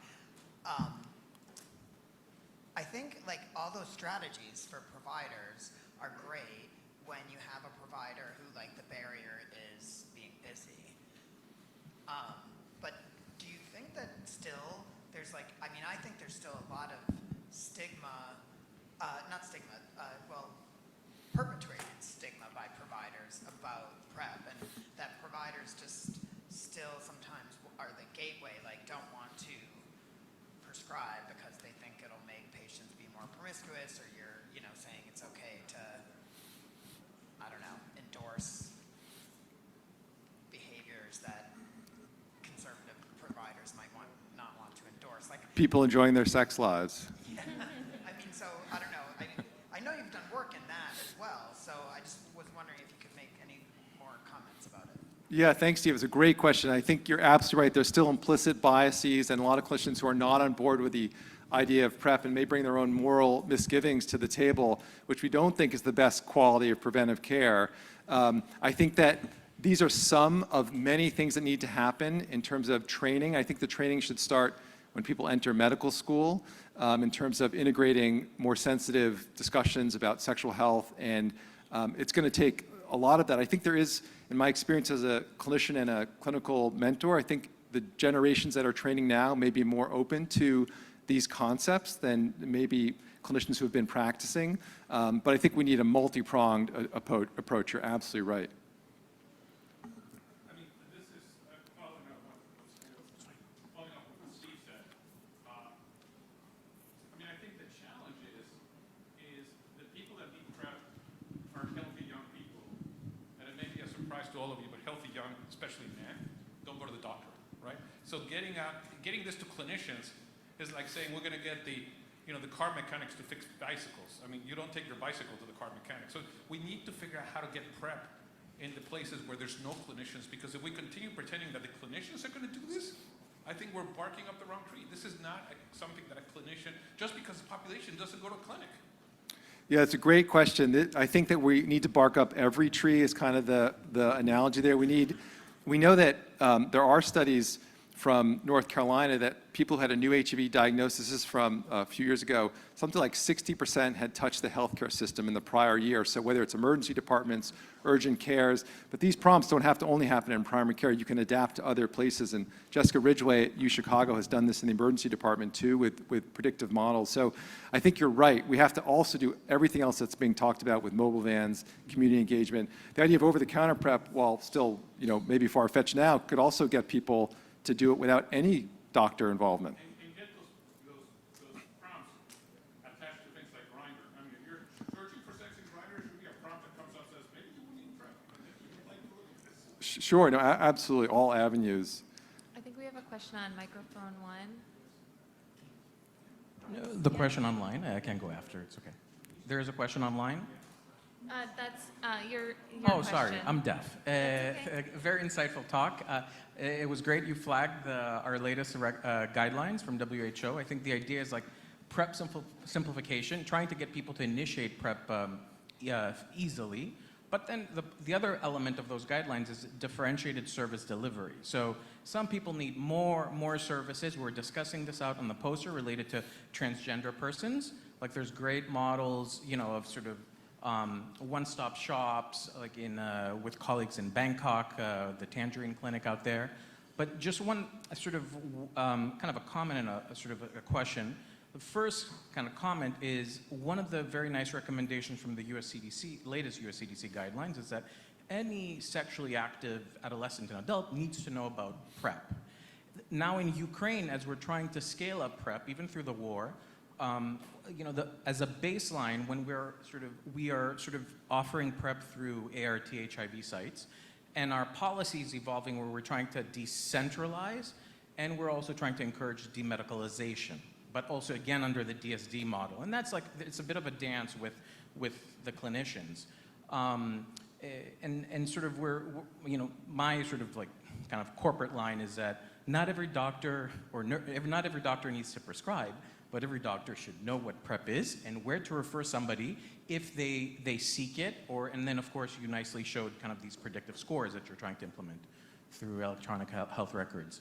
But my question now to you, sort of in the Boston municipality, maybe in San Francisco or here in Miami, we have a struggle with, do we really support high volume PrEP clinics that are culturally competent versus also trying to get every single primary care provider, in our health jurisdictions to prescribe PrEP. And that's kind of like what we're starting to see also in many European cities. It's like people still at the end of the day, from the key populations that we're trying to serve, still prefer to go to people that have a little bit more experience dealing with not just infectious diseases, but also are like much more culturally competent in speaking to them about sex and the other kind of priority issues in their lives. So it'd be nice to see kind of today in 2023, what is happening in Boston, Miami, San Francisco. Are we still, do we still have these sort of higher volume PrEP clinics from which, sort of a segment of our, the key populations are benefiting? Clearly, we need to expand PrEP entry points and coverage. And again, thank you very much for your wonderful talk. No, sure. Thanks for your question. I think to give you an example from Boston, there's no question that the highest volume of PrEP prescriptions come out of Fenway Health, which is the health center where Ken and I work. And I think that's great. But we know that all the new infections are still occurring in large part in populations that aren't necessarily coming into care. So we need to do, I think, both. So the idea with OCHIN is these are safety net clinics that serve about 2/3 of people below the federal poverty line, and it's much more enriched with Black and Latinx populations. So I think we want to do, again, both. I think it's a false dichotomy to do one or the other, but rather invest in both to try and capture everyone as best we can. All right, we have time for one more short question. Thank you. It was an excellent talk. I'm just following up on what Carlos said. The target population is Hispanics and African Americans and the young people. The problem is they're uninsured or underinsured. How do you pay for PrEP and all other services? Yeah, great question. So how do you pay for PrEP? I mean, there are patient assistance programs. It's very patchwork. It's in the United States healthcare system. Depends on where you are, what your insurance or underinsurance. The pharmaceutical companies have some patient assistance programs. There's a proposal out of Johns Hopkins to have a federal PrEP program, which would actually be a way to try and fund this in a more reliable and stable way, which I think is a great option too. So I'd be curious to know what the IDSA stance is on that in the future as well. So all good considerations. Thank you. Thank you so much.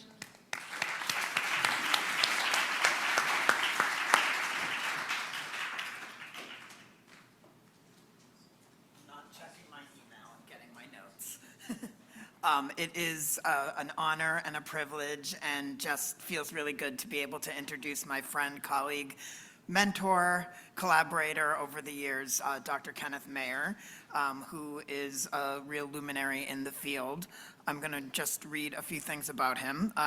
Dr. Mayer is a physician who trained in the Harvard programs in internal medicine at Beth Israel Hospital and infectious diseases at Brigham and Women's Hospital.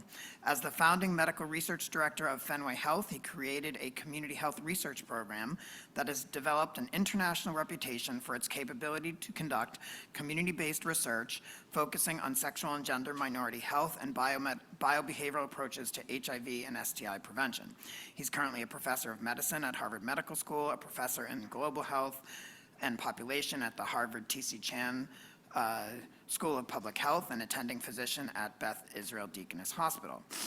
Starting in 1994, he has been site principal investigator of NIH-funded clinical trials units, where he's led a lot of highly significant, really important HIV prevention projects, like HIVNet, HVTN, MTN, ATN, and is a member of the scientific leadership of HPTN. He has co-authored more than 1,000 peer-reviewed publications. I think that was 500 when I left Boston, and that was my aspiration. Co-authored the first text on AIDS for the general public and has co-edited 5 academic texts. He has served on editorial boards and is editor-in-chief of JIAS. Dr. Mayer, please come up.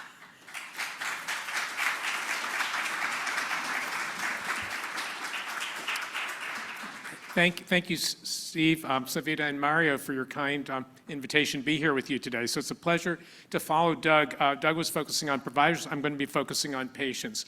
So this is the essence of what I'm going to talk about. So we know PrEP works, but uptake's suboptimal. There are a lot of barriers, and that's going to be the ultimate take-home is one size will not fit all. You heard about the provider and system issues. We're going to talk about creative PrEP delivery approaches, supportive counseling, objective assessments, and the new modalities, where they fit in. So many of you have seen this slide before. Basically, it's linear, which basically shows if you take the pills, they work. But the trouble is, here's a cascade from a study that Carlos and I were part of, 4 cities in the US. Basically, we were recruiting individuals, trying to identify people who were out of care who were living with HIV, but we recruited a fair number of high-risk HIV uninfected individuals. And you can see the majority of people had heard about PrEP, and terrible in terms of the number of people who used it and the levels of protection that we saw. So we're really missing the boat here. And another issue that one of Carlos's colleagues, Aaron Siegler, has looked at using national database, PrEP persistence is abysmal. If you look at this graph here from this insurance data, when you look at the 18 to 24-year-old age group, population at highest risk of becoming HIV infected, persistence at 2 years is under 30%. So we clearly got to do better with regard to PrEP. So the barriers to PrEP uptake are multifocal, so there's system-level challenges you've heard about and provider-level challenges. Multiple challenges at the individual patient level as well, ranging from awareness to the stigma, internalized and enacted stigma that people experience. Lack of family support is particularly problematic for youth. Certainly concomitant behavioral health issues, and CHARM is certainly making major contributions in this area to understanding how to address these issues.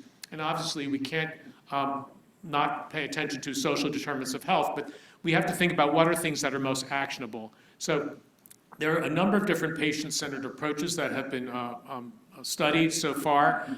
Again, one size would not fit all. Carlos had mentioned van delivery, and certainly that's one approach. But now we think of telemedicine routinely because of the pandemic, but when Aaron Siegler and I were thinking about this almost a decade ago now, the idea was, could we bring PrEP at home? Doug had mentioned about over-the-counter PrEP, but another way to make it easier would be to avoid having all the clinic visits for people who are otherwise healthy. So we envisioned the idea of a low-touch PrEP home care program, which would maybe have one visit a year with a clinician. So, the standard is you start PrEP and maybe a month later the clinician checks in on you. You have to come in quarterly for all your testing. But couldn't you do this by giving people a kit that they'd get from a central lab? They'd use the kit, they'd mail it back. The lab would give them the results, provider would get the results, and you could do a telemedicine visit. We did a pilot study of this, and we found a high level of acceptability of this approach. We call this intervention PrEP at home.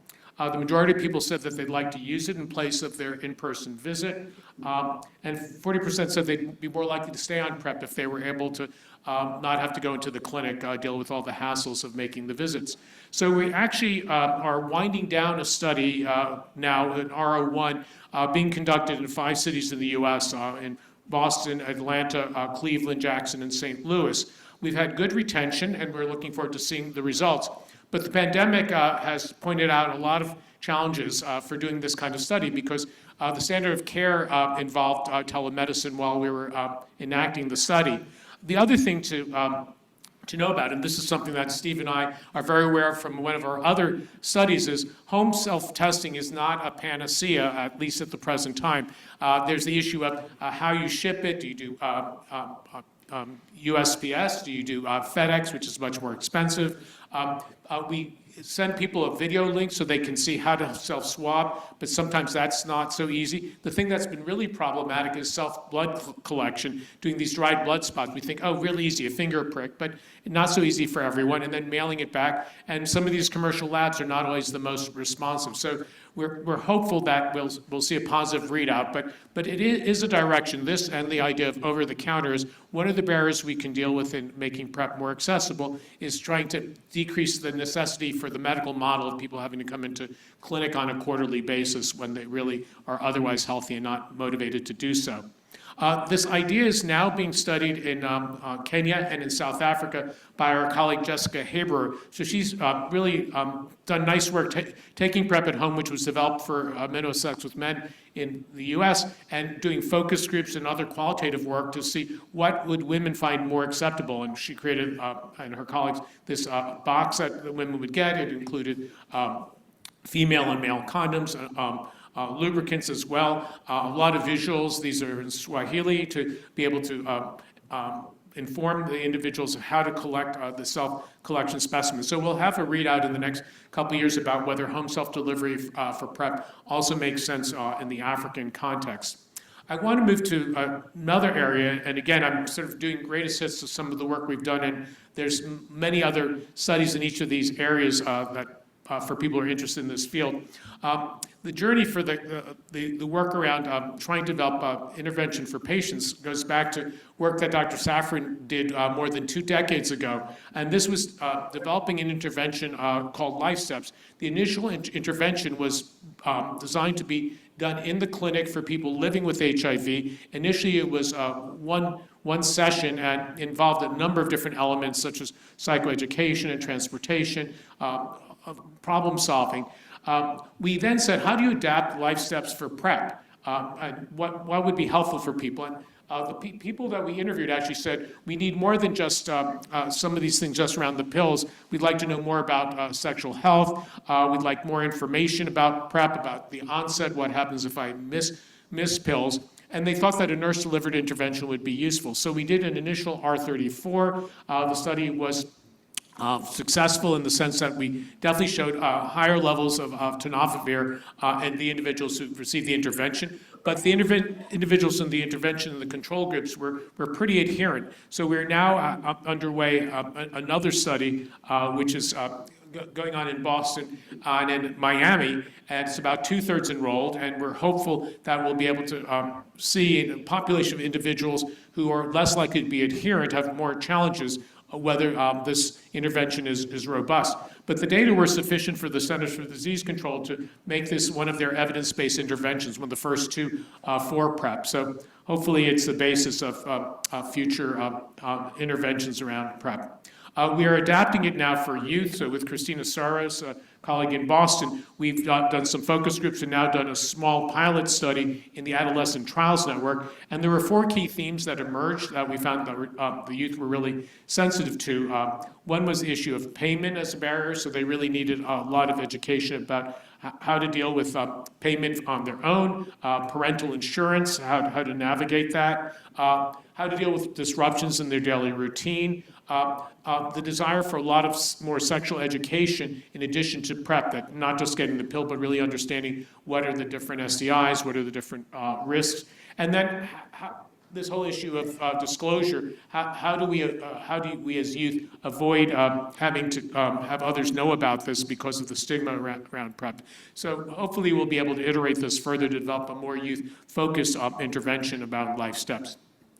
Want to switch gears to the next key topic, which again could be a talk in and of itself, and this is a talk that Dr. Gandhi has given many times. This is a slide modified from her that she generously provided. I wanted to put in the lighter box the different kinds of things you can do to measure adherence by things like self-report. You can do pill counts, pharmacy refills, or directly observed therapy. So no fancy technology, but a number of these approaches are very cheap and very easy. Self-report is something the clinician can do every time a person comes into clinic for a visit. But there's recall bias, there's social desirability issues, and that's a challenge.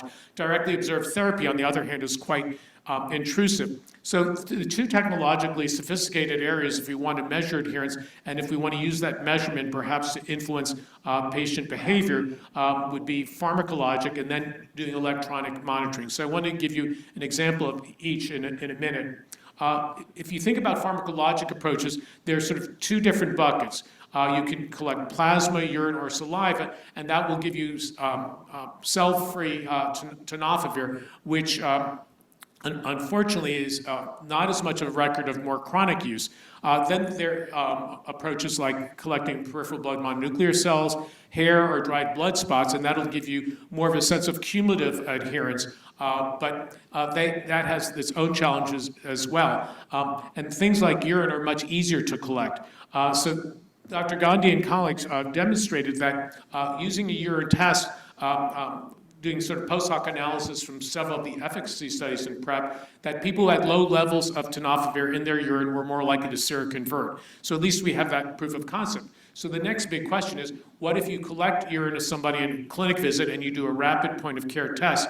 Does that influence behavior? And there's an ongoing pilot in Kenya. I believe there's also going on as well in South Africa that Dr. Gandhi and her team are conducting. And I think it's going to give us very important information, because not only are they collecting urine and giving feedback on the urine, but they also are collecting hair at the same time. So they will have a cumulative measurement as well. And I believe that, spoiler alert, that Dr. Gandhi will be presenting more data next week at CROI about these approaches as well from a study underway in Mozambique. So this may be the wave of the future where we can use objective biological assessments to help give feedback to patients, to help give them information about PrEP.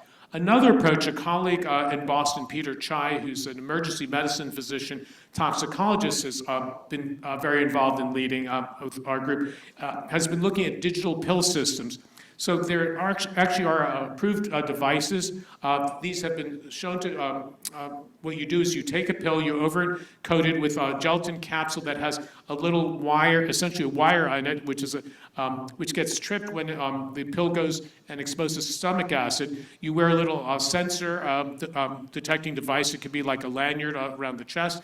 They've now developed it to be like a Fitbit kind of band that a person can have, and that sends information to a computer which can track exactly when a person ingested the pill. This has already been used to measure opioid use, antihypertensives, anti-diabetic drugs, and anti-TB medication. And Peter's been doing work looking at this in regard to PrEP. Well, the first work has been to say, is this acceptable? Would people be willing to swallow this smart pill and have the clinician follow up with them? And the attitudes, it's a small sample, but there was a reasonably high level of acceptance.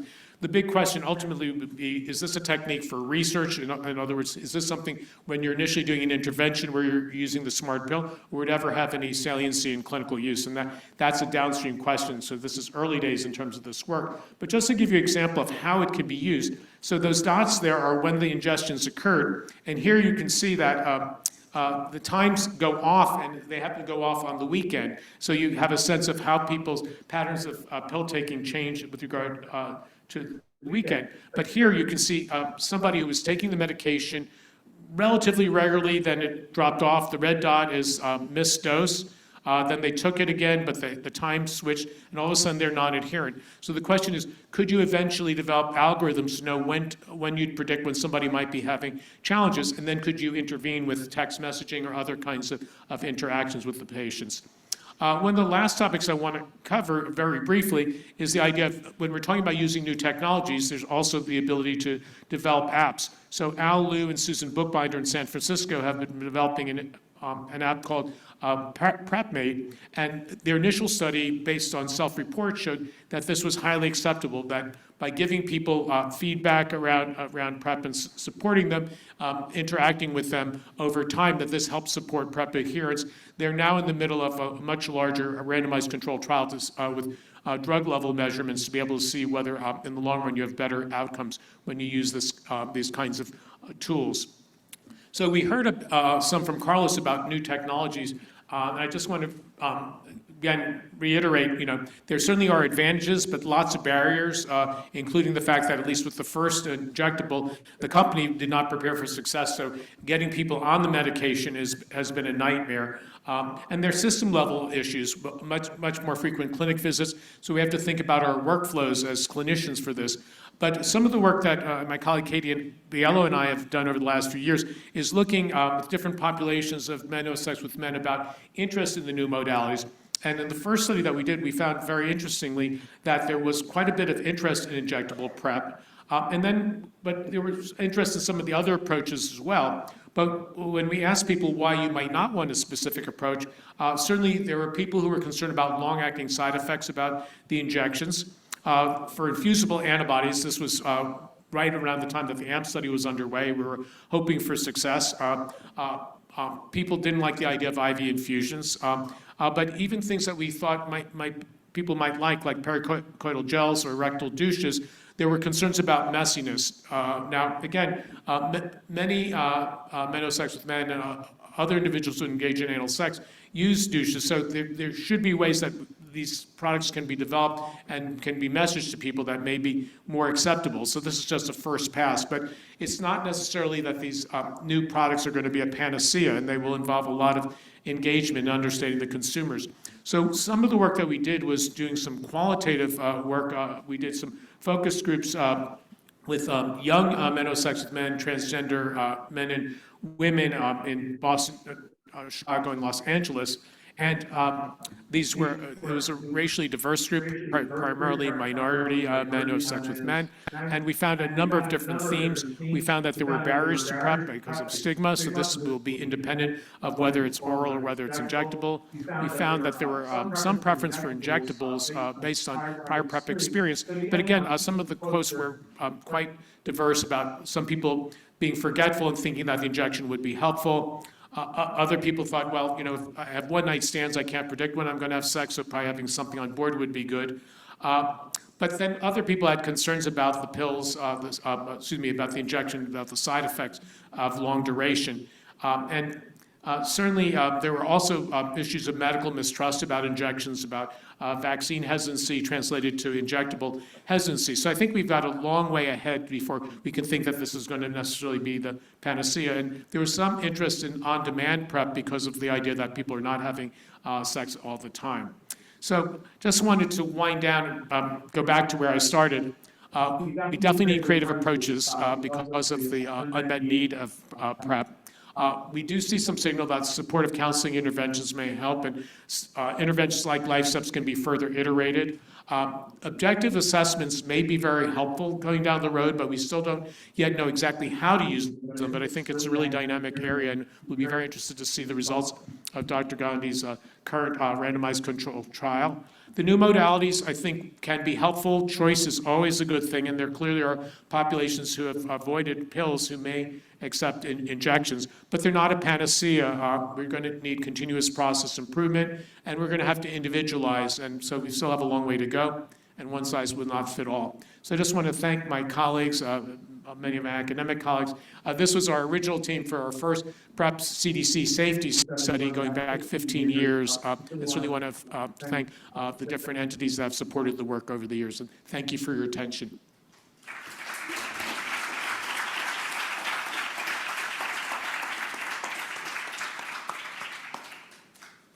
Okay, we have time for questions, and a reminder to people on Zoom that you can type a Q&A question, and the fabulous Rosanna will read it if we have one. Number 3, contestant number 3. Who is that? Dr. Mariano Kanamori, speaking of fabulous. Okay. Well, thank you for this great talk. Something that we find here in Miami is that we also need people to not know about PrEP. People don't know that PrEP exists, people don't know where they can find. And sometimes we stereotype who should get PrEP. No, we believe that those who identify as gay or who look like gay are those who needed to have PrEP. But there are many people who have sex with men or with other men and they believe that they are straight. No? So that, I believe that that is some part that needs to be expanded because not everything is at the end.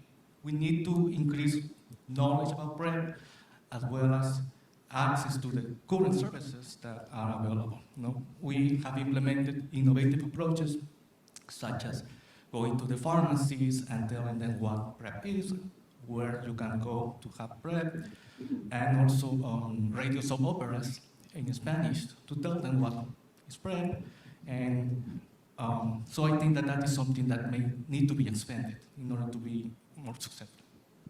No, I absolutely agree with you. I mean, PrEP awareness is not where it needs to be. And I also think, there's a lot of conflation. So I think that, unfortunately, I think the NIH, who funded a lot of the research, and certainly the company made the first product, Gilead, did not prepare for success. I mean, what really drives me crazy is now, more than a decade later, Viva hasn't prepared for success either. So because there was a vacuum, when there was the first efficacy, there was not a really good public discourse. And so in some communities, PrEP is perceived as, something for gay white men. And if people, don't think about identity and don't think about behavior, then they're going to be missing the boat. So certainly in a lot of different communities, people may not have that identification as gay, but they're having condomless sex with other men, they're having condomless sex with men and women, and they're not thinking of themselves as a candidate for PrEP, and then the healthcare system's not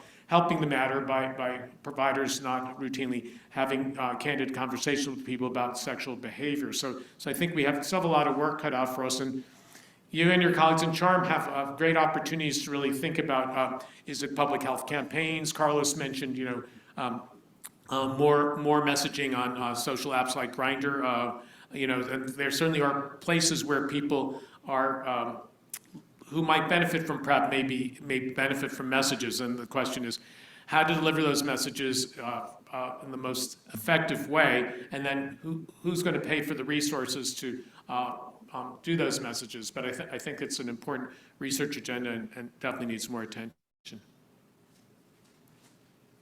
Hi, Ken. It's great to hear you in person. It's really, again, insightful. And I just wanted to ask you, you're well aware of sort of kind of the 211 on-demand dosing, which you mentioned in one of your last slides. And the European guidelines have had it for a few years. You guys have it here in the US since last year or the year before, I can't remember. But in Boston, to what extent do your sort of PrEP clients, do you have sort of data looking at PrEP utilization comparing sort of daily dosing to on-demand 211? And just in parentheses, I think I'm more in the school of thought of Sheena McCormick's as sort of trying to educate people on starting and stopping safely. And so there's like, you could be like double dose 2, 1, 1, 1, 1, 1. I mean, with, 2 final sex-free doses. And just again, I think for the group, we've recommended now 211 dosing for all cisgender males under a public health approach, not just MSM. So, over. Yeah, no, thanks for the question. One of the slides that I removed just because I didn't want to go over in time, Jessica Haber has this wonderful concept that she's popularized, prevention of effective adherence, which is that in counter-distinction for somebody living with HIV, we really want them to go on medication, on treatment, to start, and since we don't have a cure, it's essentially continue lifelong, and there have been many studies of treatment interruptions which were notoriously unsuccessful. So it's a lifelong commitment to adherence.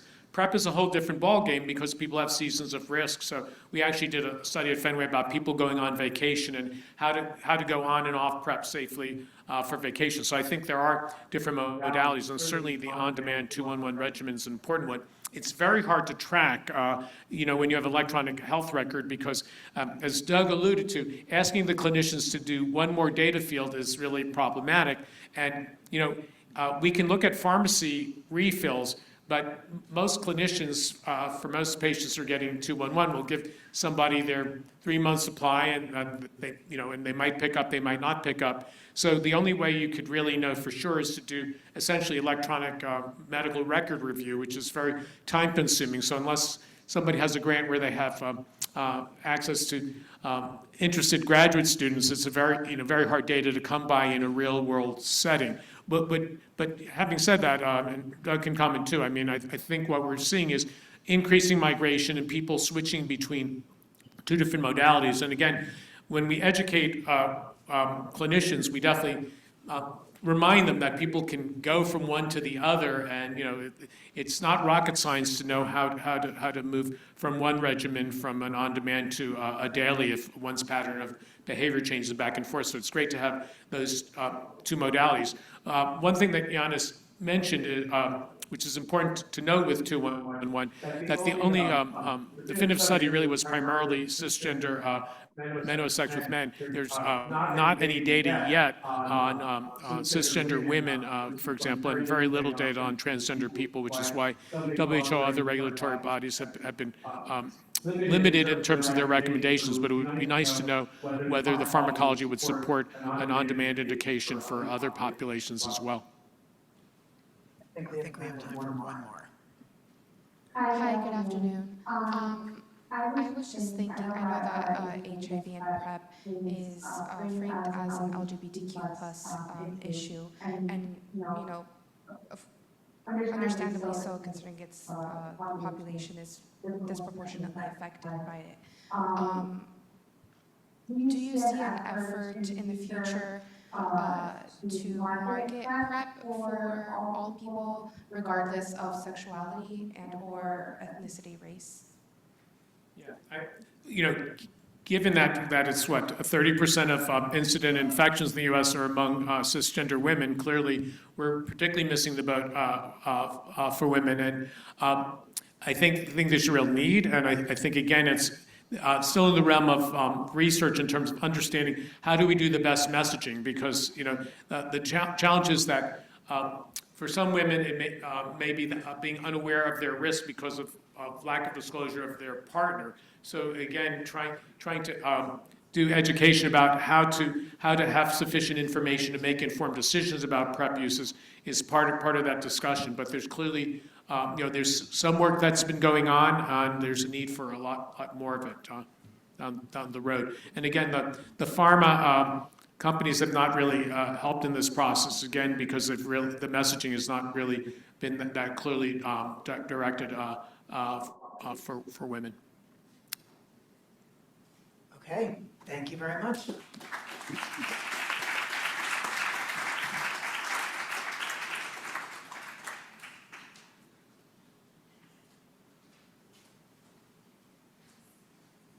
Okay, so I am back. I have a couple of messages from Dr. Pawa. She would like for everyone to know that when you ask a question, please identify yourself. We'd like to know who's asking these very intelligent questions. I'd also like to go on the record for thanking the CFAR and CHARM for all of their support of me throughout my career. Now I have the distinct honor of introducing our next speaker. Dr. Nosek is Associate Professor and St. Paul's Hospital CFAR Chair in HIV/AIDS Research at the Faculty of Health Sciences at Simon Fraser University, and leads the Health Economic Research Unit at the Center for Health Evaluation and Outcome Sciences in Vancouver, British Columbia. He's one of our favorite Canadians in the room. Dr. Nosek's research seeks to inform complex decisions surrounding the prevention and management of HIV/AIDS and substance use disorders. He combines simulation modeling methods and cost-effectiveness analyses with econometric and biostatistical analyses of health administrative data in his research work. And what he will show you is that Miami has a long way to go. Dr. Nosek.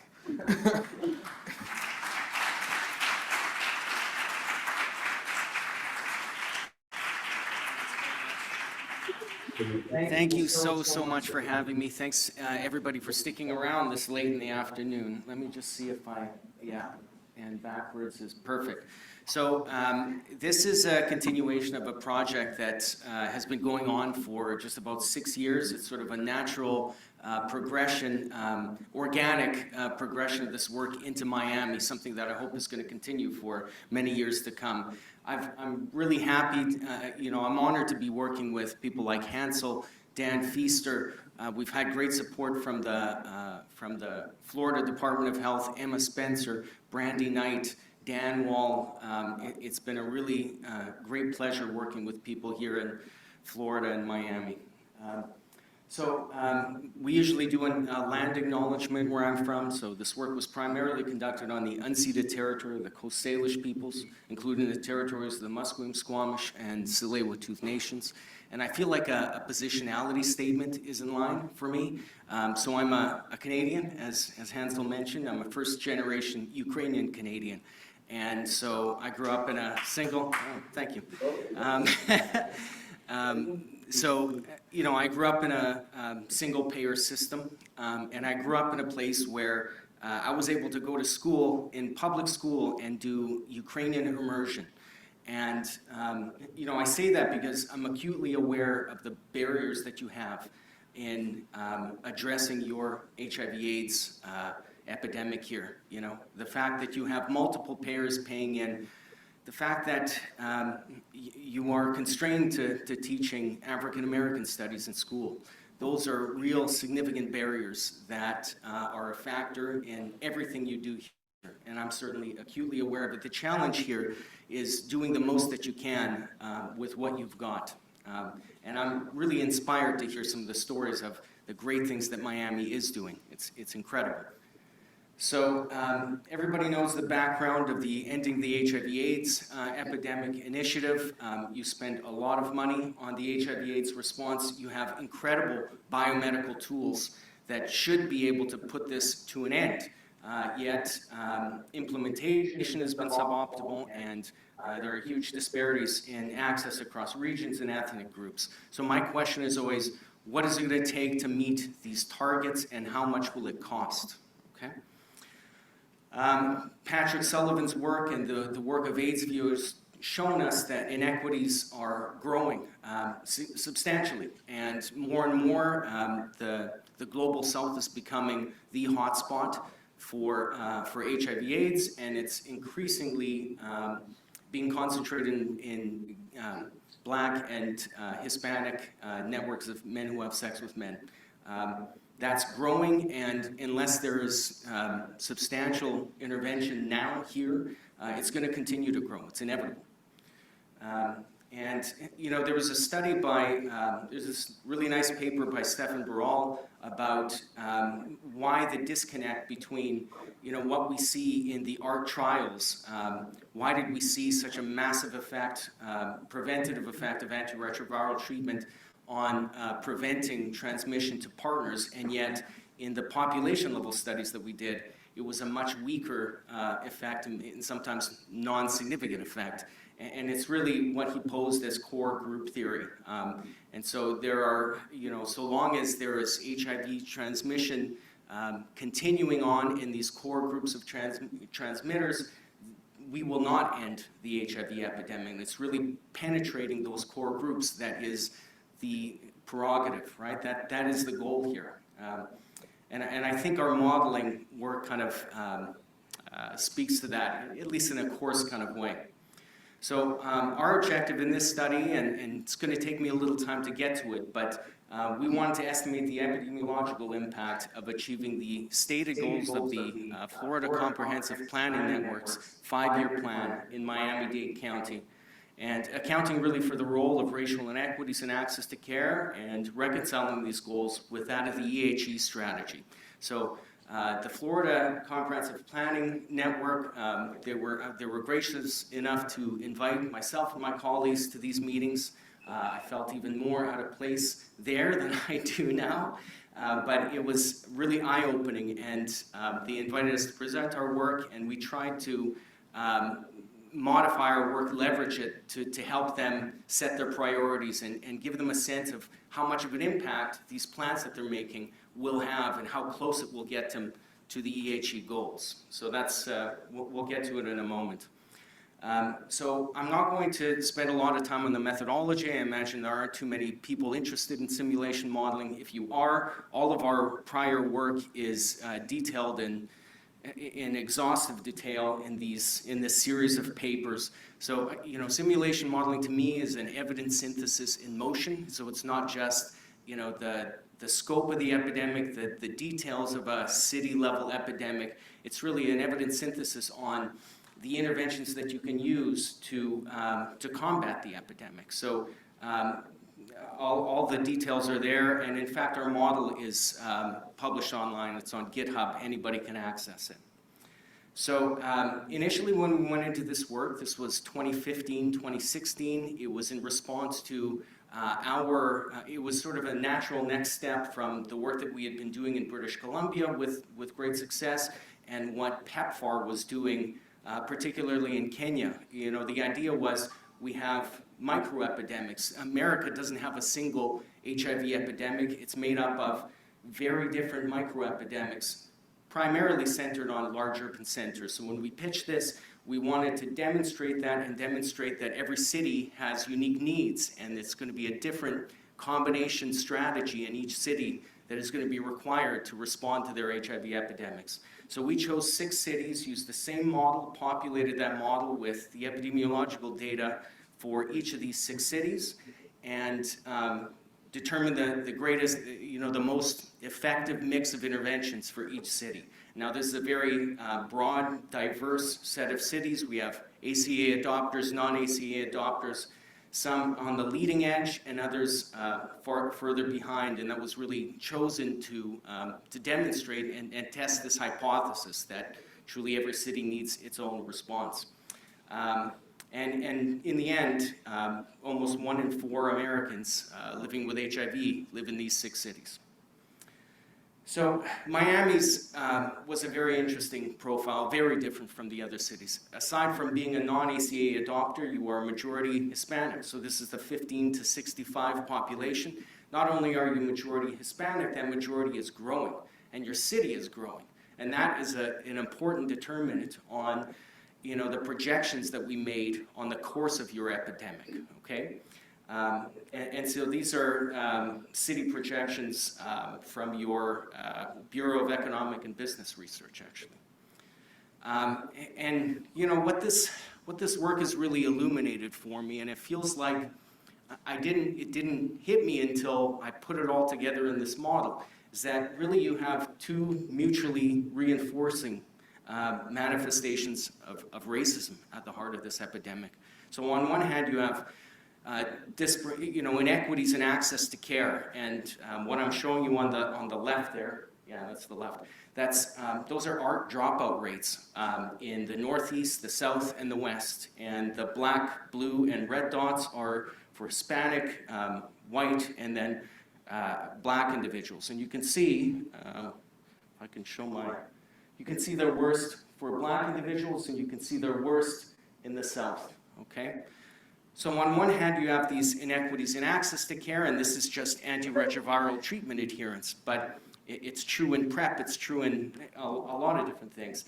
You also have these racially segregated sexual networks, and so, you know, any kind of disparities in access, you know, there's no trickle-down effect, especially if you're thinking about PrEP, right? The large degree of PrEP scale-up that we saw in America over the last 10 years has largely been in white populations, and the preventive benefits of that PrEP scale-ups have not filtered into black and Hispanic populations, largely because you have this racially segregated sexual mixing. So the darker the box here, the higher probability that you have for choosing a sexual partner within your own race and sexual risk behavior strata. So you can see it's lined up along the axis, right? There's not a lot of mixing between races in MSM in particular.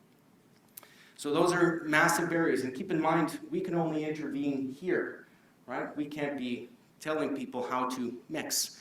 Of course, this is partially sexual preference, but it's also driven by socioeconomic factors.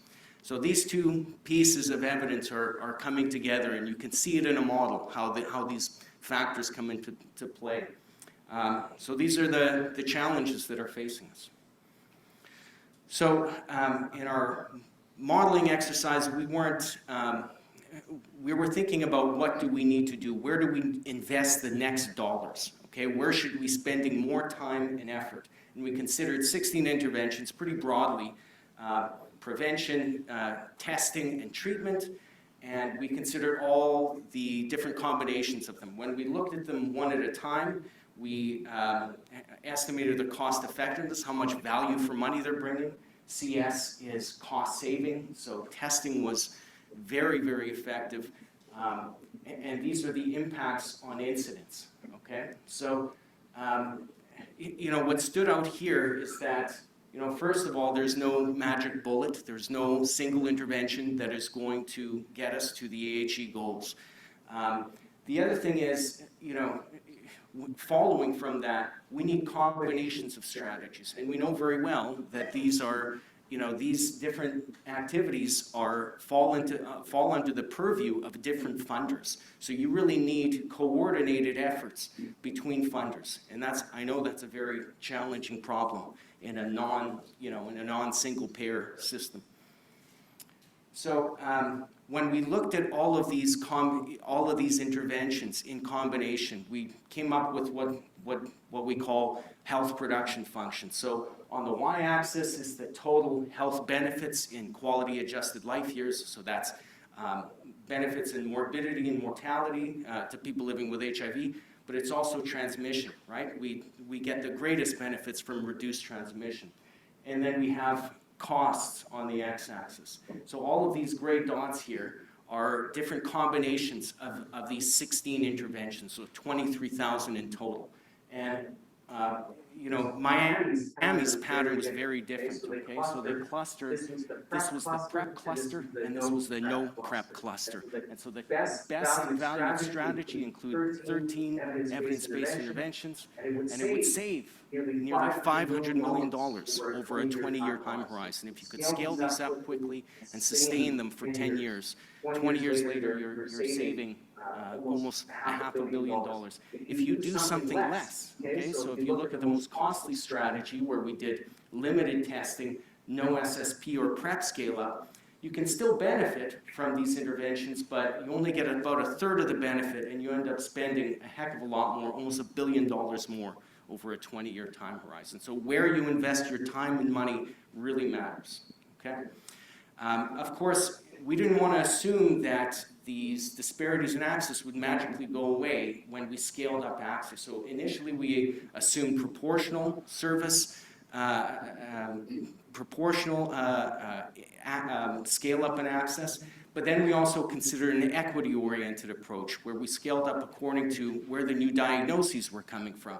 And lo and behold, we get a bigger effect. It was much bigger in a place like Atlanta, but still bigger in Miami, and you spend even less money. So there's a lot of value in an equity-oriented approach. How do you operationalize an equity approach? Well, you need to think about structural barriers, and you need to think about implementation strategies that can penetrate into Black, Hispanic neighborhoods, populations.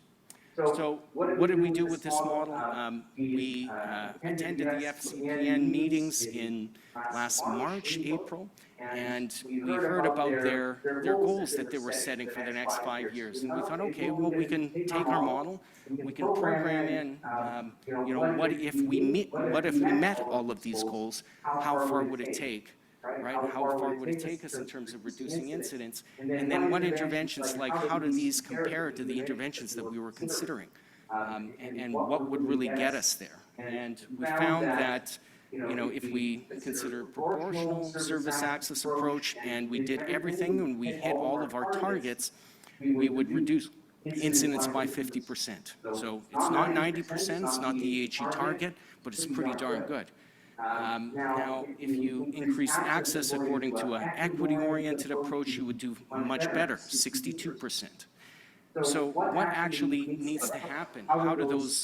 How would you actually reach those goals? Because that's the, you know, I love goal setting, but it needs to be operationalized. It needs to be specific, right? What specific strategies do we need, and how much of an impact do we think we're going to get from them? So we found, you know, testing and PrEP access, they were within the realm of possibility. Treatment engagement interventions, we were far off. Okay, so the ones that we considered in our initial work were variations on case management. Case management, and this is maybe a controversial take, it's beneficial, and we would never argue to stop doing it, but if there are significant structural barriers to getting onto ART and staying onto ART, those are going to overcome anything a case manager can provide. So we're really pushing towards doing more, reducing structural barriers to accessing ART and staying onto ART. Now, testing's another piece that I really harp on, and it's a concern. It's maybe not the sexiest thing to talk about anymore. Obviously, there's a lot of emphasis and discussion about PrEP. But testing is in decline right now.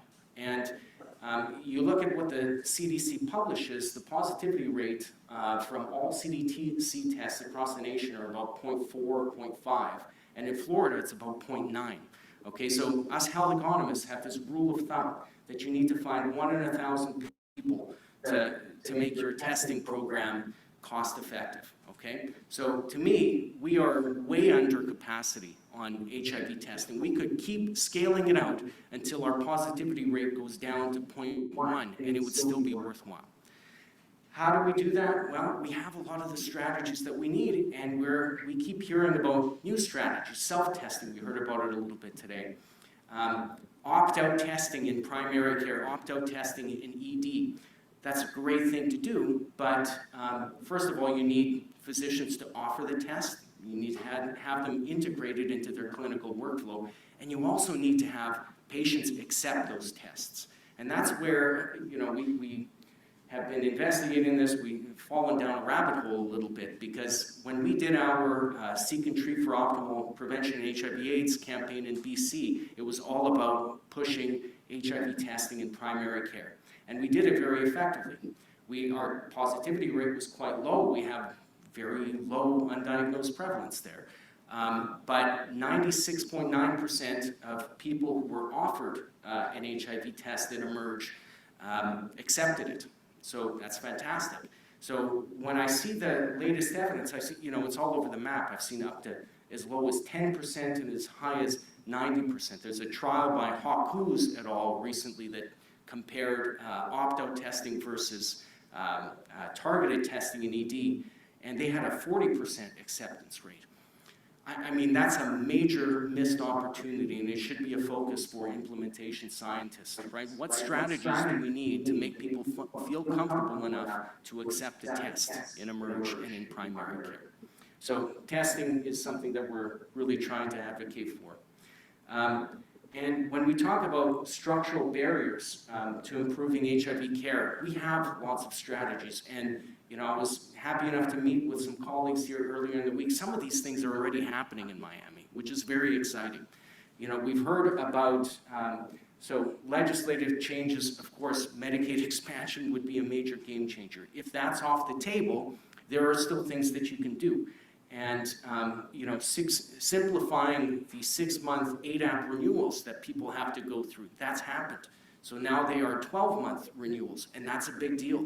Our colleague from Washington, Julie Dombrowski, wrote just recently that over a 2-year period, they lost 18% of their ADAP clients because of this renewal process. It's a big factor.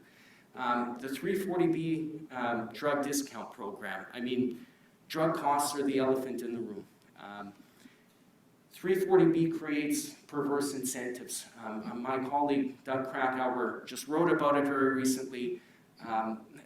It basically chains you to buying branded drugs, and not only buying branded drugs, but it incentivizes for you to keep purchasing them even as their price increases, because it expands the budget that Ryan White has to spend on ancillary care. It's problematic, and if it went away, it would be a disaster. It makes up about 40% of the Ryan White budget, these buyback programs. So I don't know what to say about it. It's kind of baffling, but it's a problem. Changes in clinical policy and practice. We've heard great things from our prior presenters on PrEP and the things that we can do to make it easier for people to access PrEP. I mean, I might be going out on a limb to say it, but if you can't make it truly free and accessible in a place that is going to be, not a stigmatizing place, I just don't see it happening. It has to be free, and it has to be easily accessible. I think pharmacies are a really critical point of distribution that is underutilized. I just read a grant yesterday that had a really nice factoid. It said 90% of Americans live within 2 miles of a pharmacy. Community-based pharmacies are a really important provider that we need to, that's an asset that we need to make better use of. And of course, expanded infrastructure and service delivery. We heard about the IDEA exchange. What an incredible program. Congratulations, Hansel. We need to scale that up, and we need to ensure that you have sustained funding and that you don't have to go to donors to buy your needles, right? You need sustained funding. So there are lots of things that can be done, and I'm really hopeful. I think great things are going to happen here. I think there is potential for great things to happen here, and I'm really encouraged by all the great talks that I've heard today. So thank you. I'll just leave this here, and just in case people didn't realize, these are the Florida EHE counties. And racial disparities in HIV incidence are very high, as high as 15 to 20 in black compared to white women in the state. So that is what you really need to tackle to end the HIV epidemic. So I'll quickly acknowledge our funders, the hardworking Health Economic Research Unit back in Vancouver, the NIH, we're very grateful for their support. Our incredible scientific advisory committee, they've been so influential in this. We're so glad to have them involved in everything that we do. And thank you very much.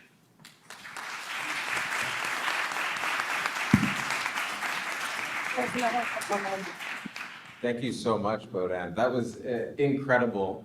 I regret to inform you that the E equity of diversity, equity, and inclusion is illegal in the state of Florida, so we have a long way to go, don't we? Oh, it's funny because it's true. All right, questions? I think they'll bring you a mic. Don't forget to introduce yourself to the room. Hi, I'm Sharon Woodwin from Tampa, Florida.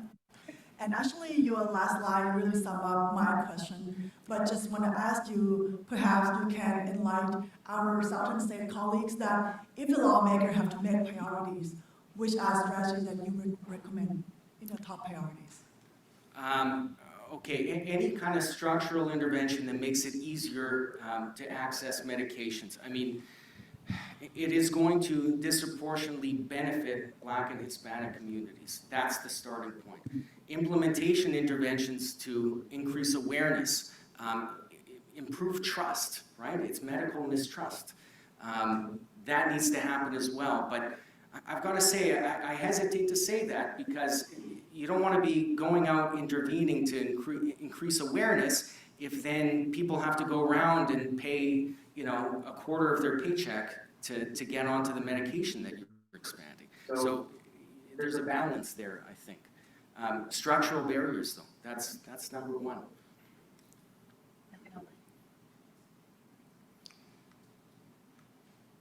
Any other questions in the room?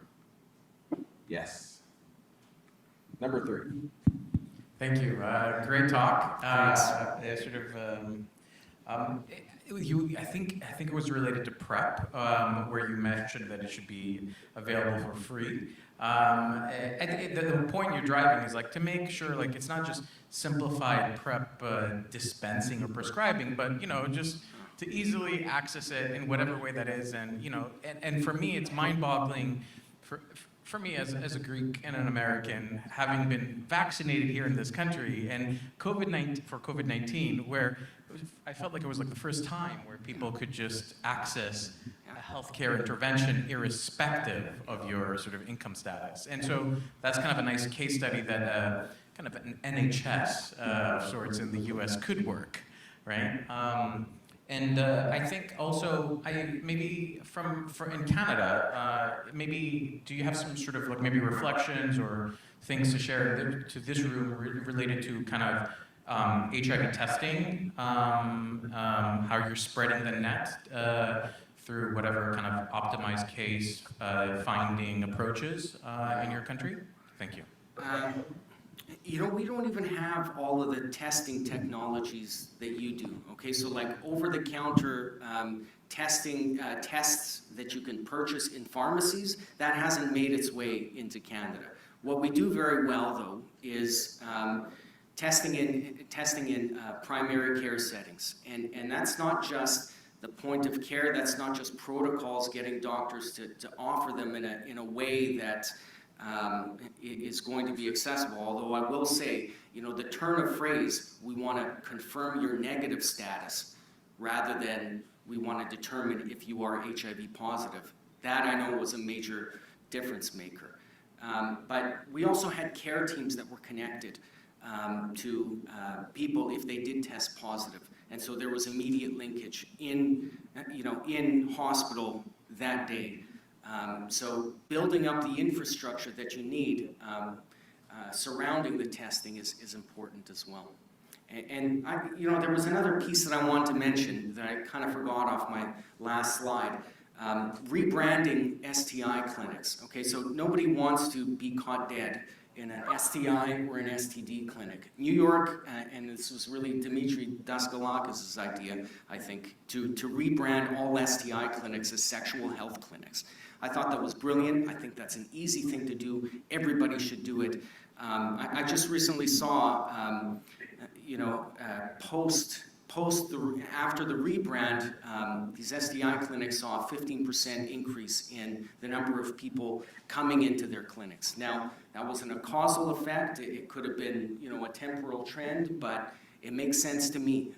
So that's one of these simple sort of structural changes that you can make. I see another question in the back.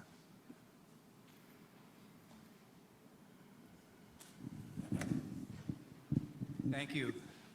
In light of the recent long-acting ART and PrEP becoming available, are you modifying your plan to take into account that treatment modality and that prevention modality, which can certainly change the picture depending on how it's implemented? Thank you.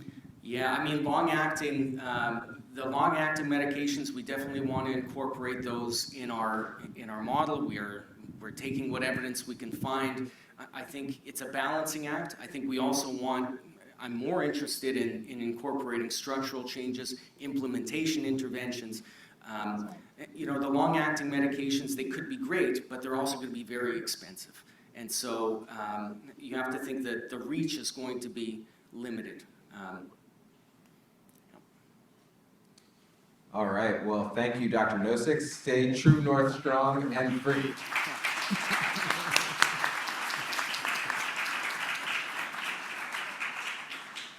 And we actually have a short break now, so please feel free to go outside, get some more coffee, and we'll be back in 15 minutes. Yeah, please try and come back in 10 minutes because we're running late. Okay, 10 minutes, not 15.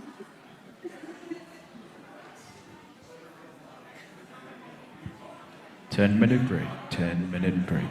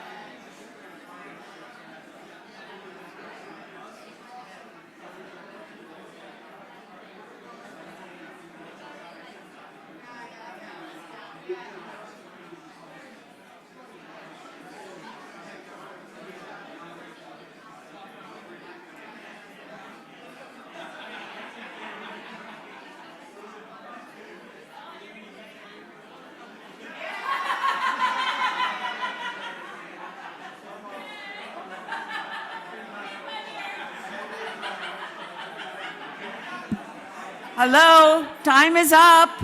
Please take your seats.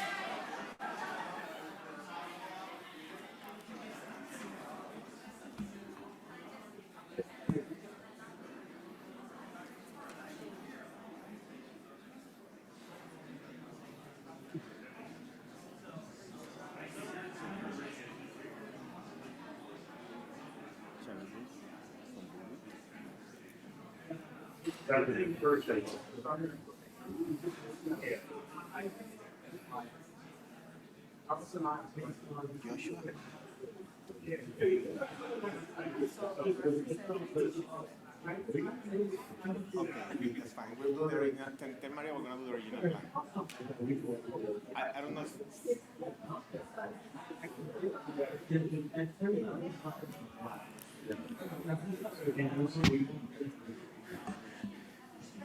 Joshua, you can step up to the podium. Kira. Oh, Kira's here. So I think Josh is here. Oh, nice. Where's Josh? Oh, I always walk around with my notes. So I don't... There you go, Josh. So you draw for class and stuff. Oh, you're in brown.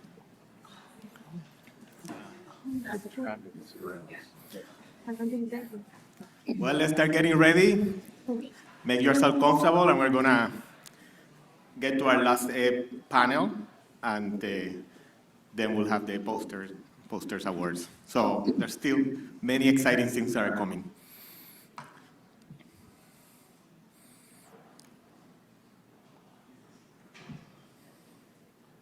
We'll start in 1 minute.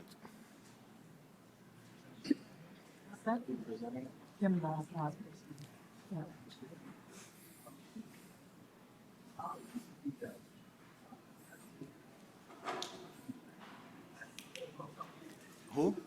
Yeah, tell people. Yeah, 1 minute, 30 seconds.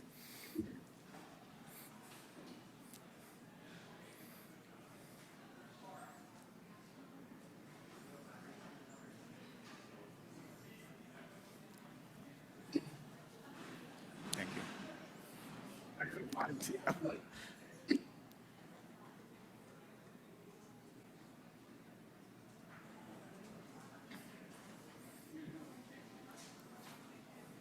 You guys ready?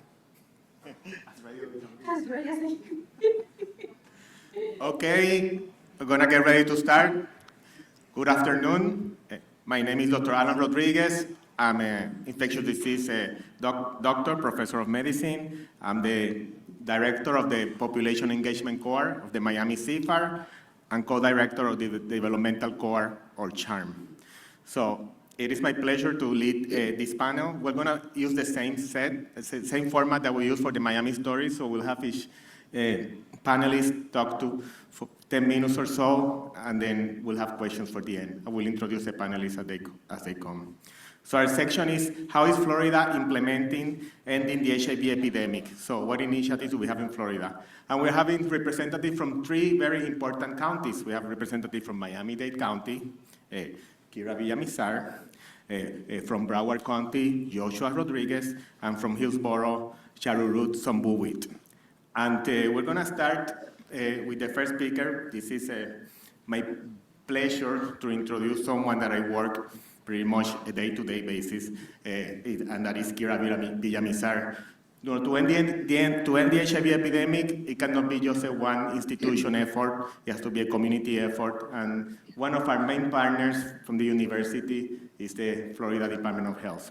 And certainly for me, living in Miami, is the Florida Department of Health Miami Dade. So Kira is the STD HIV Prevention Program Director and the Director of the HAPC for the Area 11A. That's our Miami-Dade area. She has worked in HIV for many years. I'm going to say how many, but more than 20. And we've known her and we have seen her progress in the Department of Health, and now she's the Director. So besides the fact that she does a lot of our patients, she's also been a real partner in academia.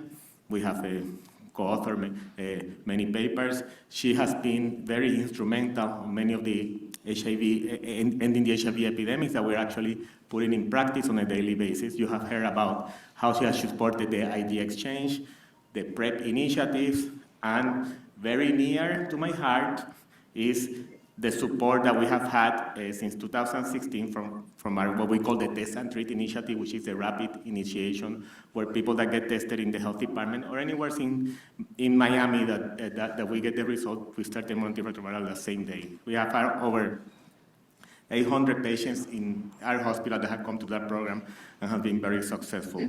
And I really want to thank you for your support, and I want to thank you in the name of all the patients that you have helped. So, Kira, you can start.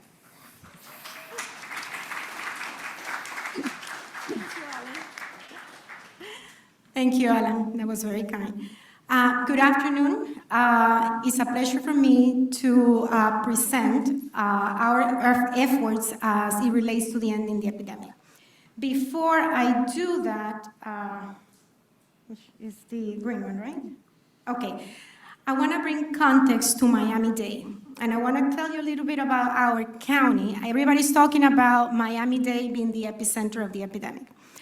Miami-Dade's population as of 2021 is 2.8 million people. The number of people living with HIV is over 27,000. The rate is 971.2 per 100,000 population. Our linkage to care as of 21 for 30 days was 84.9%, which means that we're doing something good. We could do better. And the number of new diagnoses in 2021 was 1,204. Miami-Dade's epidemic is fueled by a series of factors. We're looking at substance abuse, mental health issues, homelessness. We're looking at migration. Migration plays a major role in our epidemic.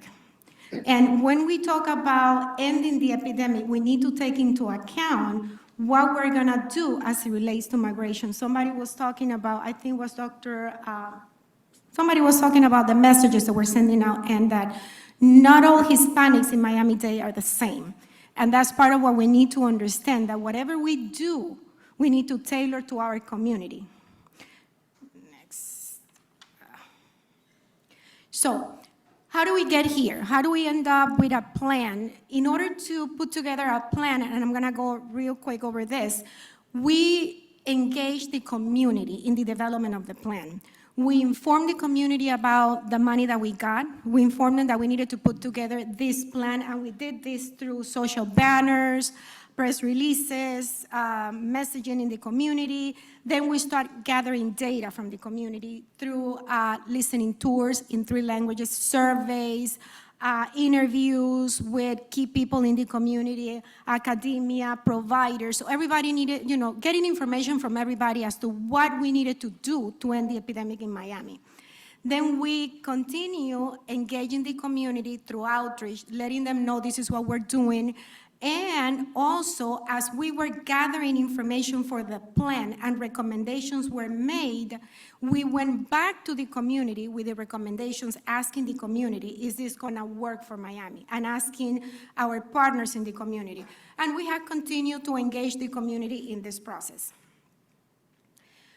For our plan, we use the collective impact approach, meaning that we ensure that we engage in these conversations, diverse age groups, our youth, our elders, and everybody in between, our priority groups, our people living with HIV, key stakeholders, the marginalized community, our migrant community, our illegal immigrants, victims of domestic violence, and the faith-based organizations. All of them were part of this putting together the plan, gathering the information and the recommendations. So, after we gather all this information, we end up with the Ending the Epidemic jurisdictional plan that was approved by our planning body. Our plan, our original plan, has 12 strategy and 47 activities, but as a living, breathing document, we have been updating it to ensure that it meets the needs of the community. One of the things that Miami did is we contracted with the Health Council of South Florida to implement the activities in the plan. Miami received $2.6 million for implementation, and $1.9 million went out to the community for services. So over 65% of the funding that we received, we put it out. Some of the funding that was kept by the health department is supporting routine testing within the hospital. So we are making sure that most of the funding that is coming is really being invested in the community. So what are we doing? I want to break down what we're doing in terms of the pillars, and please note that some of the activities that I'm going to be discussing, they are being conducted by our Ending the Epidemic contracted providers, but also by our partners in the community, including the University of Miami. We also have the private sector, like Health Choice Network, that has a strategy to end the epidemic, and we have been working with them. So there are several partners. Focus, which is an initiative from Gilead, is also part of our efforts to end the epidemic. As it relates to Pillar 1, we have been expanding routine testing in hospitals. We have Jackson Memorial Hospital that is testing for HIV and hepatitis C. We have Homestead Hospital that is testing for HIV and syphilis, because we do have other comorbidities and other epidemics in the county. Syphilis and congenital syphilis is also a major issue in our community. So our routine testing in the hospital is based on a cost-sharing agreement with Gilead. So we're sharing the cost of the testing that is being done. We also have revamped our HIV self-testing program in the community. We have scale-up testing in non-traditional settings. Our providers are using their mobile units to test, and they're providing comprehensive services in the mobile units. They have social workers, they refer people to peers, they bring medical providers. So some of them are providing a variety of services when they go out into the community. So we're also offering testing at home. Some of our providers go to people's home to offer the testing. We have non-traditional partners, believe it or not, the Catholic Church is working with us. So, innovative strategies like pop-up testing events. Those are some of the things that we're doing. Dr. Dublecki, she has a mobile unit that they do test and provide prep. So we do have great things in the community. Pillar 2, treat quickly and effectively. We have a great partner in the implementation of Pillar 2, and that is the Ryan White Part A program in Miami-Dade, and the University of Miami, great partners at the University of Miami, and our federally qualified centers. We have expanded our rapid access to HIV care. One of the things that we're doing, the health department created an Ending the Epidemic team. They are responsible for getting all the newly identified cases in Miami-Dade. They provide partner services, linkage to care, and non-medical case management for these patients for 12 months. They work to ensure that these clients don't fall out of care for 12 months. And they do have case conference calls with some providers to look at what's going on with those patients, what is the viral load, are they in care? If they're not in care, what is the issue? Do we send our staff out to get them? That's part of the work of the Ending the Epidemic team, the Rapid Linkage to Care, which is a partnership with the county. We are initiating clients at the health department. And when we're unable to send them to the providers, we initiate them immediately. The county also has, under their Ending the Epidemic funding, Quick Connect services. One of their providers is educating doctors in the community about the importance of initiating people in care after testing for HIV, educating them on the guidelines of HIV, and if the provider does not want to initiate, this Quick Connect team will get the client and will connect the client to another provider in the community. That is being funded by our partners in the county. We continue to refer clients to different kind of services. We're providing navigation assistance through peers. This is some of the work from our members in the community, and partnerships to increase access to HIV treatment. And this is important because as we increase testing, we have identified people that are positive. They do not qualify for Ryan White because they don't meet the eligibility criteria. Some of them do not have insurance, so through partnerships, we have been able to link them to care to federally qualified health centers or community-based organizations that are using their 340B program income to initiate them in care and find ways of connecting them into the system. Some of them, they're very good because some of them are even using their 340B savings to enroll clients in ACA, so they could continue getting services. As it relates to Pillar 3, previously they were talking about academic detailing. We do have an academic detailing program that is going out to the community, is educating doctors about routine testing, about PrEP, and rapid access. And we are seeing that doctors with the education, they're becoming more likely to start testing and offering services. The syringe service program, we heard from Dr. Tooks about the great work that they're doing in the community, not only in terms of PrEP, but also testing and rapid access to treatment. And Dr. Tooks and the IDEA program is one of our subcontractors for Ending the Epidemic. They did develop a protocol that's part of their contract, was to develop a protocol to be shared with the different Ending the Epidemic counties, and he's also providing education in the community. We're offering PrEP services via telehealth. We do have Dr. Friedman here that offers PrEP services to our youth, kind of like a concierge program, which is great. Thank you, Dr. Friedman. Dr. Dublecki, she has the Game Changer that offers PrEP services in the community, and she uses some of our molecular data to determine the areas where they're going. Our providers are offering PrEP via telehealth, so we're expanding. We offer educational workshops, different interventions. I think my time is gone. Condom distribution. For the response, real quickly, we enhance testing, increase PrEP uptake. We're targeting education in the providers. We continue to engage the community through different events. These are some of the services that we provided in year one. Our hospitals did a lot of testing, as you could see. Our media marketing, we are tapping into Grindr and the different dating apps to actually deliver information, and we're using PrEP ambassadors or community ambassadors to deliver the information. And finally, we had a great campaign at the Miami International Airport. We have some challenges in implementation. I just wanna, since my time is up, I just wanna say that for us to end the epidemic in Miami, I wanna go back to this whole notion that this is a whole of society initiative. is all of us together, but not only the people that we have here in this room.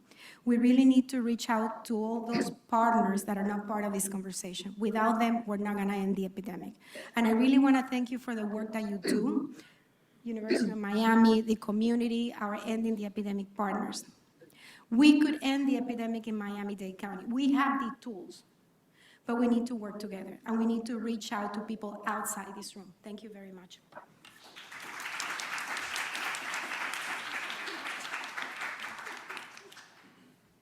Thank you, Kira. That was a great summary of everything that you're doing, what we're doing. So now we're moving up County Office, Broward. Even though it's next to each other, I find that Miami and then Broward, they have some uniqueness, but they have a lot of differences. I mean, a lot of things are very different in Broward, but they certainly is one of the epicenters of the epidemic. So we have Joshua Rodriguez. Joshua Rodriguez is the HIV/AIDS program coordinator and the program administrator of pharmacy services for the Florida Department of Health at Broward County. So Joshua, even though his last name is Rodriguez, was actually born in Massachusetts, right? But he's half Puerto Rican and half Cuban. So he moved to Florida 20 years ago or so, maybe one or more years, more. And he's been working with the Department of Health in Broward since then. He's been very interested in reducing disparities and working with the community. He was one of the directors of the Access program, or had a lot to do with it, working with the community and giving access for HIV, STD services in Broward. So today he's going to talk to us about the Ending the HIV Epidemics initiatives in Broward County. So welcome, Joshua.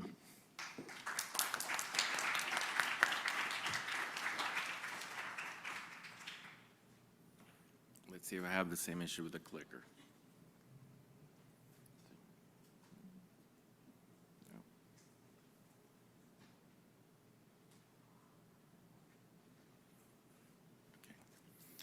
First, I would like to start by thanking CFAR and the University of Miami for the invitation. It's a pleasure for me to be here, and I'm really honored. I'm so glad that Kira went first, because then I don't have to repeat a lot of the things that she actually did. And we can focus then on the things that are happening and whatnot, and we'll have a little bit more time for questions. So the definition of insanity is doing things over and over the same way, because you're not going to get the same result. This actually also is something that CDC has been doing for a long time. So in 2003, they had an initiative. It was called Advancing HIV Prevention. It was about getting people to know what their status was, to making sure that they created, that they put in the community behavior interventions to be able to address certain things like a disclosure of HIV status, condom usage, and also awareness of what the HIV and the linkage to care and how important it actually was staying in care. But the problem with some of these interventions were actually de-emphasized by the CDC because they were not able to be diffused enough in the community for actually have an impact. So the cost of these interventions was actually targeting individuals, small groups, but there was not having a real impact when it came to the funding. So then HIP became a high impact prevention. So the CDC wanted to make sure that we used interventions that were actually proven, but that could actually be scaled up in order to make a bigger impact. So this is our framework, the EHE. I'm sure that everybody knows what they are: diagnose, treat, prevent, and respond. And some of these activities we were already doing under our plan for Florida to eliminate HIV. So we were able to, with this funding, we were able to go ahead and expand some of these activities. Dr. Stevenson was here when we did the rounds with Dr.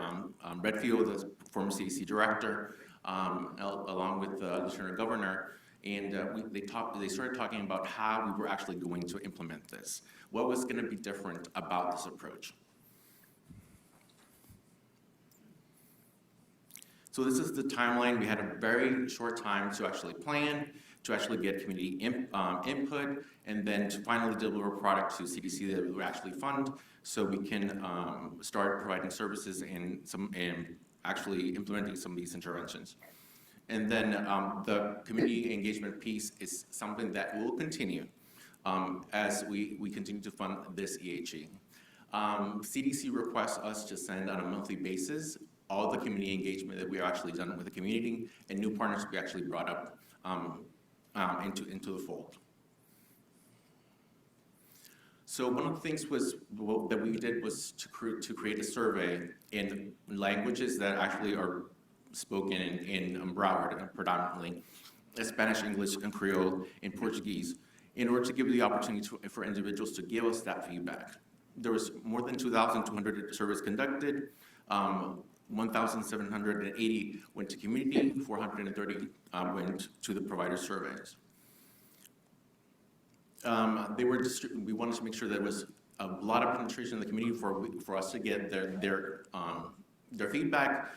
So we use radio, we use social media, we use dating apps like Grindr, we use press releases, and we also had outreach teams that went where people are that actually have that are disproportionately affected by HIV to actually get their input as well. So that was the penetration, right? You have a visual of the penetration that the survey actually had, right?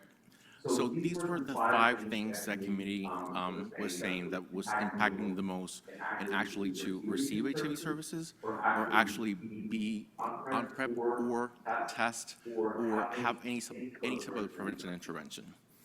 So as you can see, affordable health care, mental health, substance abuse, transportation, discrimination, and low-paying job.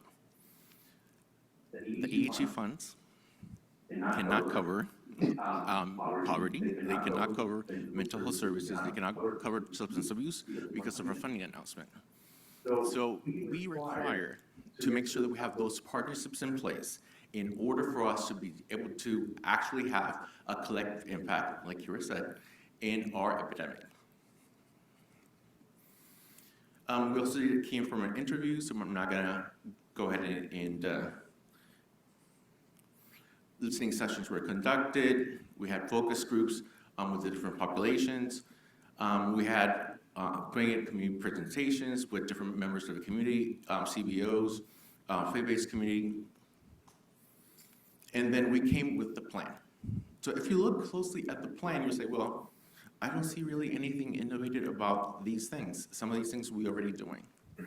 But the way that we deliver them is different. And they're more accessible to people. People are getting in care faster. They have free PrEP. We have clinics that are actually safety nets. They can go to receive PrEP that same day with 0 out of pocket. And that was really important for us. The Canadian doctor did be really proud. We also have a wellness center that is our SA clinic. And we see about 125 people to 150 a day. And we have been able to put, since the inception of the program, 7,600 individuals on PrEP. So Broward has 1.9 million residents, and we have $1.9 million of funding. So it's very little funding that we have in order to have a big impact. So that's why we depend really much on the community actually being on board with us in taking some of these activities and joining us in doing their part to end the epidemic. You'll see that there's 5 personal staff in there in the budget. So one was a PrEP navigator that we wanted to assign, and the other ones were physician detailers. And since the inception of the program, we have visited 2,001 physicians to talk to them about PrEP, rapid initiation of services, the importance actually if they are practicing medicine and they are doing HIV care, the importance of actually conducting a genotype and phenotype on clients, so we can do molecular surveillance. And the rest of the money actually went to the community.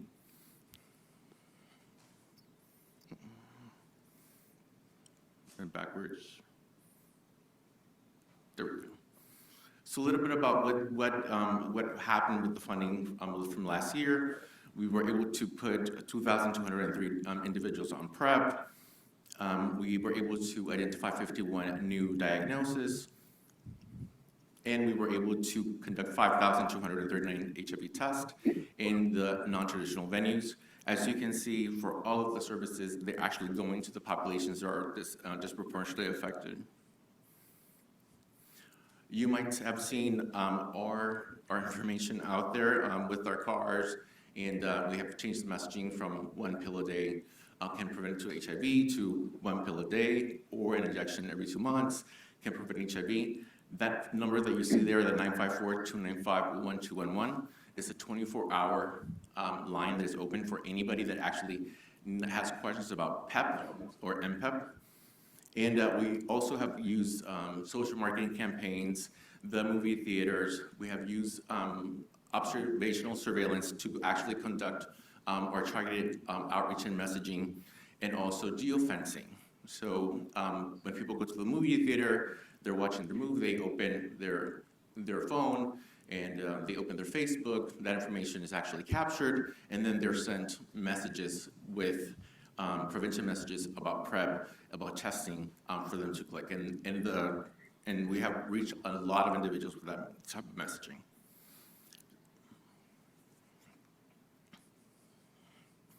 This is, I want to end it with a quote from one of the focus group participants.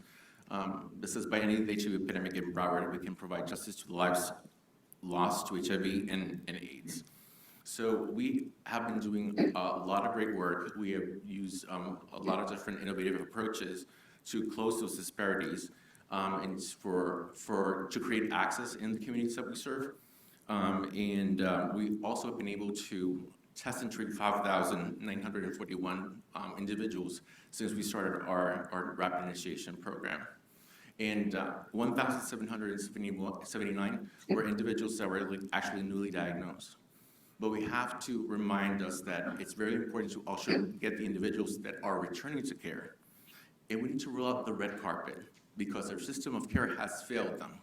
So it's up to us to be able to do that. So with our partnerships and funding, we have been able to actually do test and treat or rapid initiation for individuals that are returning to care.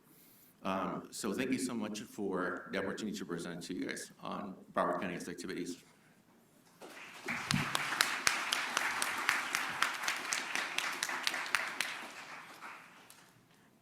Thank you very much, Joshua.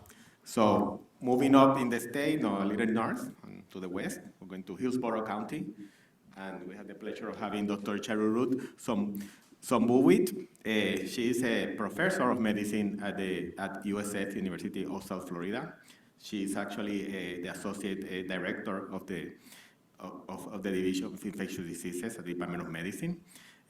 But she's also the medical director of the Department of Health at the Florida Department of Health at Hillsborough. So she's both in academia and working with the Department of Health.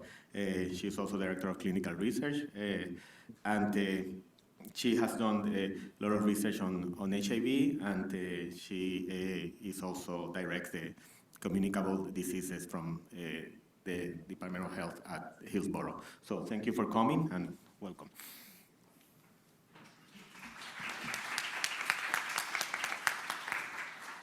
I would like to thank the program committee for the opportunity for me to be here. And this is the last talk of the day. If you like to stretch, please be my guest. So our story is a little bit different. As you all know that we have great drugs, great science, we need people to do this. And our story is a little bit different in HIV in Hillsborough because most of the funding that came originally has given to the community partners primarily for testing and outreach. But in terms of medical care, in Hillsborough, only few clinics and the health department has been the safety net clinics to not only provide HIV care, but also HIV prevention. So our story today is about resilience and partnership. So If you don't know where Hillsborough County is, Hillsborough County is the home of the great city of Tampa, it's the home of great sport, and it's the home of great University of South Florida, which is not in South Florida. And also, we are also known as one of the priority counties for EHE. We are one of the 7 jurisdictions in Florida that actually have the highest number of cases. So we are prioritized here. If you look at our population, in Hillsborough County, the number of our population has grown tremendously in the past 5 years, especially during the pandemic. I ran to my neighbors, they're all from New York, Boston, Chicago, and you see urbanization is really increased challenges to prevent HIV. Our population, pretty much 50-50 split between the genders, but when you look at race and ethnicity, primary is white. Guess what? When you look at adult HIV diagnosis, primary is black. This is a repeating theme about health disparity and health equity issue. In terms of HIV diagnosis, we have increased about 5% since 2017. And when you look at HIV and AIDS diagnosis, primary are male. Our new HIV diagnosis in 2021 is a little over 300, and about half of those were AIDS. So this is a lot of work to do as well. That means we don't diagnose them early enough.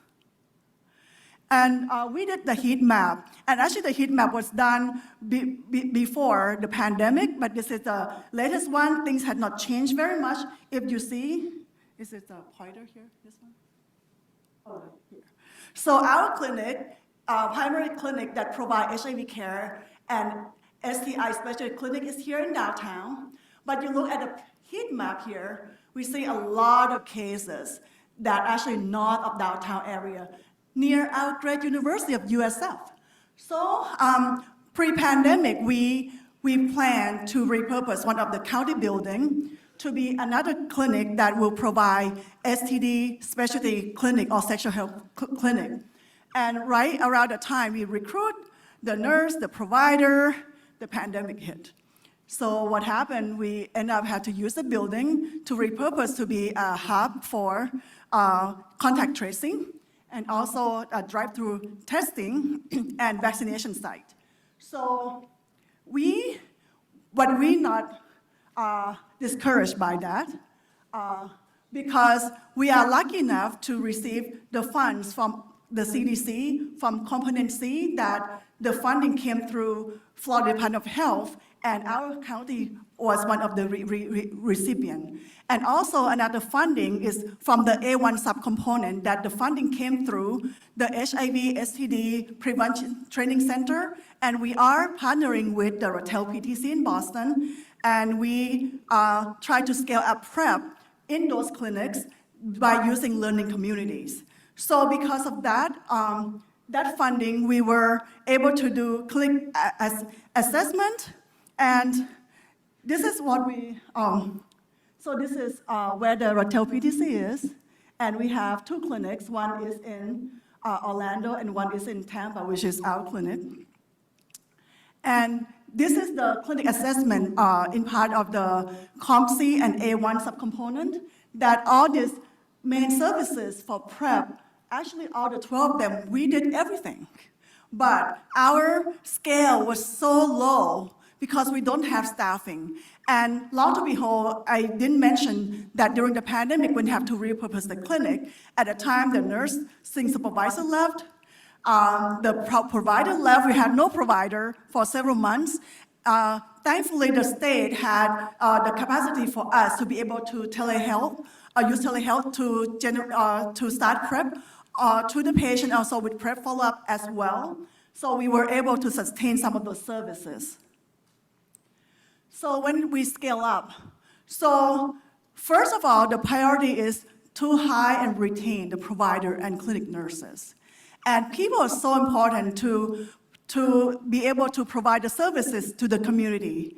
We use the heat map I showed in the previous slide, that we use those to disseminate the campaign about PrEP, and primarily among African American and female, because most of the PrEP, again, the early campaign is focusing primarily MSM. And lastly, through the Ratel PTC, we create monthly lunch and learn, and that actually has been a success, because the Ratel PTC, in collaboration with the lunch and learn, just got started at the end of 2021, and only in 1 year we had shown that our provider are very engaged, and traditionally throughout the organization the turnover is very high. However, in this program, everybody stays. So as you see the number here, the PrEP uptake in our community is very low. If you look at 2017, it's about 5%. And at the time, our clinic was not existing. And despite the pandemic, we were able to increase about 3 times the PrEP in the community. I just went back and looked at the data. Actually, in the first 6 months of last year, our PrEP uptake in our clinic actually up to 25%, that's 5% increase just short 1 year. And in terms of NPEP, we have not done a lot of NPEP, but we collaborate with the Crisis Center of Tampa Bay that we do follow up all the NPEP among the patients who are victims of sexual assaults. Linkage to care. So linkage to care coordinators are sponsored by the state. And we have a challenge about the turnover. So actually we are fortunate enough that we have the partnership that we work with Idea Exchange Tampa, thanks to Idea Exchange Miami. And also we're partnering with RTI and the CDC for the Red Carpet Entry program. So I just want to go back a little bit about Idea Exchange Tampa. As you know that the law passed in 2016, and Miami did their pilot for 5 years, and then have shown the success, so that the program has expanded to the rest of Florida in 2019. Interestingly, in Hillsborough County, you cannot use the taxpayer to pay for anything involved with syringe at all. But we partner with Idea Exchange Tampa to provide testing for HIV, hepatitis C, etc., and also STI as well. So Idea Exchange Tampa in Hillsborough County at the beginning of 2020, and you see that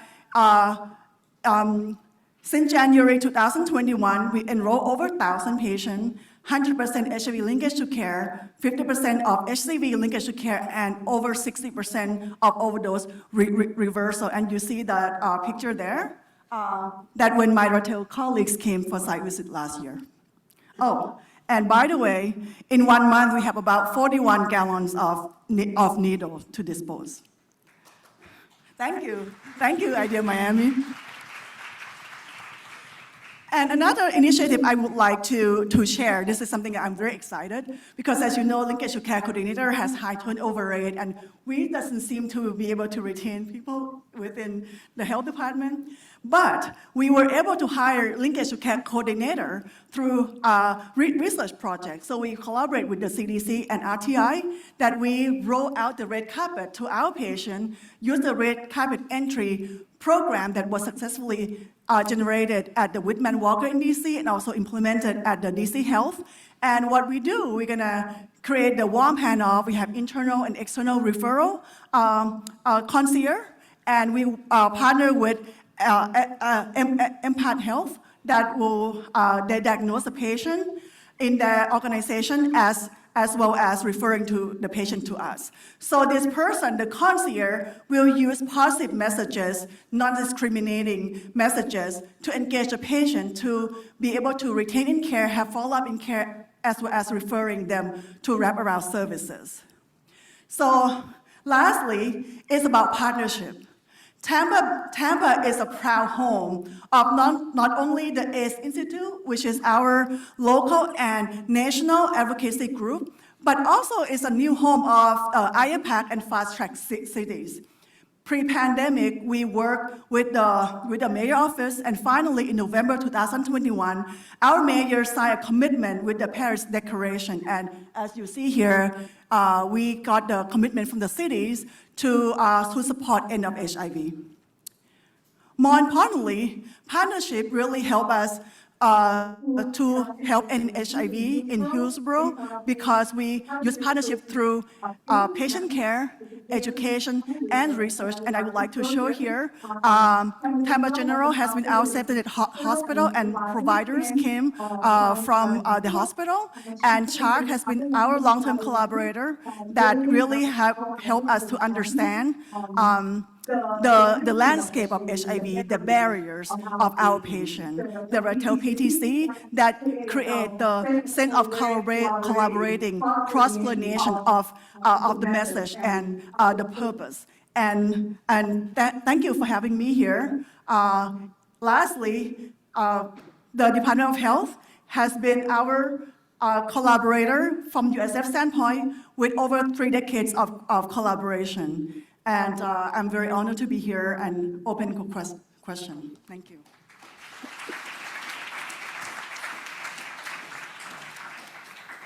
Thank you very much. Thanks again to all the panelists. Thank you for coming. So we're going to open it for a few minutes of questions. Dr. Stevenson, first question right here.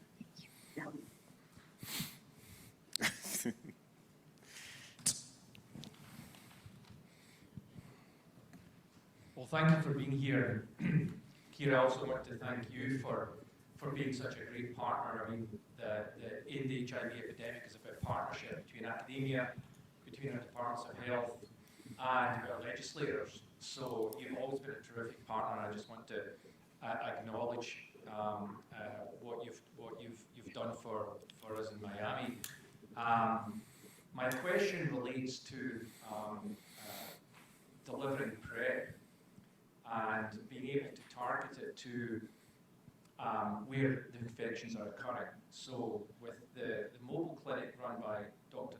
Lewis, the health department's provided the transmission data that identifies the clusters, the transmission networks that require attention, require intervention with PrEP.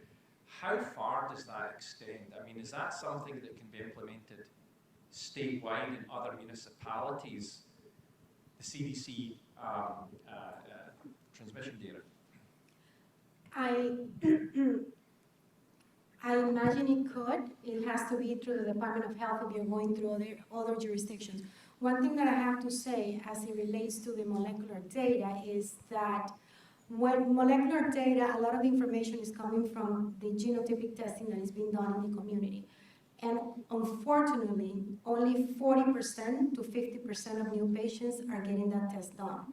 So what we really need to do in order to provide better data to the community so they could target their efforts is increase the number of testing on new And that's what we are trying to work with our providers. We are trying to work with our providers and the data. The data could We're in be the process, provided I to know our Dr. centers. Dublek We're is in the getting the process, I know data. Dr. Dublek is We're getting the analyzing data. our clusters. We're and analyzing our clusters, and we're in the process of providing that information to our community also, so they could use it in order to plan But their going back events. to, yeah, it's probably doable, just, It's probably doable, just it's a coordination with the Department of Health in Tallahassee.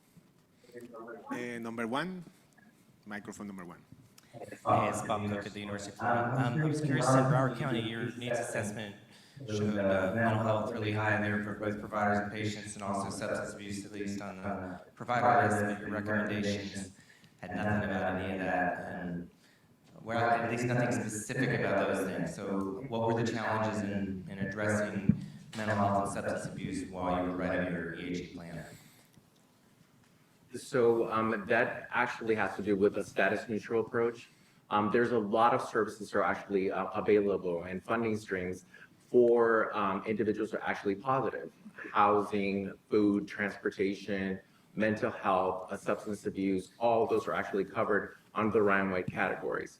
So we are working with our partnerships that have been involved in this process to be able to also have those partnerships where individuals, once they're receiving their HIV test with this status neutral approach, When they go, they have also a path to the prevention services. A lot of individuals, if you don't cover their mental health, their food, their housing situation, they don't want to talk about sexual health. They don't want to talk about getting on PrEP. So it's those partnerships, because it's not a funding mandate for us. We don't have any money to do that. But with the partnerships that we have, they do have money. And there's a coalition that in the county that receives money for example, the homeless continuum. So those partnerships is what allows us to be able to provide those services for individuals also to have that. But this requires time. Behavior is something that requires time, not only for the community, but also for the providers. And not all providers are in medical home. So we are working and actually creating that capacity within the providers in order for them to collaborate among each other so they can provide those services and not lose those individuals into that care continuum because they don't have where to go.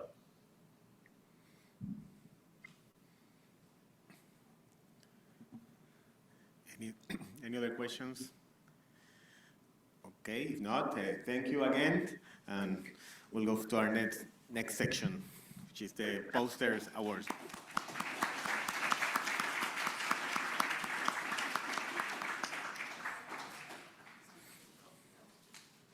Oh, no, we're going on slide. We'll do it after. Okay, so the moment of excitement has come. We are going to be declaring the winners of our poster session. I think everyone did a fantastic job. And I would invite Maria, Alan, and Mario to give out the certificates and the prizes. So. Thank you. Thank you first to the presenters for preparing wonderful posters and being there and giving your story to everybody who went by the poster. And thank you so much to the judges who spent some of your lunchtime judging the posters and seeing what the Miami investigators had to offer. So we have 3 awards today. One is an award for the impactful clinical project. And this award goes to Roger McIntosh, Neural Correlates of Force Script in Older Adult Persons Living with HIV.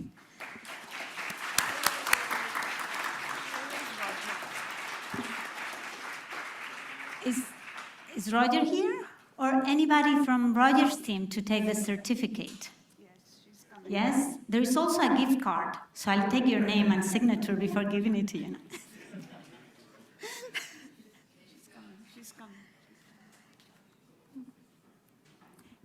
Now, Mari.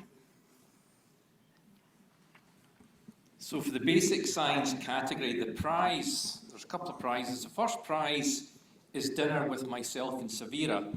The second prize is 2 dinners with myself and Savira. And the prize goes to Wandy Naranjo from Mikhail Tovarik's lab, Infectious, latent infection of BBB parasites. Congratulations.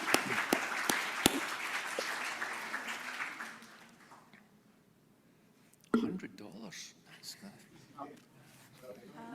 She's right there from the first one. She should go out there. Is anyone from, is Andy here or anyone from Mikhail's lab? Okay. Yes. This is come here.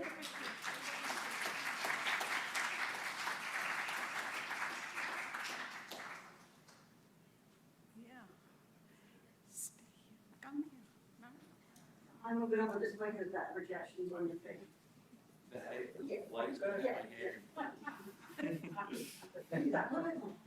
Sorry.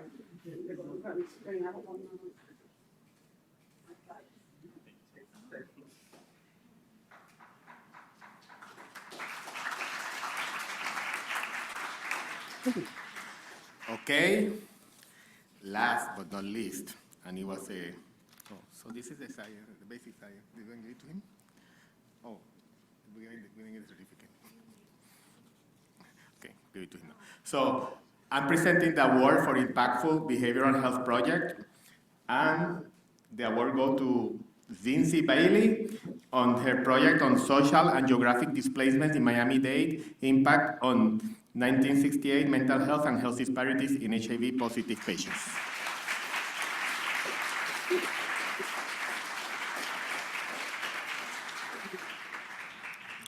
If Zinzi is not, is Zinzi here? Oh, okay. We take the long route here because it's fine. It's not ready. You really didn't know. Thank you. Come on out. Thank you very much.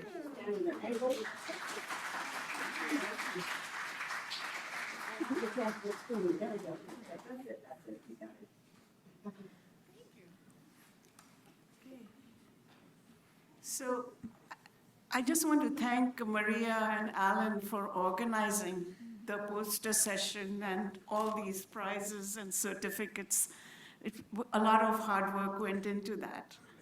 Yeah. The fun part of the Yeah. everything was fun.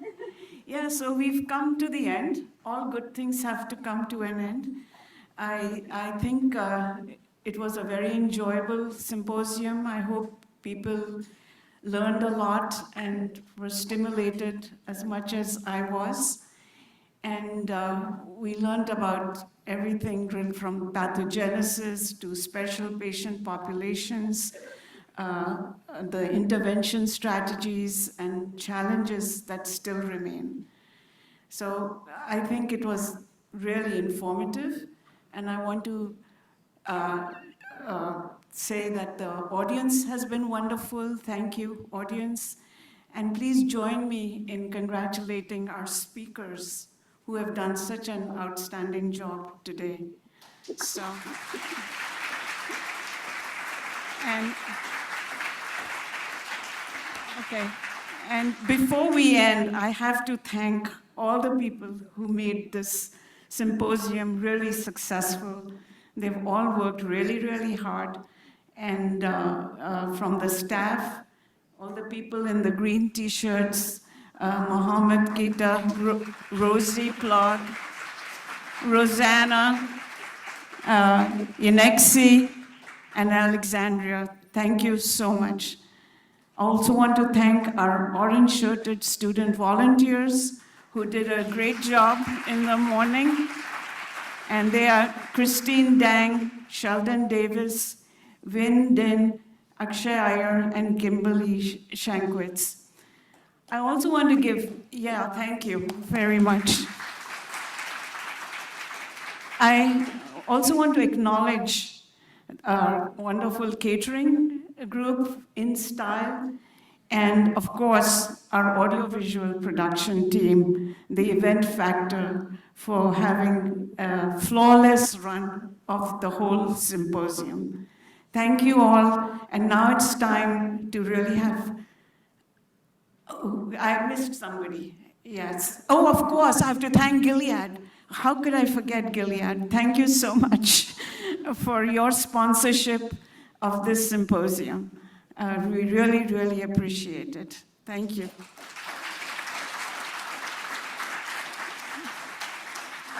And so now it's time to relax a little bit, have a drink, have a few bites, interact, and then have a fun night, whatever you'd like to do.